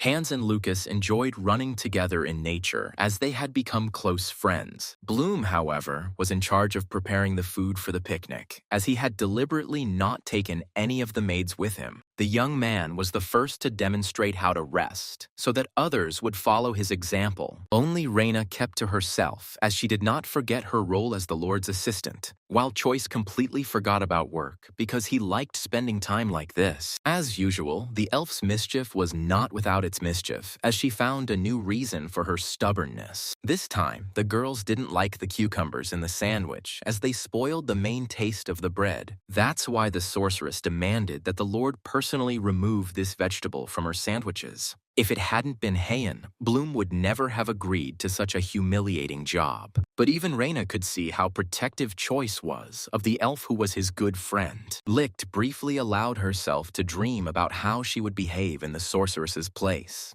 But this confused the girl so much that she quickly put these strange thoughts aside. Meanwhile, Hyen was finally able to fully enjoy the sandwich because the hero had prepared it. That day will forever remain in the hearts of friends as a pleasant and bright memory of the picnic. And the very next day, Choice decided to take stock of his finances since he had a lot of assistants. But the guy developed the business so successfully that the profit in his finances was several times greater. Previously, the hero never thought that he could come close to such results in this world. But now the opportunity to become a real rich man was just around the corner, which made the guy very happy. Thanks to the skillful management of the butler Corky, the Bloom estate flourished every day. But Choice wasn't going to stop there, as he still had many plans. He never stopped delighting Hyen with bread, because this was a mandatory requirement from the elf. In exchange, the hero could ask the girl to go for a walk with him at any time, which is what he did now. The sorceress had been busy lately, as she had been busy making candles for sale. The lady was glad that finally she too could be of use to the Lord, who was constantly working. Besides, Miss was pleased to hear compliments from her friend, although he often praised other people as well. Bloom, upon his appearance in this world, radiated a pleasant aura that attracted the attention of others. That's why Hyen wanted to continue following his friend, because he was interested in his development. Choice was ready to support everyone in their endeavors, and now he was helping the girl with the candles. Instead, they could accomplish anything if they only set themselves difficult tasks. Everything would have been fine if it weren't for the shoes that suddenly appeared on the shelves of other people's stores. Lucas happened to be grocery shopping that day and happened to notice the item, while Hans did not notice anything suspicious, as he was in too much of a hurry to get home. But the assistant couldn't pass by the shoes, which were still in development at Choice's estate. For some reason, he saw exactly her on the counter, and Lucas had no doubt about the resemblance. None of them expected that Bloom would release shoes without telling his friends. At that moment, a frightening suspicion came to Lucas, so he could not pass by the counter. The guy rushed into the store with determination to buy at least one version of these boots. It turned out that even the name of the shoes was different, since it was not Bloom who released them for sale. Although the price was too high, Lucas did not spare his pocket money to set an example for the Lord. At that time, the butler had no idea that such a terrible theft of an idea had taken place in the city. As soon as the assistant burst into the estate screaming, Corky realized that something important had happened. This is how quickly information about plagiarism reached the hero, who was not prepared for it. Lucas was in despair as he remembered how much effort the Lord had put into developing these shoes. Choice had no illusions that someone had simply accidentally come up with exactly the same product. The materials used for these shoes were of shockingly poor quality, which was obvious at first glance. So Master Tori was furious at the thought that they were asking a whole lot of money for such a product. Only a little later did the master come to his senses and realize that all this time he had been too angry. But he was truly very upset because now all his efforts were worth nothing. So Bloom had to keep his assistant busy so he wouldn't think about the bad result. The guy himself still couldn't believe that someone had acted so insidiously with his developments. But Choice still had Reina, and he could trust her to investigate this unpleasant direction. Although deep down, the Lord still hoped that the sale of exactly the same shoes would be just a coincidence. But just in case, the hero gave the order to release all their products for sale tomorrow. No matter how much Bloom strived for success, he always encountered similar challenges along the way. So the guy was already quite tired of the fact that he couldn't just live in this world. He was confident that he had secured the support of many aristocrats, so they would not go against him. Therefore, all suspicion fell only on the Pete family, which from the very beginning went against the supporters of Medit. And Choice was right when he thought of Mesdames, because it was she who launched the warm shoes. The woman was ready to sell shoes at a loss, just so Bloom couldn't sell anything. At that time, she had no idea that the hero was gradually taking over the jewelry business. But Madame Pete's husband had been an authority in this market for many years, and the woman believed in him. But now the man has started having problems, as many people only buy Choice's jewelry. Only the Kruno family did not bend under Bloom's pressure, continuing to stubbornly maintain neutrality. Since they couldn't hit the Duke yet, they decided to focus on other people.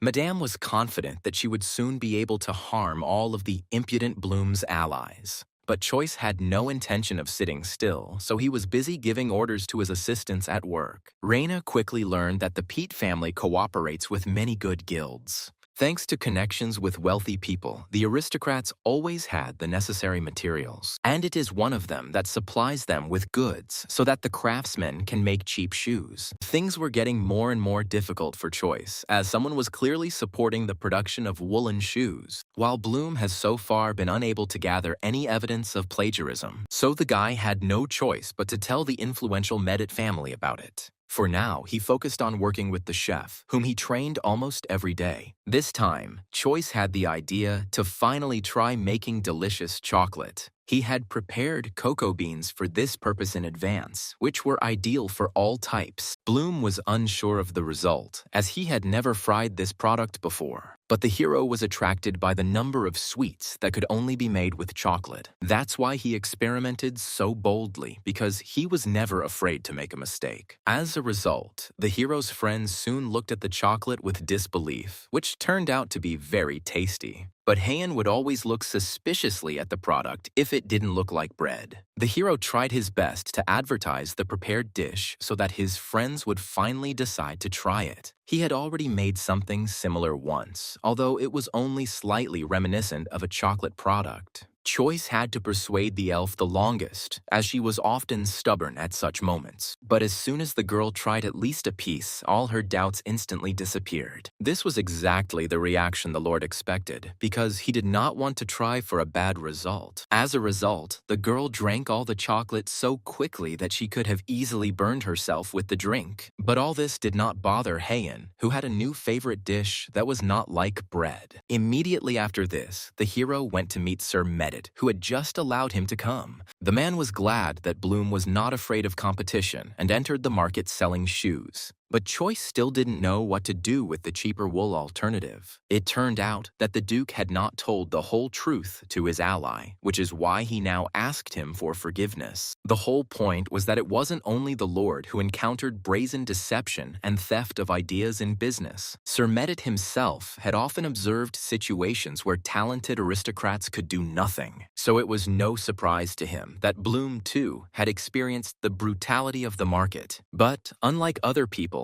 Choice was not going to give up, despite all the difficulties along the way. That's why the Duke only wanted to support the boy who was trying so hard to develop even more. He planned to announce his collaboration with Bloom in front of everyone at an exhibition that would soon open. The Duke believed that Choice would then have fewer competitors, since not everyone would risk attacking a friend of the Medit family. Such trust could bribe anyone, and the hero was no exception because he liked the Duke. At that moment, the man had no idea that Bloom had prepared a surprise for him as a thank you. Madame Medit always loved beautiful jewelry, so Choice prepared one for her. The Duke immediately guessed that it was a bribe, although he did not try to ask for anything in return for support. But the hero did not like to remain in debt because Sir Medit sincerely cared for him from the very beginning. So, just for the Duke, the guy also prepared a few delicacies that he wanted to show at the exhibition. The conversation was about sweets, which Choice could cook so amazingly that they quickly flew away. Bloom still had so many cocoa beans left that he could make something like this all the time. Seeing such beauty, the Duke immediately wanted to try the sweets to make sure they were perfect. Medit's taste buds were about to explode from the luxury, for he had never tasted anything so delicious before. Even the aroma of cinnamon and vanilla, which were usually strongly felt in food, did not bother the man this time. It was not without reason that Choice focused on cocoa beans, which he wanted to share with the Kruno family for profit.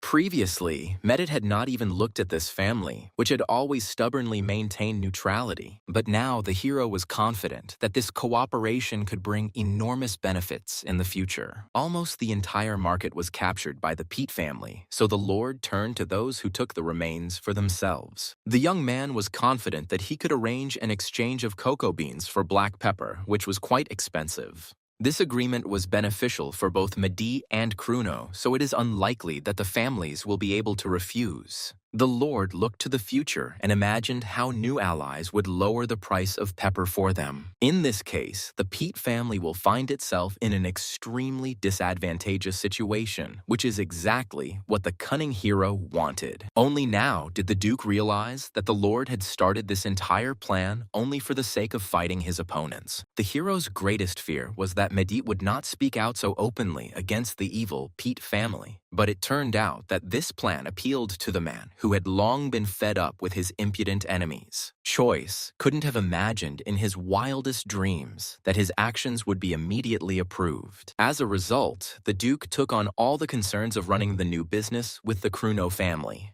So Bloom was able to focus on the information that Reina had obtained for him. She found the very man who leaked all the data about the shoes to the young hero's enemies. This master brazenly took advantage of his friendship with Tori, from whom he got this idea. The guy was lucky because Choice hadn't yet had time to figure out what kind of punishment to choose for him. Licht was so angry about the whole situation that she was not ready to forgive the traitor. No matter what plaintive words the master spoke, no one was ready to believe in his sincerity. The only thing that made Bloom happy in this situation was that Tori had no connection with his former friend. It was clear that the Lord was not going to simply let go of the man who had almost destroyed his business. But the hero was still too soft a person by nature, so he was only interested in information. The guy couldn't even imagine that someone would think of sending messages from a wizard using a dove. Even the all-knowing Lisht couldn't foresee such an option, although she always tried very hard. Meanwhile, the traitor continued to beg for forgiveness, as if he had nothing else to do.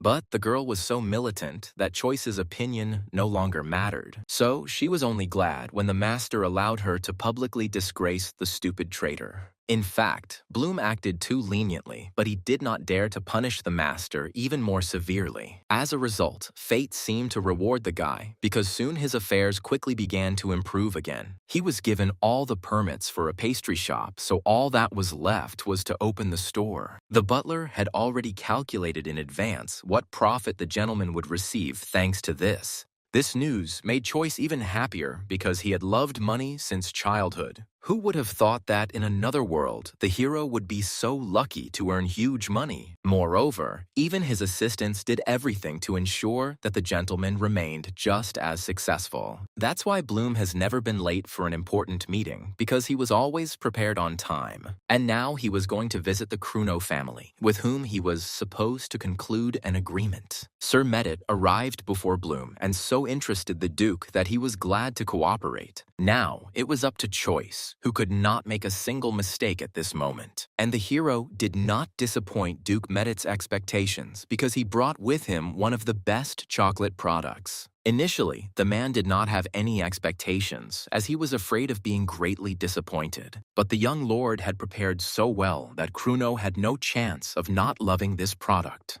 The man subtly sensed the aroma of ginger and vanilla, which were also common in his family. He was pleased to realize that some person had learned his tastes and habits so well. So Duke Kruno had no reason left to refuse to conclude the agreement. Bloom felt such great joy that he promised to take on all the difficulties with the Pete family. No one doubted that these people would try to interfere with the plans of the united families. Previously, Kruno had been left untouched, but now the Duke was also in the sights of those aristocrats. Despite everything, the three allies were guaranteed a rich future due to their teamwork. If it weren't for the hero's actions and plans, it's unlikely that Kruno and Medit would have decided to cooperate at all. Now Choice's only worry was that other families might turn against his new allies. But the Duke had no intention of paying attention to this, since he knew perfectly well about such a danger. In the end, all of Bloom's worries turned out to be in vain, since his allies turned out to be smart. Duke Kruno actually believed that in such a company they could very well take over the Empire's market. Only Choice was not so optimistic, as he realized that he still had a lot to learn. Today's meeting marked the beginning of a good future for the hero, something he had not yet suspected. But Bloom did not leave Duke Medit at this point, as they had something else to discuss together. The exhibition was due to open in just a few days, and everything was ready for it.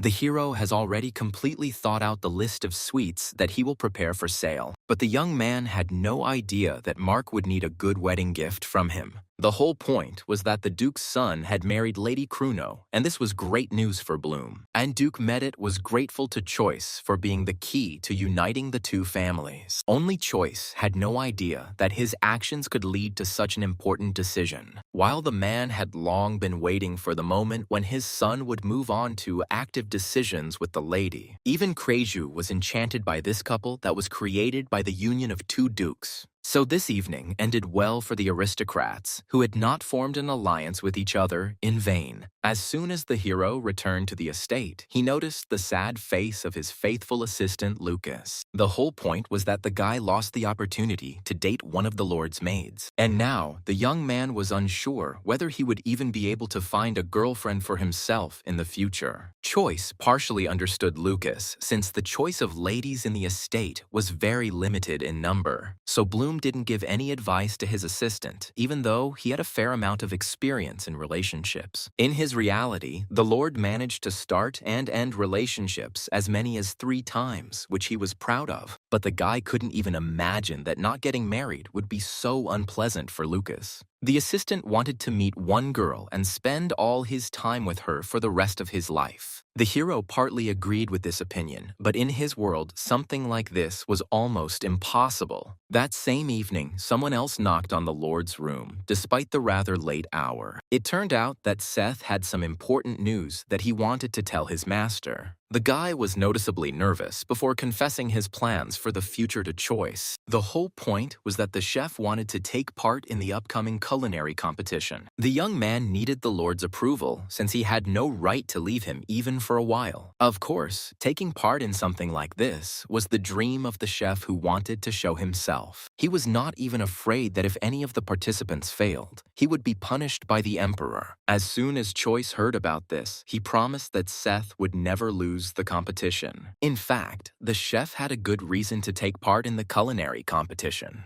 In the past, the teacher constantly bullied him whenever the boy made even the smallest mistake. The hero could not even imagine how evil the masters in this world could be with their students. So he too was eager to help Seth so that he would definitely win the competition. Meanwhile, many aristocrats were gathering for the opening of the gallery, which was being held by the Medit family. Heian was also among the invited guests, and the girl could not miss such an event. The sorceress felt calm next to Reina, although at the very beginning she did not trust her. But now the girls hardly left each other's side since they had managed to become good friends. True, all this did not cancel out Licht's observation skills, who noticed one strange girl. So the lady smiled kindly at everyone around her, but the informant could not take her eyes off her. Reina would never have guessed that in front of her was Priscilla, who had previously pretended to be Minchako. Only now did the elf princess realize how dangerous it had been for her to meet with the attentive Licht.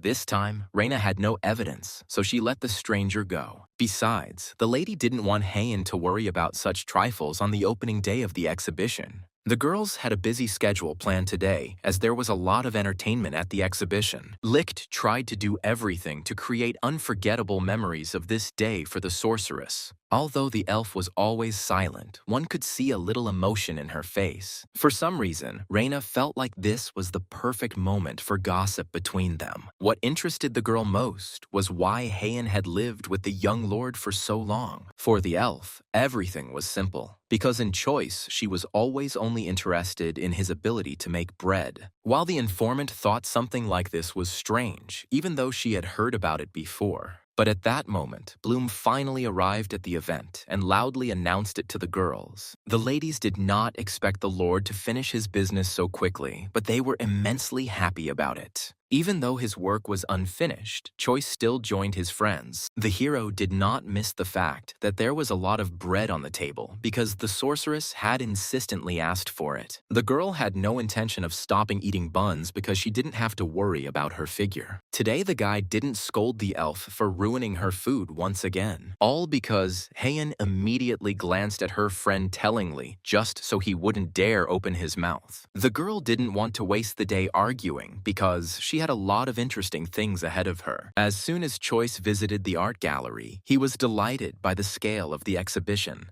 But the young man was much more pleased by the fact that sales of his sweets were rapidly increasing. Moreover, the development of warm footwear had reached its final stage, and many people were buying it from Bloom. While the low-quality analog was gathering dust on the shelves, since it was much inferior in materials, the hero was immensely happy that everything in his life was gradually getting better without his efforts. Several years had passed since he first opened the portal, but the young man did not notice them. During this time, he managed to earn so much money that he practically no longer counted his finances. But what made the hero even more happy was that he had acquired many invaluable friends who helped him. That is why Choice was simply obliged to thank all those who voluntarily stood by his side. Bloom immediately pleased the butler by saying that he would soon give all the assistants a small bonus. The talk was about a bag of gold coins, which was a nice addition to everyone's salary. None of the assistants could have imagined that their master would turn out to be such a generous person. Corky had been serving as a butler for many years, but this was the first time he had received a raise. In fact, the hero did not act this way without reason because he carried out simple calculations, and he succeeded in making his assistants earn so much money that they could be rewarded. That's why Choice gave everyone almost a year's salary to keep everyone happy. Bloom didn't care that no other aristocrat acted in such a strange way. The Lord was most worried about the condition of the chef, who would soon be attending a culinary festival. For some reason, Choice felt so excited, as if he was the one who had to take part. But Seth wasn't worried at all because the master had managed to teach him many good things. So Bloom could only hope that his assistant would maintain this attitude for a long time. Soon they all arrived at the imperial palace, where the tests were to be carried out. Many young chefs gathered in this place to demonstrate their skills to the ruler. The emperor deliberately invited as many people as possible so that all the results would be fair. And from this, Bloom felt how tense the atmosphere was before the start of the competition. But the ruler behaved as if nothing particularly important had happened in his life that day. However, it wasn't even he who caused the hero's fears, because somewhere among the jury was Seth's former teacher. That man had probably already noticed the young man who had so shamefully run away from him in the past. Once all the guests were ready, one of the assistants announced the start of the annual competition. Seth's heart was beating at the speed of light with excitement, but outwardly the guy remained calm. Each chef was given the same amount of time to prepare one of the dishes, and the first to participate in the competition was a soup to which any ingredients could be added for flavor. Only Choice realized that his assistant could fail because he suddenly chose tomatoes. Although they gave the soup an unusual flavor, they were little respected among the noble aristocrats. By the appointed time, all 4 cooks who had been selected for the meeting had prepared soup. The judges were required to taste each dish in order to choose one. But the decisive choice always remained with the emperor, who was famous for his refined taste. So Seth felt proud when he heard that this time the ruler had noted his soup. The ruler almost never listened to the judges when it came to new dishes. But Choice was still afraid that one of the judges would be interested in what kind of products Seth took for cooking. The guy took a huge risk when he tried to achieve an unusual combination using tomatoes. Although everyone listened to the emperor's opinion, the judges could point out any mistakes they noticed. But Seth was lucky, and this time his former teacher Abeno had practically nothing to say in response. This is how the chef was still able to get through to the second stage, even though he was on edge every minute because of his evil mentor. In the next round, the guy decided to bet on scallops, even though they are difficult to cook. But the chef was confident in his abilities, having previously heard from Bloom how to properly serve this product. So by the end of time, the young man had managed to do the incredible because he had achieved a new taste. Meanwhile, Abeno was persistently trying to find at least one mistake in the dishes of his former student. But he failed again, since few people could even call these scallops tasteless. No one knew that Choice had gone to great lengths to teach his young assistant a lot. And now Seth was the strongest participant in this competition, although he was trembling with excitement and fear. Every word from the critics frightened the guy, whose heart might not be able to bear any negative word. But he could not stop the competition from progressing, so the next stage was soon announced. This time, Seth felt much more confident because the previous stages had gone well for him. Besides, the cook was an excellent cook of meat, since that was what they ate most often at Bloom's estate. Once again, Abeno had nothing bad to say, as Seth's dish was impossible to fault. The emperor immediately appreciated the taste, as he had never eaten anything like it in his life. Until now, the ruler had selected only the best products for himself, but they did not produce such results. The teacher was shocked that the student had clearly surpassed him, despite his lack of previous skills. It's the final round of the cooking show, and Abeno won't have the chance to ruin everything anymore. Choisu was especially excited to watch the chef's actions, as sweets were a complex matter. But Seth was so focused on cooking that he didn't notice the curious glances from the outside. As a result, the Empress was delighted again, although she believed that nothing could surprise her.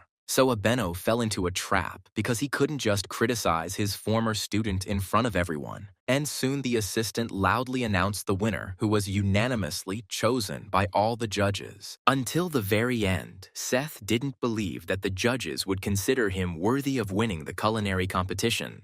The guy's joy knew no bounds as he proved to himself that he was capable of a lot. And only Choice was not happy as he began to fear that someone might lure Seth away. The winner was given the honor of speaking with the Emperor himself, who was interested in his skills. The host immediately warned that the chef might not reveal the secrets of his incredibly delicious dishes. But Seth still loudly announced that he used the widely disliked tomatoes in his recipes. This is what Abeno, who knew well the public's reaction to the unpleasant vegetable, latched onto.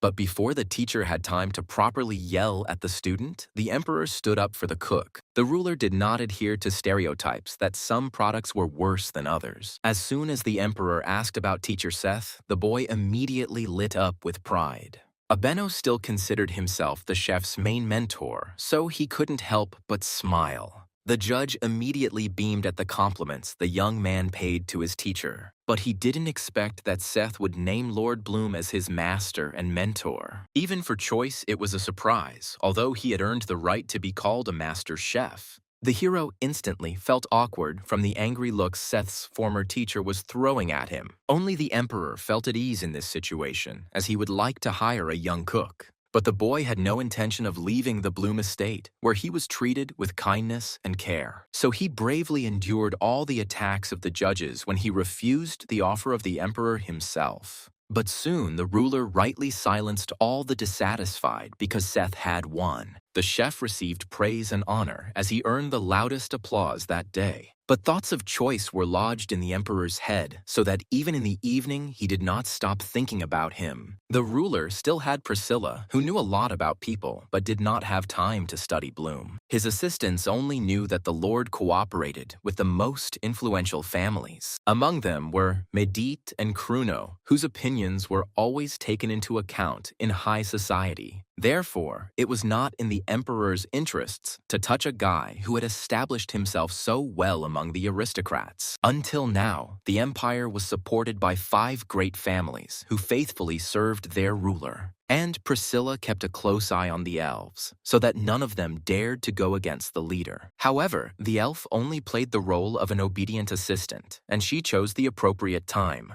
The emperor knew that the princess could lie to him, but he still used her for his own purposes. What he feared most was that one of the noble aristocrats might rebel against him. This is why the ruler kept the great families in fear in case they revolted. And now his power has been shaken, since Kruno and Medit have entered into a marriage contract. So now the ruler was going to gradually pull his army into the imperial palace. Meanwhile, Hyen dressed beautifully at the estate, although she almost never went out wearing the necklace. Choice immediately noticed that after the attempted theft, the elf began to put on the gift much more carefully. The guy understood the girl's anxiety perfectly well, because it was not a fact that Reina would find the thief next time. So he didn't try to dissuade her, since he just had new plans for business. The Lord was confident that many of his assistants would support his idea, because they always remained close by. But at that very moment, the jeweler informed the gentleman that they no longer had enough resources to sell. The guy started having real problems because people were buying up his jewelry faster than he could create it. So the master had to work almost without rest in order to fulfill all the orders from the aristocrats. Of course, Choice couldn't allow that to happen, so he decided to hire even more assistants. Corky just happened to have some good acquaintances among jewelers who could help with the jewelry. So soon several more product variants were supposed to appear on store shelves. That's why Bloom wanted to focus on producing the first limited edition collection. The guy was sure that his jewelry would quickly fly off the shelves among the aristocrats due to its beauty. So he came up with a new idea in the form of beautiful cookie boxes, even though they were already on the market. The assistants did not appreciate this option, since it was unlikely that anyone would be interested in the box. But the Lord didn't just suggest this idea. He wanted to decorate the box with his jewels. Choice hoped that people would later use his boxes as beautiful decorations, so he had no doubt that they would quickly become popular among most aristocrats. The hero himself did not notice how greedy he had become when it came to earning money. But as a result, he was finally able to buy himself a huge house in the reality where he was born. As a child, Choice could never have dreamed of ever living in such a luxurious place. And now dreams came true with such ease, as if he had never tried to just survive. Part of the hero was sad only because his friends could not see this place with their own eyes. He bought such a huge house, and now all he could think about was how lonely it was. That's why Bloom didn't want to linger in this reality, because many friends were waiting for him beyond the portal. Today, the guy wanted to cook a fish dish to delight his assistants with a new taste. It was a challenging recipe, but there was nothing Choice couldn't handle brilliantly. He took pleasure in demonstrating to Seth how to properly handle seafood. Over time, Bloom's culinary skills have only improved as he has continually evolved. So soon, from under his knife emerged luxurious ingredients for a delicious and juicy snack. The hero himself didn't expect that this time everything would turn out much faster and easier for him in terms of cooking. First, he treated Seth so that his assistant could tell him if something was missing from the dish, but as if the guy could call the gentleman's work tasteless, because that was impossible. The assistant did not expect that the dish was not finished since Bloom only made an appetizer. The guy then threw all the ingredients into the warm broth so that they could steep in it even better. As soon as all the preparations were completed, the hero hastened to treat Heian to this new dish. The girl was busy with the seedlings, but still found time to enjoy food from a friend. As always, the elf couldn't tear herself away from the food, as it was too delicious. Heian was truly grateful to the Lord for continuing to take such good care of her. Therefore, the girl felt awkward about upsetting Choice, but she still had no other choice. So she reluctantly admitted that tomorrow she would have to take a walk around the city alone. The hero did not take this news very well, as he was worried about the sorceress's condition. He understood perfectly well that people would hand her over to the emperor if they found out about her good pedigree. That's why the guy always tried to find out in advance who and where the lady was walking with if she left the estate. And now, Heian was stubbornly silent, so Choice thought that she was having an affair with someone like Enro. But the miss had no intention of explaining anything to her friend, since she had planned a matter that concerned only her. As a result, Bloom was unable to get anything out of the girl, who stubbornly hid the truth. So Choice was left so upset that he wasn't ready to cook anything else today, while Heian again wanted bread, because the Lord promised that he would often bake it for her. But the hero's mood was spoiled, so he didn't even think about going towards the kitchen for his friend's sake. That's how they parted with sadness in their hearts, since neither of them would tell the truth to each other. Until the evening, Choice was restless because of thoughts about Heian, who was hiding something from him.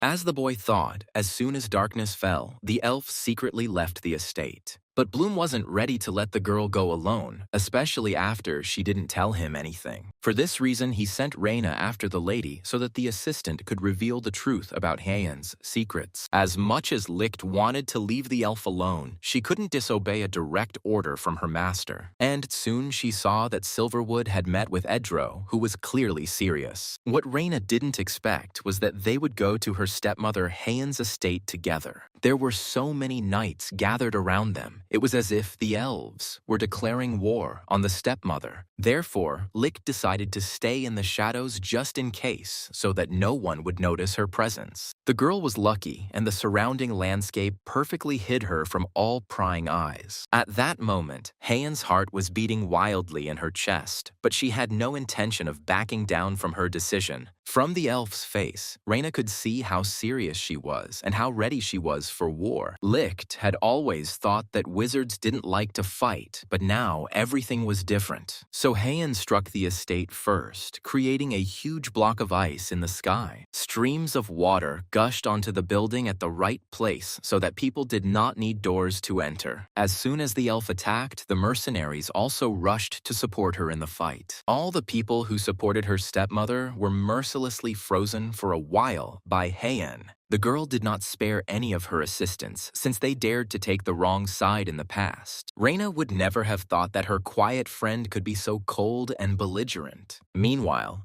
Heian showed miracles of strictness, as she did not allow any of the people to escape. And soon, the lady achieved her goal, since she had originally planned to overthrow her cruel stepmother. As soon as the elf saw this woman, anger and fury awakened within her with renewed vigor. Madame did not even think of asking seeking forgiveness from her stepdaughter, although she had constantly humiliated her in the past. The more her stepmother scolded her, the more the thirst for murder and blood grew in Hyeon. Only the tears of the assistants, who were not guilty of anything, stopped the lady from quick reprisal. Madame Silverwood behaved until the very end as if the girl were a guest in this house. But in fact, all of the father's possessions belonged only to Hyeon as a carrier of elven blood. In order to remind people of this, the lady overthrew the impudent relatives who had forgotten about her. In fact, Hyeon had no intention of killing them, as she found it more pleasant to watch the family live in poverty. Until the very end, the lady loudly scolded the girl, but she could no longer change anything in this situation. Although the elf had dealt with her relative, there was still an incomprehensible sadness in her heart. So she completely forgot that her father had left her money in the bank, which Idro had thoughtfully reminded her of. But it took the lady a long time to restore order to the estate. Therefore, it was only towards morning that the elf went to the bank with gold sand, as was required. It increasingly seemed to the elf that people were cruel and impudent by nature, something that could not be changed. Of course, he acknowledged exceptions like Choice, because the guy always supported them in everything.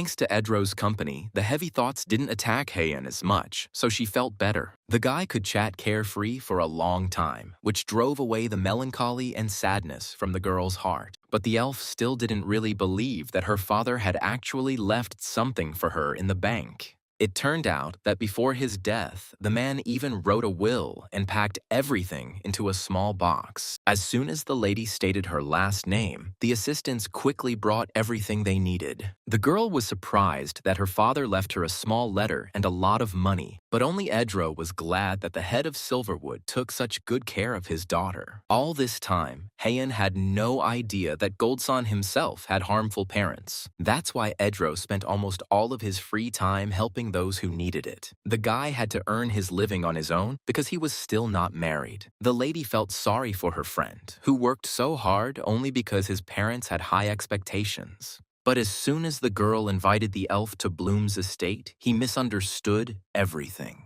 Only now did the lady realize why many considered Edro stupid and reckless, although kind. So soon, Hyeon returned to the estate on her own, knowing that Choice knew everything. But the lady was not afraid of scandals and quarrels, since the Lord was always an understanding and good person. As the elf expected, her friend greeted her calmly, although she had not told him anything before. Only now did Hyeon confess to Bloom that she had finally dealt with her harmful stepmother. But until now, the lady had not had the courage to open the scroll that her father had left her. She couldn't even imagine that in it, a man would ask his daughter for forgiveness for a terrible childhood.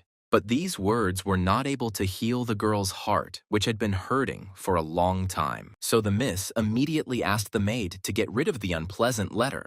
The elf didn't even want to remember her father, who in the past had made a decision that was not in her favor. Choice made a mistake when he decided to praise that man, because he was not a good elf. However, the guy was too soon happy about the fact that Hyeon was left a large inheritance. Previously, it had never occurred to the hero that someone would not be happy about a huge inheritance from their parents. Bloom quickly realized that the lady urgently needed to cheer herself up, so he presented her with a gift. The guy prepared a new decoration for the elf, which she could easily wear on the street. Choice was sure that the girl would like the surprise because it matched her color. The hero always carefully selected jewelry for the elf, who held a high status. Such a duchess could not wear something cheap, but the young man kept silent about the cost of the jewelry. Only once again, Hyeon remembered the bread that Choice never managed to prepare for her. This time, the guy had no reason to refuse, so he had to go to the kitchen to cook. However, Bloom was still glad that he managed to settle all the conflicts with the elf. Now peace reigned between them again, so that the Lord's soul finally felt calmer. That's why he didn't mind making bread for Hyeon, since they got along so well.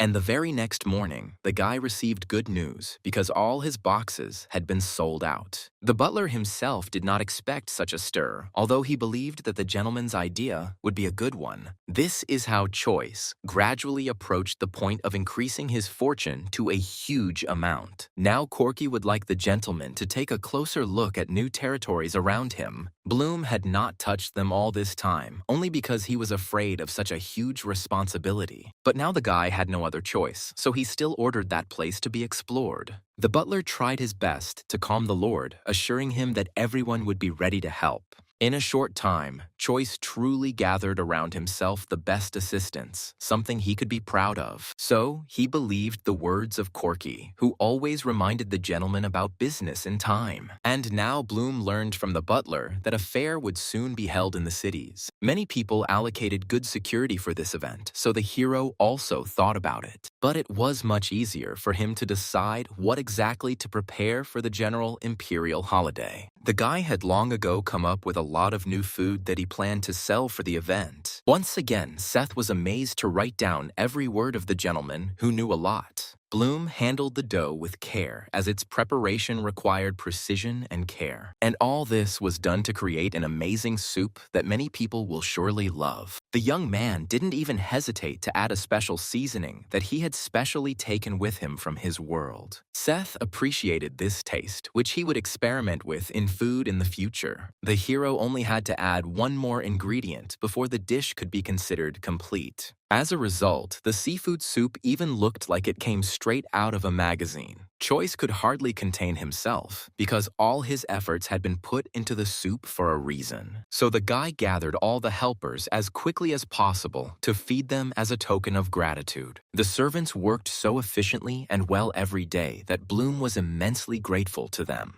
This time, Heian didn't even grumble about the fact that the Lord hadn't prepared bread for her. Choice described the new dish so beautifully that no one was afraid to try it anymore. Reina completely forgot herself in delight, since she always loved all food with seafood. Everyone spent some time being polite before eating, and then they all started eating properly. And this new taste incredibly surprised all the assistants, although they had already eaten dishes from the master before. Bloom was pleased to see such a reaction from his friends, because he tried so hard for them. It was at that moment that he suddenly remembered that not long ago, Lucas had planned to marry the lady. Even Hans tried not to bother his friend about this issue because his heart was broken. Therefore, the assistant was dissatisfied with the fact that Choice immediately asked everyone about their desire for marriage. The guy only started talking about this because he could promise everyone a separate house after the wedding. Heian had been watching her friend from the very beginning of their journey and was now happy with how he had developed. Since there were now many witnesses, no one doubted that the Lord would fulfill his promise. Soon the imperial fair arrived and many people gathered for it.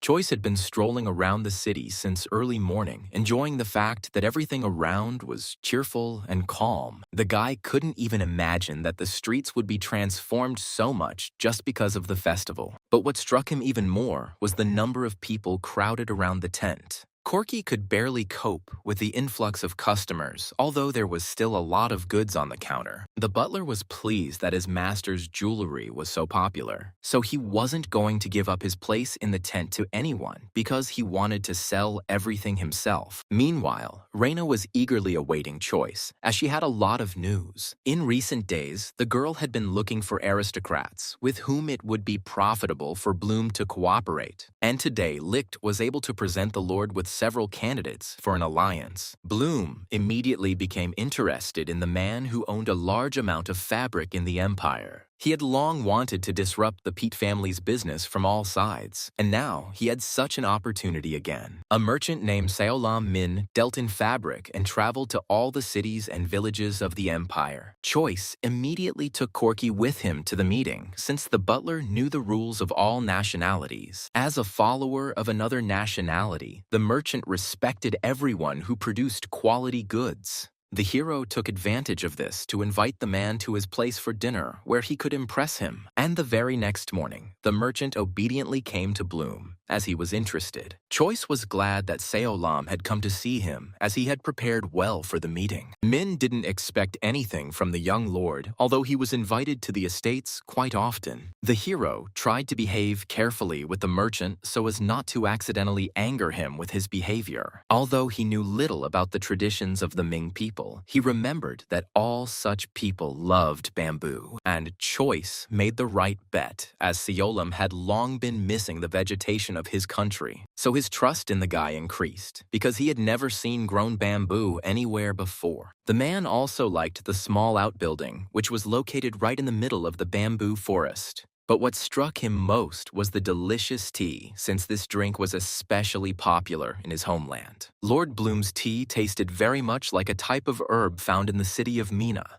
So the merchant was pleasantly surprised that for the first time in a long time, he remembered his beloved home. His attitude improved with every pleasant surprise that Choice so carefully created for him. Although the hero saw the effect he had already produced, he had no intention of stopping there. So soon, Corky, at Bloom's request, brought some beautiful decorations into the room. Seolam agreed that they all looked good, but he didn't like any of them. But Choice didn't even think about getting upset, since he had foreseen this possibility in advance. So then the Lord's assistant brought a jewel that was made from a special material. Thanks to Reina, the hero learned in advance that this green material was the most important thing for the merchant. Only a true resident of another country could understand the full value of a small stone. After offering to give up the stones, Mina's respect for Bloom skyrocketed. The man was looking for a gift for his wives, and Choice helped him a lot. The young man was only glad that he had something useful for the guest, who was important to him. But that was not all, as Bloom and Seth prepared many delicious dishes for the merchant. The man clearly didn't expect his stomach to be looked after with such kindness and generosity. When a person is full, he is satisfied, so after such a treat, Seolam was ready to talk. Only after this did Choice get down to business, as he had an important conversation to have with this man. Min did not deny the fact that he did indeed trade in fabric with the help of the Pitt family. But at that moment, the man did not yet know that Bloom was targeting not the goods, but the opponents. Even in such a good mood, Seolam would hardly have agreed to stop trading with the Pitt family. But that's exactly what Choice wanted from him, to completely limit his opponents. Instead of a family, Pete offered Min cooperation with Duke Kruno, who was no worse. But this was too difficult a decision for a man who had long ago established all contacts. However, Bloom had a cunning plan for this case, because in the worst case, he would start producing silk himself. In this world, only one nation of merchants still knew how to properly make silk, and they lied to everyone else that they were using only tree bark for this expensive fabric. But the hero was from another reality, so he knew perfectly well the whole essence of making silk material. Min was visibly frightened when Choice suddenly dictated to him all the stages of silk production. Of course, Bloom didn't plan to take this secret outside the estate because it was a profitable business. Seolam had no doubt that the lord before him truly knew all the secrets of silk. So the man was seriously worried because his country had been a monopoly for a long time. And now, he seriously thought about whether it would be more profitable for him to remain close to the Lord. In fact, the hero was unlikely to achieve the required quality, even given all his knowledge. From Mina's face, Choice could see that he was very afraid that his people's monopoly would end. So it was no surprise that Seolam eventually agreed to collaborate with Bloom. In exchange, Choice promised not to tell anyone about the secret of silk to avoid plagiarism. These conditions suited Seolam perfectly, as he had no reason to distrust the young lord. The man rightly believed that the Pete family was not worth having the secret of silk revealed. In fact, the hero did not believe that he would actually be able to convince Ming to help him the first time. But in the end, the merchant was even satisfied, because he was also given delicious food and drink. The man could only hope that Choice would not betray his faith in him in the future. That same evening, Min had to leave because he had too much work to do. But before leaving, the merchant managed to prepare a contract to formalize the creation of the union. What surprised the hero most was that Selam left several examples of silk fabric for him. The item was so rare that the girls noticed it almost immediately after the merchant left. The ladies ran up to the chest as quietly as possible to personally verify the quality of the donated items. Heian and Reina knew the meaning of such objects, and that is why they behaved somewhat strangely for the young lord. But the thing was that my friends, like many other girls, were crazy about such things. No matter how many times Choice tried to attract the attention of girls, in the end, he never succeeded. In the end, the guy quickly gave up because he didn't want to get involved in discussions about which dress this fabric would go with. A little later, Bloom focused on how much his numerous business investments had brought in. The hero still found it hard to believe that he was so lucky in this reality, both with friends and money. In his world, he had long since become a billionaire, but he stubbornly hid his real income from everyone.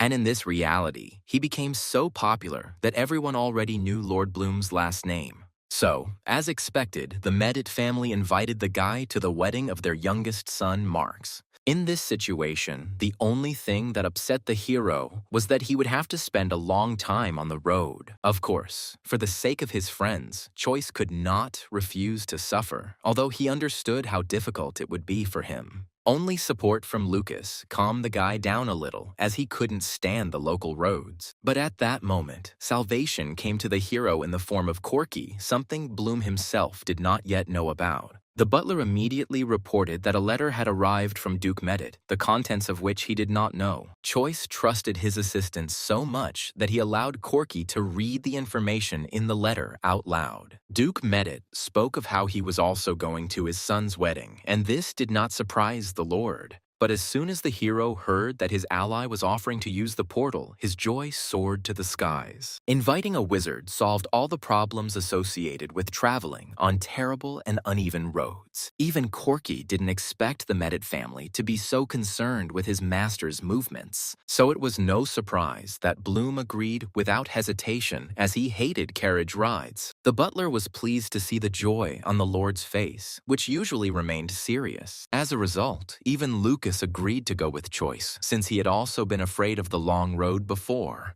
But no matter how hard Bloom tried, he could not persuade Heian to go to the wedding with him. As a result, only 2 of the best assistants agreed to travel through the portal. While the elf remained in the estate, as she still had some business with Reina, curiosity was so strong inside the hero that he no longer tried to convince his friend. Instead, he focused his attention on the wizard who had easily created a portal for them. Choice's first thought was that it would be a good idea to kidnap this elf to his estate. But, of course, Bloom had no intention of doing anything illegal, and he was especially well treated. Although there was nothing to be afraid of, the hero's intuition told him that he had something to worry about. And it turned out that Choice couldn't even bear such movements without feeling dizzyingly nauseous. The hero had never felt so bad before, and yet he saved a lot of time by not going on the trip. While his assistants did a much better job, Lucas also found it difficult to bear the nausea. As soon as the company approached Medit's estate, Jace immediately made herself known. The girl rushed at the Lord like a real hurricane because she missed him madly. The lady didn't even immediately notice the presence of Lucas and Hans, whom she was also glad to see. During their separation, the guys had time to miss the girl's bright character, who was not shy about anything. Until now, the friends had been competing among themselves for any compliment from the daughter of Duke Medit.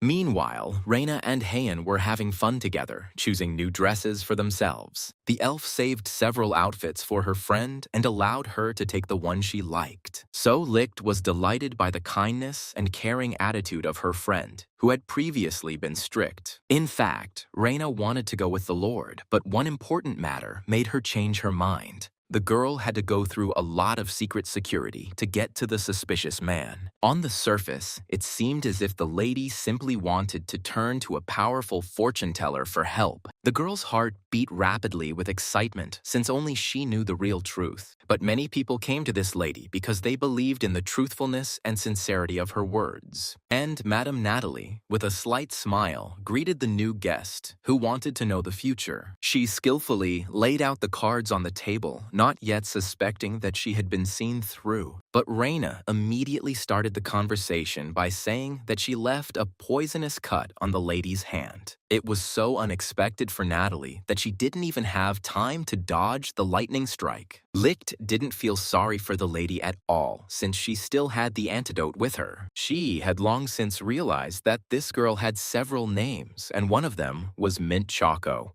The elf princess couldn't even imagine that Bloom's informant would catch her so quickly. In this situation, she had no choice but to play along with the smart and attentive Reina. But in fact, Priscilla was so good at healing that no poison was scary to her. However, the elf still admitted that it was not the lord at all that she needed in Bloom's estate. The princess wanted to talk to Hayan because that girl was also from a noble elven family. Licht still didn't know how she should treat the girl who wasn't necessarily telling the truth. But Priscilla had no reason to lie, since she had no intention of harming anyone except the emperor. Besides, Reina couldn't influence her anyway, since the lady had already recovered from her wound. This circumstance seriously frightened Licht, who was not used to remaining in a weak position. But now, Priscilla did not want to let go of the informant so easily, who had guessed about her magic. And now Reina was in a hopeless situation, but she experienced this situation with pride. The princess showed with her whole appearance that she felt respect for Licht, and therefore would not harm her. So soon, the informant believed the girl's words, since she still didn't know what to do. But as soon as she asked about the life of a sorceress, Priscilla's face instantly changed. The princess didn't want to explain anything in words, but she could show it with a pill. Of course, Reina was not eager to eat an unknown product from an unknown person. But from the very beginning, the lady behaved peacefully, as if she really had no intention of doing anything bad. Curiosity proved stronger than prejudice, so Licht fulfilled the stranger's request. And at that very moment, she saw with her own eyes the entire sad history of the elven people. For a long time, people oppressed and used them because they themselves did not know how to control useful magic. Even the informant didn't know that it was not for nothing that there were very few elves left on Earth. Tears streamed down the girl's cheeks, as no one could bear so much pain at once.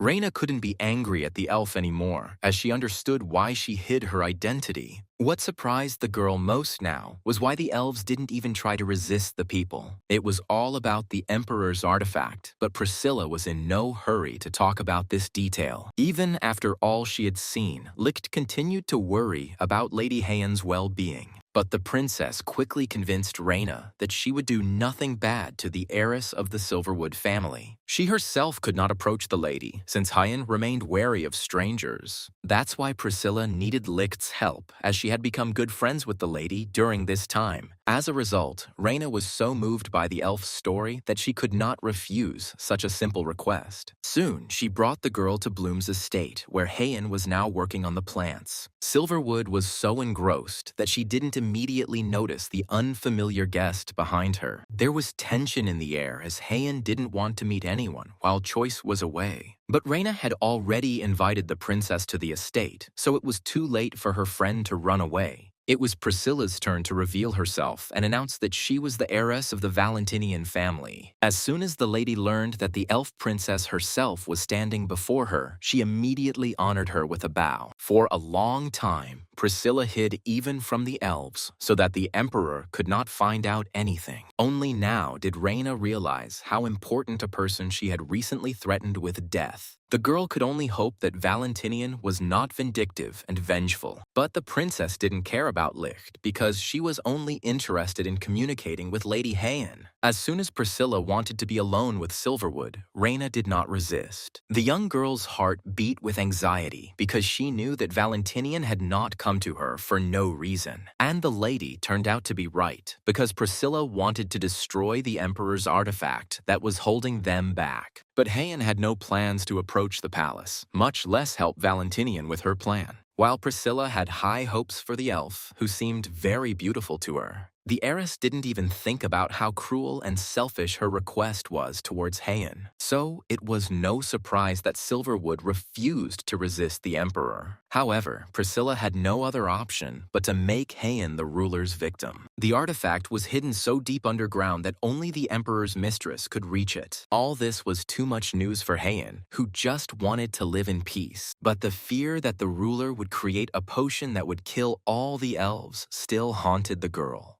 However, Silverwood's answer was still negative, as she did not want to interfere in the fight. Despite the fact that the princess did not rush the girl to make a decision, the lady still did not want to help. In the past, Heian would have certainly agreed to this idea, but now she was afraid of losing a lot. That's why Miss didn't support Priscilla, even though she was the most important member of the elf race. In return, the lady had another plan for Valentinian, as she knew the location of the elven spring. Initially, the lady did not want to tell anyone about the lake, but now the situation has changed. So she admitted that in that place she felt such peace as nowhere else. But the princess was still afraid that the imperial artifact could greatly bind them. However, she listened to Heian's plan, which the girl had come up with a few minutes ago. Silverwood was sure that the ruler would pay attention if all the elves gathered near the lake. With an endless supply of magic, no one could defeat them, and the lady knew Choice wouldn't mind, so they could only hope that the remaining elves would join their plan. Luck was still too weak, but the princess understood that it would be better for everyone.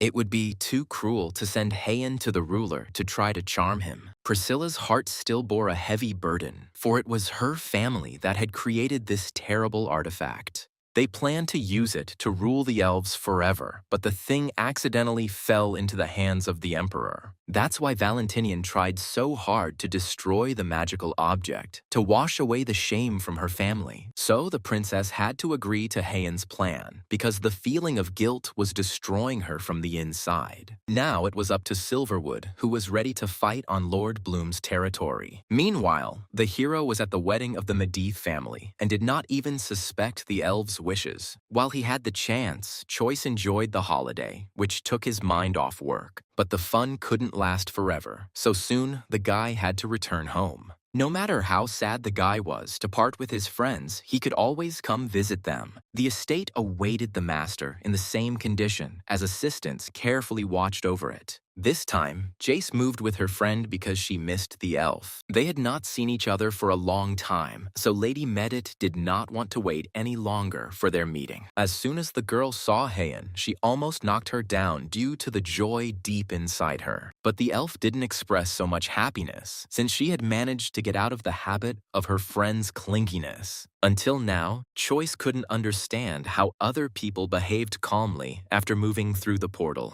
Since Jace hadn't seen Heian for a long time, she was eager to go for a walk with her. So soon, the girls ran away together in an unknown direction, and Bloom went to rest. The guy planned to lie down for just a little while, but ended up barely waking up until almost evening. Previously, the hero did not notice that he was getting so tired, since he did not have time to rest. Corky was just there when the master woke up to help him dress nicely. The butler was sincerely worried about the Lord's condition, since he liked to forget about himself. Once again, Choice had little time to change, as soon there was a knock on the door. It turned out that Bloom's chef, Seth, had come to see him, even though there was no elaborate dinner planned for today. But the guy wanted to announce that he was going to marry a beautiful and sweet girl. Although Choice supported the wishes of his assistants, he still found himself unprepared for the wedding. The hero felt that his cook was so busy that he didn't have time to go on dates with girls. But it turned out that Seth found time for love, since the heart could not be ordered to remain silent.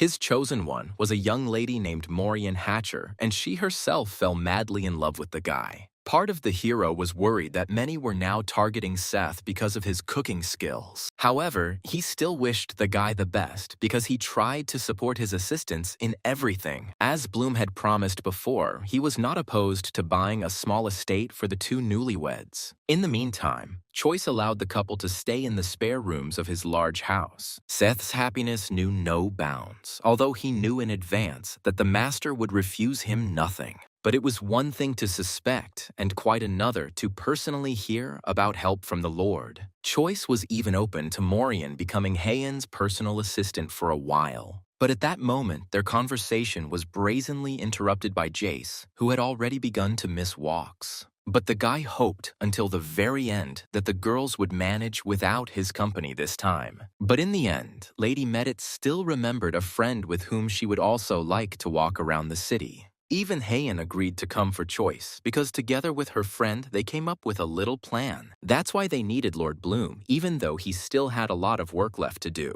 The girls really prepared an amazing surprise that the hero couldn't even imagine. The whole point was that they led him to the estate where the Silverwood family used to live. It turned out that Heian had decided to give the building to her friend as a thank you for all his help. Choice couldn't have imagined in his wildest dreams that the elf would be so kind to him. But the guy already had a good home to which he had become accustomed, body and soul. So instead of living in this place, the hero aimed to create a store for goods there. He just happened to have several businesses, so there was nothing stopping him from creating another one. The lady clearly didn't expect such an idea, but quickly realized that it was a good decision for the estate. The girl was ready to take on all the management so that it would be easier for the Lord to follow through on his duties. Besides, Bloom was already swamped with work, so he wouldn't have been able to keep an eye on this place as well. Creating water spaces was easy for Heian, but the Lord's territories were still undeveloped. All this was partly because the young man spent too much time cooking with Seth. Lately, the assistant had become much more absent-minded, which is why Choice personally supervised his dishes. This time, the hero wanted to cook something new, so he needed all the help of his assistant. Seth, as usual, remained close to his master in case his help was needed. As a result, the boys quickly completed the task since Bloom knew the new recipe well. The hero was already anticipating how pleased his friends would be when he showed them this food. And the guy turned out to be completely right, since Jace couldn't tear herself away from such a delicacy. Bloom knew that the lady missed his food very much, so he did not interfere with the girl enjoying her food. At this moment, Lady Medit's only concern was that she would not eat more than she was supposed to. Only Heian sided with her friend, as she herself ate a lot, but still remained slim. Watching the sweet friendship between the girls, the hero no longer believed that they had ever quarreled with each other. After the first course, he ordered the second course to be served, as the surprises for today were not over. As usual, the food looked like it had been blessed by the gods themselves while Bloom was cooking.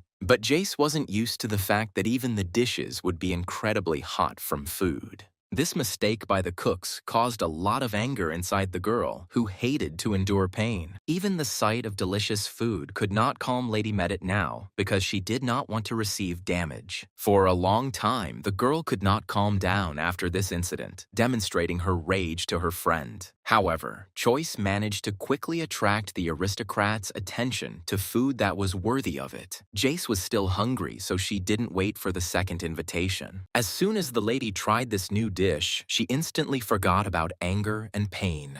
Each time, Lady Medit was surprised that Choice managed to cook something even more delicious. Only Heian's reaction always confused Bloom, since the elf always preferred bread. It seemed as if the lady couldn't live a day without buns, as if she were made entirely of them. But the hero was glad that the elf's face lit up with happiness every time, so he forgave her everything. While Jace was visiting him, the Lord planned to ask the girl for help in organizing the store. Lady Medit knew a lot from her father, who had been an excellent manager of any business for many years. So she immediately set difficult conditions for her friend because she knew that he could handle everything. The only one the friends failed to involve in this matter was Heian, since the lady only wanted to eat bread. The elf already had a lot to worry about regarding the emperor, so she was in no hurry to help. But even in such company, the hero had to manage to do everything on time, because soon there would be another holiday. Meanwhile, the ruler became increasingly fascinated by the assistant, who brought him various information.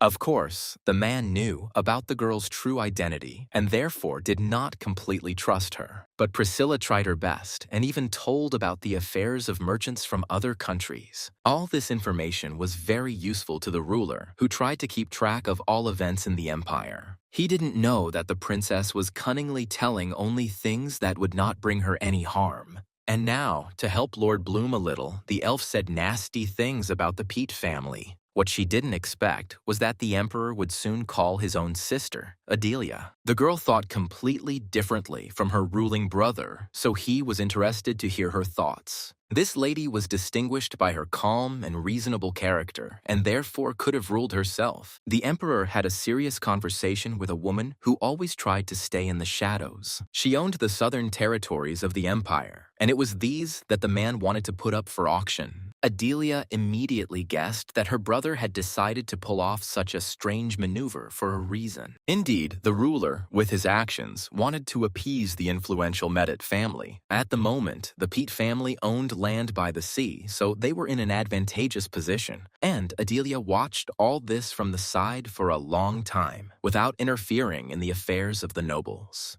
But now, the brother asked the woman to take part in his case in order to upset the balance of influence. This land alone could greatly strengthen the Medit family and attract their attention to the emperor. Until now, the man had been worried that Lord Bloom was growing too quickly without his knowledge. Therefore, he was pleased to realize that his sister did not become stubborn against such a decision. The ruler rarely asked the woman for anything, but still remained cautious around her. And now, to strengthen their relationship, he invited Adelia to go to the Knights' Festival together. They hadn't seen each other for quite a while, so it was high time to take a stroll through the city streets. Meanwhile, events were taking place at Bloom's estate, where the morning began cheerfully. Raina rushed to him as quickly as if she had heard some incredible and joyful news. The hero barely had time to get dressed properly and tidy himself up after a warm and refreshing shower. So the girl froze in her thoughts for a while at the sight of such a handsome gentleman. Lost in her dreams, she didn't immediately remember that she hadn't just run to the Lord early in the morning for no reason. The whole point was that she learned about the recently exposed territories in the south of the empire. The girl had just heard that Choice, together with Duke Medit, wanted to expand their holdings. It had been quite a while since Raina had encountered Adelia putting land up for sale. But this was a good opportunity for the hero because he would have enough money to buy the territory. So Licht was incredibly happy to be one of the first to learn about this important news. The imperial family rarely allowed aristocrats to take over their territories without any reason. Now the main contenders for the purchase were Choice's allies in the form of Duke Kruno and Medit. But it was still not an easy decision for the hero, since other aristocrats would definitely interfere. As usual, in such difficult moments for Choice, Jace found him in a cheerful mood. This time she had a good reason for such an act, because she came with interesting news. Her father sent a letter with a magic dove, and the lady could hardly resist opening it first. But in the end, the message was delivered to Bloom, although Jace did not stop hanging around. It turned out that the Duke already knew about the southern lands that were on offer and would like to buy part of them. If the Medit family succeeds in purchasing these territories, their cooperation with Kruno will strengthen. So the man counted on the Lord's help because he knew that he was capable of this task. Choice was not averse to participating, but had time to prepare for the auction before it. So Jace wasn't going to sit still today because the tournament was about to start. This was another reason why the lady dragged the hero for a walk instead of work. The arena, prepared for battle, was impressive in its scale, as it accommodated many people. Bloom had difficulty finding his way around this space, as he had never been to such places before. If it weren't for Lady Medit's instructions, the guy would have easily gotten lost in the middle of the arena. While the spectators were taking their seats, all the knights were anxiously preparing for the demonstration fights. Soon the very battles began, for which many came to the arena on the day of the holiday. Jace had been going to these types of events since she was a child, so she enjoyed watching the fights. Of course, the girl was rooting for her father's knights, but their results were disastrous. The more time passed in the arena, arena, the more guys lost again. In the end, Jace was so angry that she wanted to deal with all the opponents herself. And the victory was won by the mercenaries, led by Shaman Rat, who behaved calmly. Although there was still time for Team Medit to win, the lady was already incredibly upset. These nightly competitions were always important for aristocrats, as they could place bets. But cooperation did not end there, as afterwards, the division of territories between people began. The hero knew little about the rules of this world, although he had already lived successfully in it for several years. However, Choice listened with surprise to Reina's stories, as she was an excellent source of information. Bloom had not yet decided whether he, like the other aristocrats, should recruit knights for himself. But at that moment, the conversation was abruptly interrupted, as Lisht noticed something suspicious ahead. But the girl didn't have time to warn Lucas, so the guy didn't turn away from the crowd.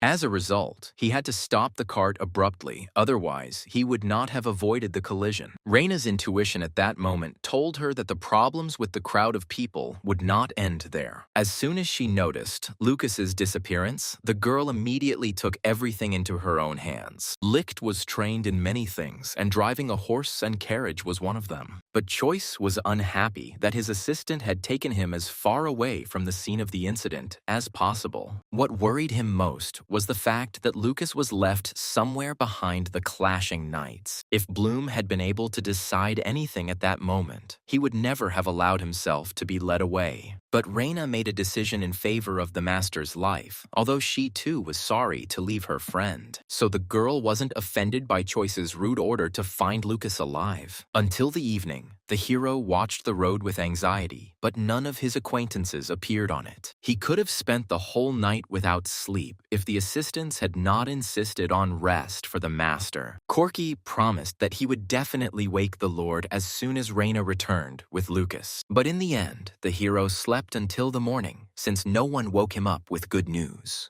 The butler didn't want to upset the master unnecessarily, so he came only when Lucas returned. Corky himself didn't expect that the search for an assistant would drag on so long, despite Reina's skills. Hans was the most pleased with his friend's return, although they argued almost constantly at the estate. For a long time, the village boy did not let the servant go, because he missed him very much. But as soon as Lucas's condition began to deteriorate sharply, the young man was forced to retreat. Choice was glad to see his assistant alive, but he still had a lot of questions. It turned out that the guy returned with Shaman Rat, who became his savior yesterday. Bloom remembered this man well, as he demonstrated his best skills in the arena. Deep down, the Lord would have liked this particular mercenary to agree to serve him under contract. Only now did Lucas admit that yesterday he accidentally fell into the crowd and lost consciousness. What scared Choice most was that if it weren't for Shaman, the assistant could have easily died.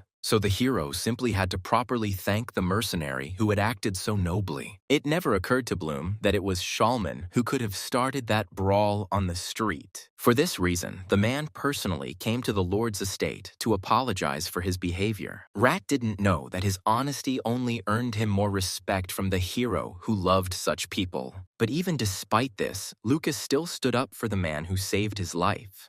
The assistant himself said that Shalman's mercenaries actually won the arena battles. Rat was such a good leader that no one in his team was seriously hurt. Choice was surprised that some knights still decided to take revenge and did it dishonestly. That's why Lucas was so happy to talk about the exploits of those who won in the arena not long ago. Bloom had no reason not to trust his assistant, since the mercenaries seemed fair to him too. From the very beginning, Shalman looked like a man you could safely trust with your life. That's why it was so important for the hero to reward the mercenary somehow, so he saved the life of his assistant. Only Reina could suggest what was best suited for people in that area of life. But it turned out that the girl was still not at the estate, since she had been looking for Lucas all this time. Literally, a few minutes later, Licht returned home with a burden of sadness and grief on her face. She clearly didn't expect to see the guy come back, as if he hadn't disappeared at all during the night.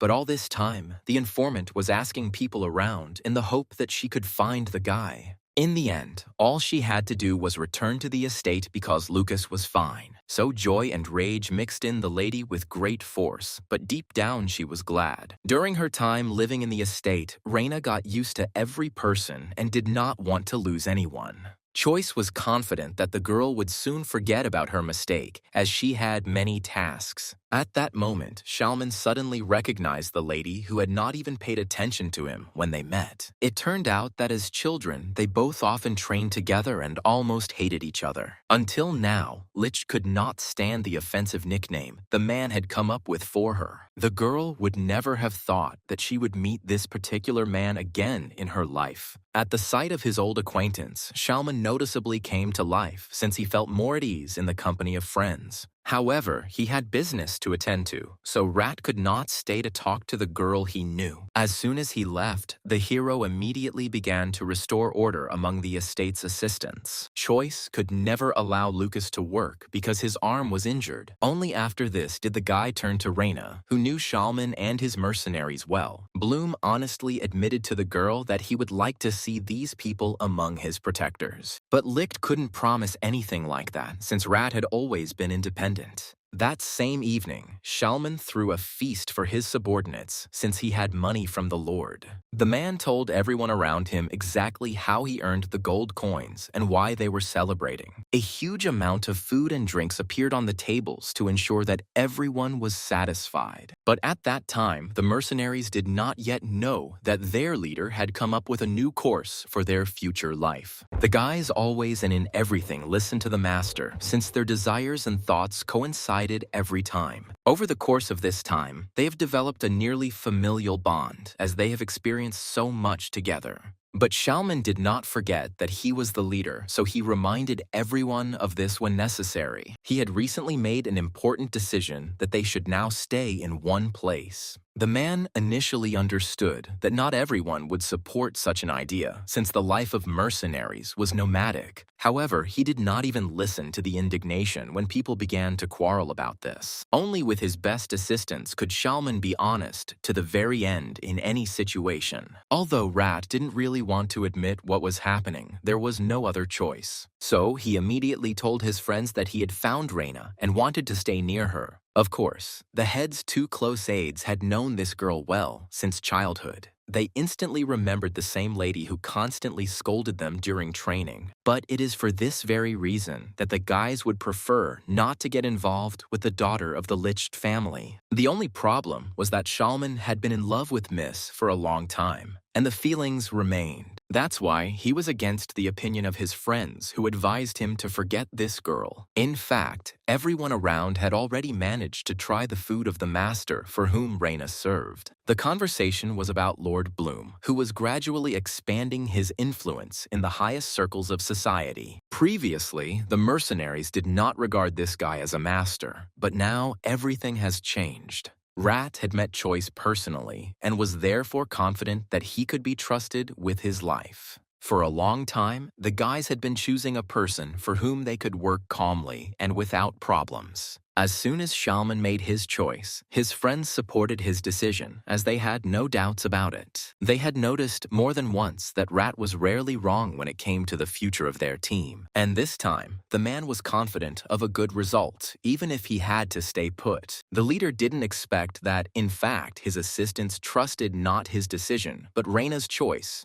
But he also agreed with his friends that the girl could not have chosen a bad person. So, the very next morning, the hero happily noticed an application from the mercenary Shalman on the table. Of course, the young man was ready to accept people whose abilities he had already seen in the arena. Although Licht was not involved in Rat's decision, she still felt something was wrong. But the mercenary had no intention of harming anyone from Bloom's estate, as he had indeed come to get a job. He took with him only his best friends who could take excellent care of his life. But the guys, as usual, started bragging about their skills, trying to prove who was better. All this once again ended in a brawl, right in the office of young Lord Bloom. But the hero, out of politeness, did not pay attention to the behavior of the mercenaries, who did not know the rules of aristocrats. He was much more interested in the work contract that Shalman was going to sign with him. It was no surprise to Choice that the mercenaries would require quite a bit of money for their work. And indeed, Rat knew his own worth very well, so he did not ask too little from the Lord. Since there were no wars now, Shalman was ready to take care of his people on his own. All these conditions did not raise any questions for Choice, as they were fairly fair, so the guy had no doubts when he raised the pay for such skilled workers. As a result, they signed a contract, and both parties were satisfied with the result.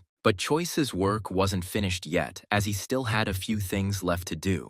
And for this, he needed Heian's help because the girl had connections among the wizards of this world. The whole point was that the hero was worried about Lucas's wound, although the guy himself pretended that everything was fine with him. But Bloom was afraid that the medicine of this world would not be sufficient to treat his assistant. That's why he turned to a girl who might know several healers from the Wizarding Society. The lady herself understood perfectly well that officially calling a magician would be too long and difficult, so she promised to do her best, although she didn't have any ideas yet. As soon as the hero praised his friend, Miss Overjoyed immediately came up with a way to save Lucas. She already knew the right person. All that remained was to persuade him to help one of Bloom's people. The girl had no doubt that Priscilla was capable of such treatment. But the lady did not reveal to her friend how exactly she met the doctor. As a result, Choice left the matter to Heian and decided to check on his friend late at night. Lucas barely managed to run to the door before the Lord opened it himself due to the long wait. The assistant's appearance once again proved to the hero that he urgently needed magical help. The boy's wound began to emit an unpleasant odor since no ointments were helping it heal. In fact, Lucas brilliantly hid the pain that had been tormenting him since the onset of his severe injury. While he was unable to even move his arm, which indicated that the injury was dangerous. That is why the hero did not believe the assistant's words that he felt almost no pain. Choice was infuriated by the fact that Lucas refused to acknowledge the obvious, lest anyone fear for him. Bloom was well aware that his friend's life was in danger due to a huge number of illnesses. The Empire's medical system was in very poor condition, and only wizards were able to improve the situation a little. Of course, Choice had no intention of letting Lucas die, so he verbally supported him. He had long ago ordered the butler to change the bandages on the boy's hand in a timely manner to prevent rotting. However, this was still too little, as the hero realized as soon as he looked at the wound. At that moment, the guy felt sad because he couldn't bring a doctor from his world. But today, Reina pleased the gentleman by saying that they easily won the auction for money. Bloom expected at least some resistance from the aristocrats, but they eventually gave in quickly. So now, the guy could divide the territories with his allies, which would leave everyone with a benefit. For now, the young man did not plan to write to the dukes first, deciding to wait until they contacted him. At that very moment, there was a knock on the office door, once again distracting the hero from his thoughts. It turned out that the butler met the guest and led him to the main hall of the estate so that he could wait for the Lord. The guest turned out to be a beautiful young girl who immediately introduced herself as a magical healer. However, the lady refused the offered tea as she wanted to get to work straight away. It was the elven princess, and from Heian's words, she already had a rough idea of Lucas's condition. But in reality, everything turned out to be much worse, since the necessary time had already been lost. For this reason, Priscilla even had to take off her hat so that it wouldn't blow away during the spell. Only after this was the elf ready to begin the spell that would heal the young man. For the first time in his life, Choice saw magic so powerful that it could save someone in a matter of minutes. As a result, there was no trace left of Lucas's wound, as if the boy had not been sick at all. His gratitude knew no bounds, although the princess had no plans to accept any compliments. As soon as the assistant came to his senses, Hans was the first to grab him in a strong, friendly embrace. Until now, Choice was amazed at how much energy his young and hot-blooded village friend had. Only after such important work was completed did Priscilla agree to rest. Lord Bloom had just prepared some delicious tea and chocolate to treat the kind healer. In such a pleasant atmosphere, the girl was even able to relax a little, although she hadn't planned to. But she didn't expect that Choice's business with her wouldn't end there because she would still need help. The princess was not averse to healing people, despite the fact that it drained her abilities for a time. The whole point was that Bloom remembered the wounded people of Shalman, and he wanted to help them too. As a result, Rat was so grateful for the treatment that he could not express it in words. At that moment, the mercenary finally realized that he had made the right choice in deciding to serve the Lord. Before the elf left, the hero still insisted on paying her at least something for the treatment. So, after much persuasion, the girl chose chocolate for herself, which she really liked. But she did not linger any longer because she was afraid that someone might recognize her. Choice was already glad that all the wounded people under his supervision were finally cured.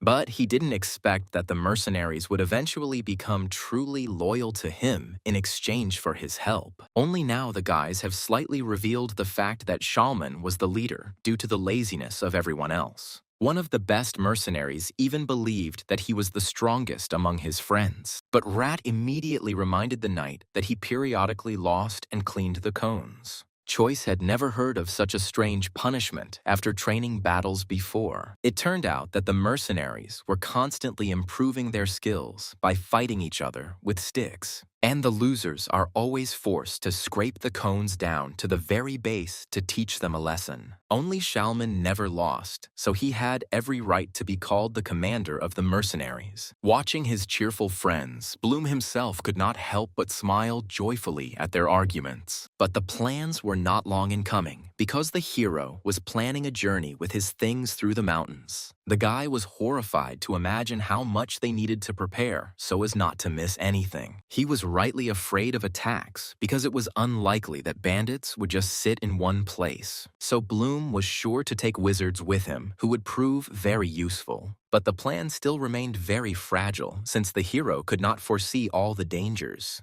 Shalman was especially aware of the unpleasantness of the matter they had gotten themselves into with this trip. However, Choice had no more time to wait as the jewels needed to be transported. Therefore, the hero mentally prepared himself in advance for the fact that the journey would not be the most pleasant. He was ready to listen to any opinion of Rat, who was more experienced in such matters. Shalman suggested making several stops along the way so that some robbers wouldn't wait for them. In any case, Choice spared no expense on this event to ensure that everyone remained alive. Until now, Rat's heart was filled with gratitude for the fact that the master had cured his friends. But the man liked the sweet food that Choice generously treated everyone at the table to much more. As a result, once all the guests had left, there were no more of the prepared sweets left on the table. Meanwhile, the maids showered Heian with compliments, considering her very beautiful. The girl had just dressed up a little and was using perfume when suddenly one of her assistants became ill. It immediately became clear to the lady that her maid was pregnant because it could not be otherwise.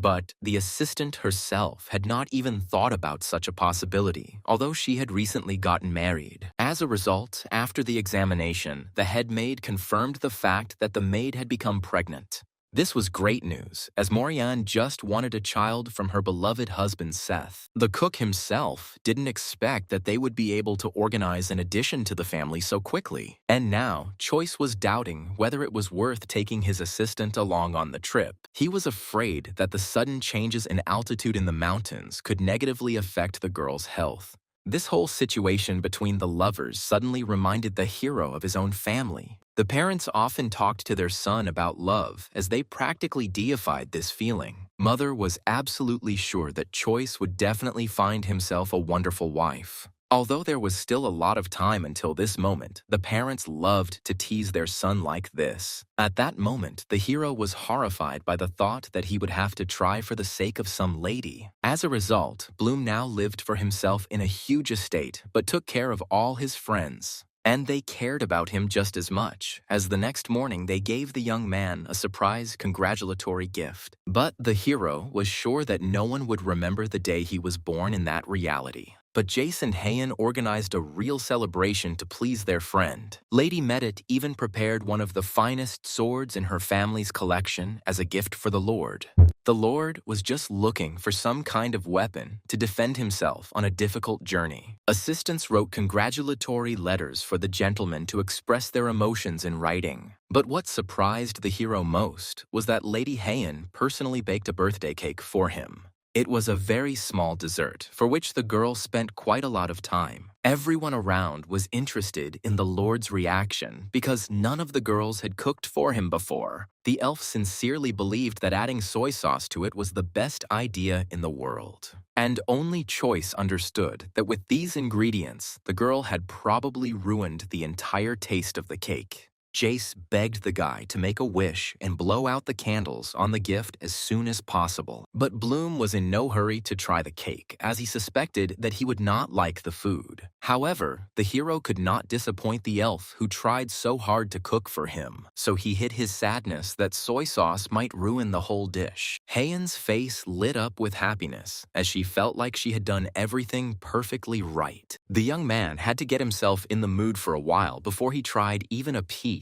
As the hero expected, it was not a cake at all, but ordinary soft bread with the taste of soy sauce. Choice knew perfectly well that he wouldn't be able to eat all of this festive product on his own. So he called over the first assistant he came across, hoping that he would try too. Bloom had to insist on this very strongly since Lucas refused until the very end. But in the end, the guy liked the cake since he didn't notice anything strange or unpleasant about it. The assistant remembered that Chef Seth had personally approved this dish, so everything was in order. It never even occurred to the hero that his friend's taste would suddenly deteriorate so much. In this situation, Choice would seem strange if he started saying something opposite to the others. As a result, the guy had to finish the cake himself, although it was quite a challenge. But Bloom bore it courageously because he did not want to offend any of his friends who had tried so hard. Only after this was he able to begin the main celebration for which everyone had already gathered. The guy asked the cook and butler to prepare everything in advance as he wanted to please his friends. He happily announced that from today on, they would celebrate his birthday every year. The hero intended to use this opportunity for a general get-together and to unite his assistants with each other. Huge tables covered with delicious food left no one indifferent or sad. Over the course of several years, Choice made so many new acquaintances that they could hardly fit in this room. The guy trusted each of his assistants since he had once personally selected them for the job. He even invited the mercenaries to the celebration as they were now part of their society. As usual, Jace was the first to pounce on the food, as if she had no idea about aristocratic manners. But the assistant was still worried that the lady would not like something about the food that was on the table. However, Medit only wondered why her cook couldn't cook so deliciously. The girl was ready to sing songs in honor of the tender chicken she had just tasted. Miss sincerely thought that her cook was stupid if he couldn't repeat something similar with food. She didn't know that the recipe was simple, but it took quite a long time. So even Bloom didn't get the perfect taste the first time, but he achieved what he wanted. Meanwhile, the mercenaries were having a great time, devouring huge quantities of meat at the tables. Their behavior made Shalman feel ashamed, as he was not used to eating so well with aristocrats. But Reina had long since realized that in Bloom's estate, everyone was obliged to eat tasty and satisfying food. The girl knew that Choice was not the richest lord, but he still tried for his people. All because this guy was not only smart and handsome, but also incredibly kind to his loved ones. So Licht would never have allowed Shalman to betray such a good master.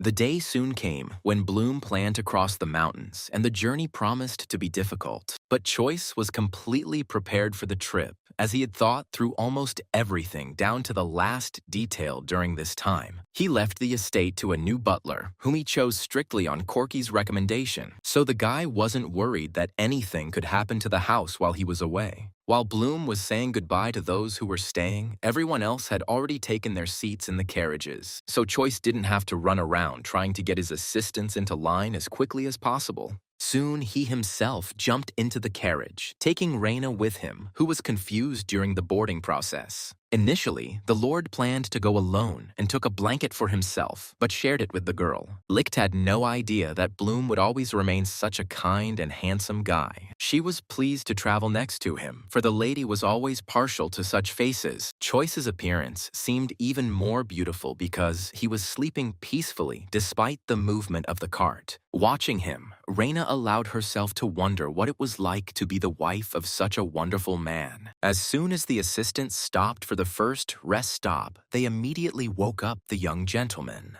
Jace was one of the first to jump out of the carriage, as she was tired of sitting in one place. Until now, Lady Medit had hidden her anxiety about whether they would be able to get there alive. Suddenly, the mercenaries heard a carriage approaching, which was not what they had planned in such a place. But the cart really did approach quickly, and it was clear that it cost a lot of money. Choice couldn't even imagine what kind of person suddenly decided to follow his squad. He was confident that he had left no one behind who wanted to go on the journey with him. A slight panic began among the assistants because it was necessary to protect the master from danger. But it turned out that Enro had caught up with his friends because he had decided to go with them through the mountains. No one could have imagined that Goldson would not stay home for Heian's sake, even though he had things to do. But the elf only looked out for a moment, as she was in a bad mood today. However, this did not upset the elf, who was confident that he would quickly get the evil girl to talk. As soon as they hid in the carriage, Jace began to interrogate Choice about the relationship between the friends. Since Bloom himself did not know the answer to this question, the lady decided to find out for herself. Meanwhile, the Lord was called by his assistants, since it was necessary to resolve the issue of dinner for everyone. Until now, the hero was worried that bandits could attack them at any moment. But Hans assured his noble friend that he could protect both him and Lucas if necessary. At exactly this time, the attack suddenly began, but the mercenaries did not have time to put up a defense. The arrows flew mercilessly towards Choice as the bandits knew who to aim at. At that moment, Hans bravely shielded his friends because he wasn't lying when he said he would save them. As a result, the guy himself was injured, but he still did not step aside so that no one else would get hurt. The hero was instantly overwhelmed with guilt, as he did not have time to activate the magic shield. Lucas also found himself saved by a friend, and nothing could help him in such a difficult situation. Within a moment, a powerful defense, which the mercenaries had rehearsed for a long time, was built around the hero. But Choice was worried that some people might still be left outside the shields. Lucas noticed too late that one of the maids had frozen stupidly in place out of fear. It was Kana, and few could help her because the arrows were already flying at full speed towards the girl. But at the last moment, Enro saved his assistant as he activated a powerful protective spell. So, in just a moment, the magic shield stood firmly over the people, saving them from arrows. The hero could not even imagine that the combination of vegetation and water would be so useful. To protect her friends, Heian also got out of the carriage as she couldn't stay put. The appearance of the brave elves delighted the hero, who was worried about the condition of his assistants. Although they were able to build a strong defense, the enemies were still hiding somewhere in the forest. Shalman instantly assessed the situation by the number of arrows that quickly flew towards them. The mercenary was only concerned about how long the wizards would be able to maintain the magical shield. The man understood that there were too many bandits, but he still wasn't going to give up so quickly. He had to act quickly, since all the luggage had accidentally been left outside. Rat was lucky because the elves were ready to fight, even if they got too tired in the process. But neither Heian nor Enro planned to retreat because the lives of their friends were at stake. Meanwhile, panic began to break out among the band of robbers as they noticed magicians among their enemies. None of the bandits expected that Lord Bloom would have such good protection from robbery, but greed blinded their leader as he was promised a lot of money for the attack. Therefore, the man cruelly ordered that no one be spared because they could not miss such an opportunity. Choice was known to everyone as a very rich aristocrat, as he had many businesses. Therefore, the leader quickly managed to inspire his assistants to continue the fight. While Bloom tried his best to help Hans, who was seriously wounded, Choice was too scared by his friend's condition to think logically in the situation. And only Reina remained calm, as she rarely gave in to panic at such moments. The battle was in full swing as the mercenaries fearlessly rushed into battle against the robbers. No one wanted to back down because everyone liked Lord Bloom, who hired them. So the guys did not spare themselves just to bring victory to the master as soon as possible. Once the mercenaries had distracted the robbers, Heian was able to take a little break from magic. She didn't even notice that Enro was squeezed like a lemon because he wasn't used to working so hard. But the girl maintained her pride and straight back until the very end, although she also felt unwell. The hero's intuition told him that the entire attack would soon be smashed to smithereens. And he turned out to be right, since Xiaoman, after the victory, took several robbers prisoner. Choiso was so filled with rage that he could barely contain himself when asking his enemies questions. The hero was sure that someone from above had organized this detachment and given them information. And literally a few minutes later, the guys actually admitted that they were simply following the leader. Xiaoman also did not believe the robbers, who tried to prove that they knew absolutely nothing. It was clear to Bloom that only one person could be behind this nasty attack. But he listened to Reina's advice and did not yet look for evidence of who his enemy was. Instead, Rat took over the interrogation and soon brought all the necessary information to the master. The man extracted this information through beatings, but the Lord did not need to know about it. Now, Xiaoman could send some of his men to check the said village. This was just in time, as many of Choi's men were wounded after the nasty attack. And the worst thing was for Hans, because he was hit not by a sword, but by an arrow with a terrible poison at the base. In this situation, they had to act quickly, otherwise they could lose a dear friend. Choice ordered that healing capsules that could neutralize the poison be quickly distributed to everyone. This helped Hans, although his condition was still bad, and he could not continue the journey. But Bloom felt better because at least his friend wouldn't die from the poison that hit him along with the arrow. The hero promised himself that he would definitely repay his enemies for this terrible incident. His face was emotionless as the boy burned the corpses of several mercenaries who had died. Xiaoman saw for the first time how strong Lord Bloom was, although he seemed to everyone to be a kind simpleton. All this time, one man hid his presence, as he had illegally entered the detachment. It was a girl who desperately searched for Heian because only she could protect her. The whole point was that Priscilla also went on the trip, hiding in one of the carriages. Only now did the princess decide to show herself, as she could help the wounded people. As soon as Reina noticed the tent walls being opened, she braced herself for the blow. But there was no fight because Priscilla showed her face to the worried girls in time. The elf admitted with difficulty that she had been following Heian all this time for an important conversation. Licht had no reason to distrust the princess, so she obediently left the lady alone. It was no surprise that Heian bombarded Valentinian with questions about refusing to go. But the princess ended up being here and accidentally putting her life in unnecessary danger. Silverwood never thought that Priscilla would be capable of such pranks at her age. All this time, the elf stubbornly pretended that she would remain in the imperial palace. But curiosity overcame prudence in the girl, so she followed Lord Bloom's detachment. The whole point was that the princess was attracted by the tranquility that remained in Heian. Priscilla lived her entire life in anxiety and worry, and it seemed like it would never end. But now that she could find a use for her healing magic, the lady seemed to come alive.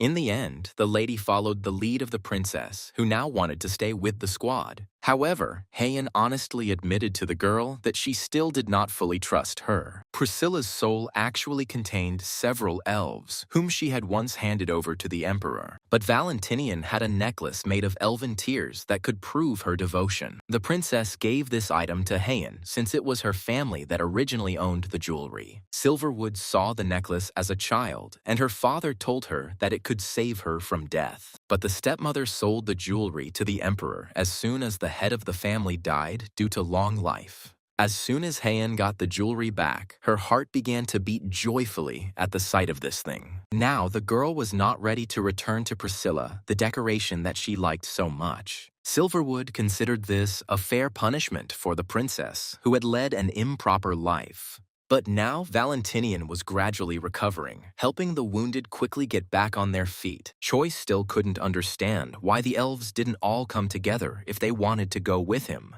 But it turned out that Enro was seeing the healer for the first time, although he was very glad of her presence in the squad. Thanks to Priscilla's help, everyone was able to sleep peacefully that evening because they were not afraid of dying. And only Kana began to become truly hysterical because the maid almost died during the battle. The girl no longer believed that following Lord Bloom was the right decision. Lucas tried his best to prove to the stupid assistant that their master had done everything possible.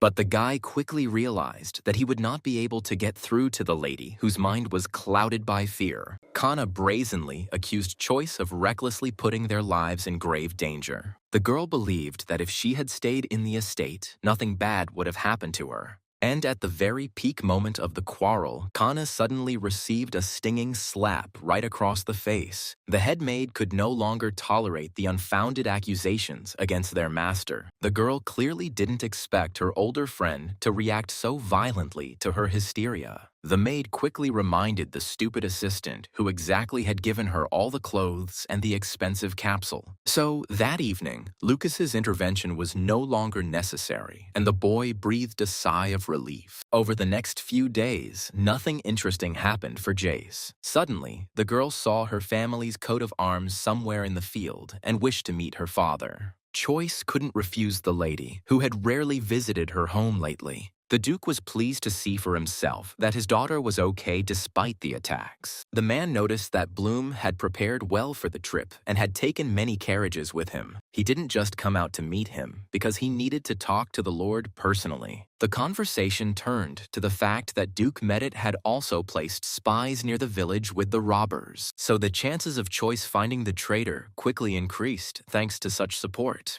The guy himself did everything possible to ensure that his unit was not attacked again. Father Jace could only praise the young man who worked so hard for his friends and helpers. What pleased the hero most was the news that a good road had already been paved further on, so the whole company was able to safely reach the estate that Choice planned to develop. Bloom was pleased to notice that since his last visit here, the fields had become cleaner and the people were kinder. This gave the butler hope that his management of this estate would not be so difficult. Until the very end, Bloom was worried that the situation in these lands would remain virtually unchanged. But now he could start developing these good territories from scratch with peace of mind. As usual, the hero couldn't concentrate on just one thing, but he didn't see any problem with that. But the guy immediately noticed that most of the local knights and residents had gathered around his carriage. Everyone wanted to welcome the new master, and Bloom could not refuse the crowd this desire. His new home was a beautiful building, worthy of receiving a lord. Choice walked out fearlessly to the people he would now rule for many good years. The residents greeted the gentleman with joy, as they were always ready for change. Bloom was now responsible for even more people, but he wasn't at all worried about it. Since they had just arrived, the hero ordered his assistants to unpack their things. It just turned out that Heian, instead of settling in, wanted to go to the Elven Spring. Since Choice had some free time, he decided to go with the girls. At that moment, Edro noticed that the company was slowly moving away somewhere, and without him. Until now, Goldson had been making attempts to get acquainted with the unknown elf. But the princess remained just as cold, since the elf was not of the most noble family. Bloom never imagined that elves could choose who to communicate with and who to continue to ignore. Despite some tension in the group, all four of them reached the lake safely. Priscilla was immediately delighted at the sight of the spring, as it turned out to be better in real life. The princess was the first to dive into the cool and pleasant water, and Idro immediately and happily followed her. Literally, a moment later, they disappeared under the water, not wanting to show themselves on the surface yet. Of the whole company, only Choi Soo did not need to plunge into the water to replenish his strength. Only Heian did not jump into the water, as she would like to continue living here and not stay in the estate.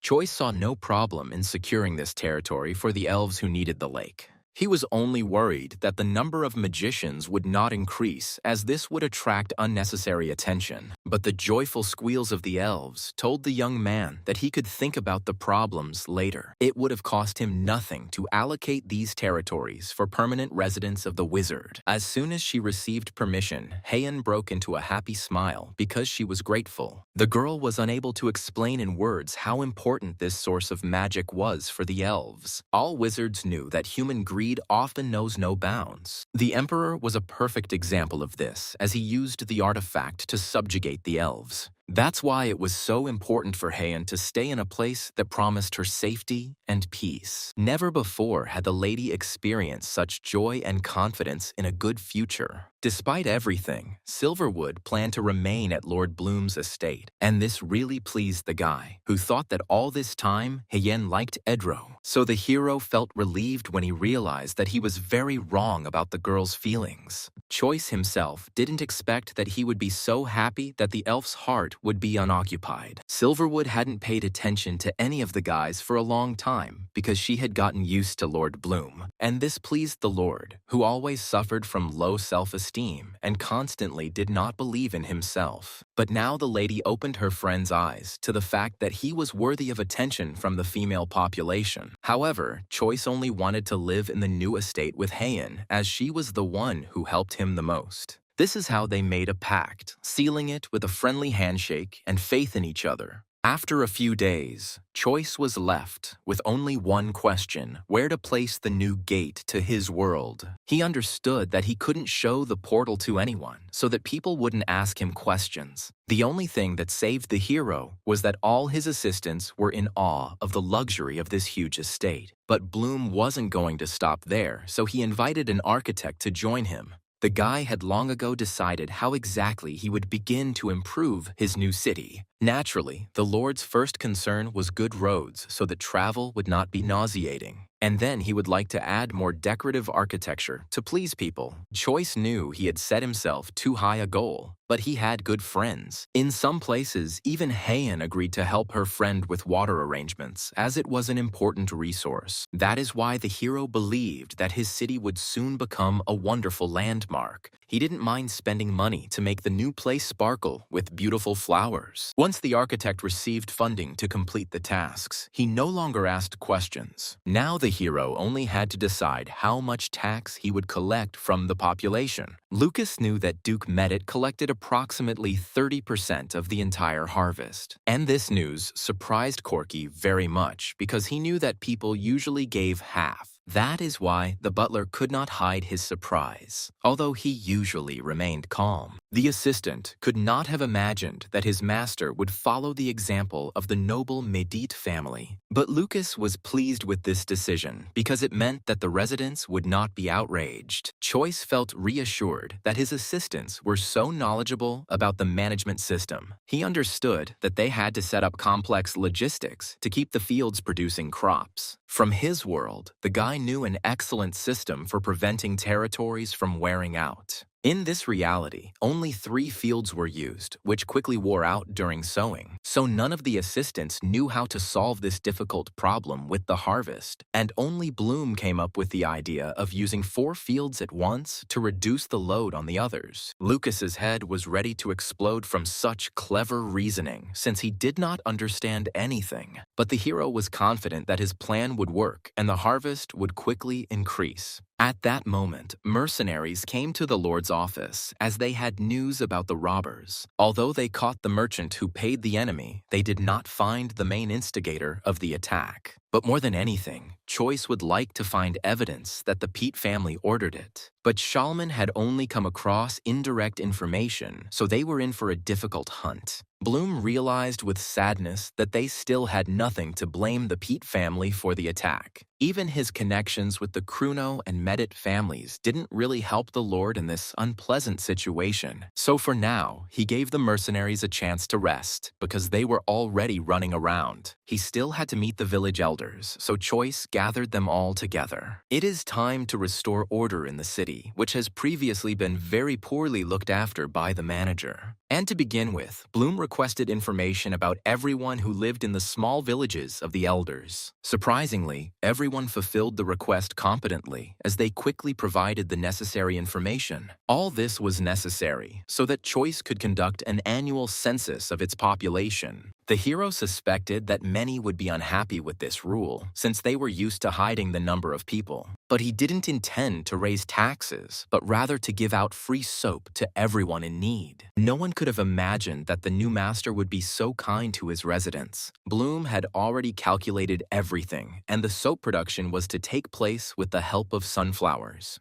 So he was going to give this thing to every person to reduce the number of diseases. Choice knew that the price of soap was too high, and therefore residents could not afford it. But Bloom would never have allowed the resale of a product that was intended for hygiene purposes. In addition, Lucas, on the Lord's orders, brought books that were to be distributed to the elders. Each of the men should have studied the contents carefully because it was useful. In it, the hero, with the help of wizards, collected information about the useful herbs of this territory. Even Lucas managed to study everything that was written and was delighted with the elaboration of all the details. The only problem was that many of the elders didn't even try to learn to read. So there was an uproar among them when Choice announced that he would not leave illiterates in office. But Lucas came to his aid, reminding him that reading lessons would be free. Therefore, Bloom was able to calmly announce that he would also reward the village with a large harvest.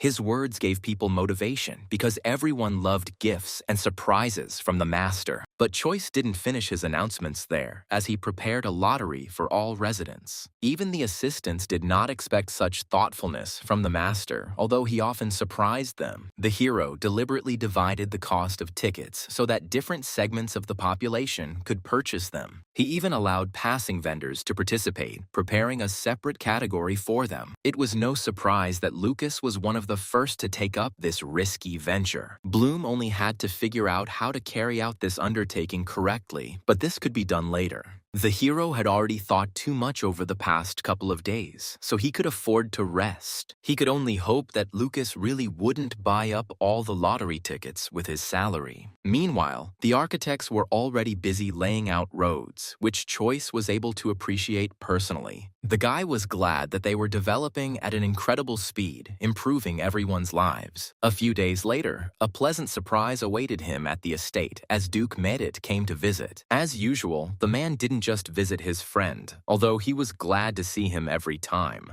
They needed to talk in private, so Bloom ushered all the assistants out the door. Choice's intuition told him that he was about to have a very important conversation with an ally. And he turned out to be right, as the man's patience was gradually running out. So Duke Merit finally proposed to take action against the greedy emperor.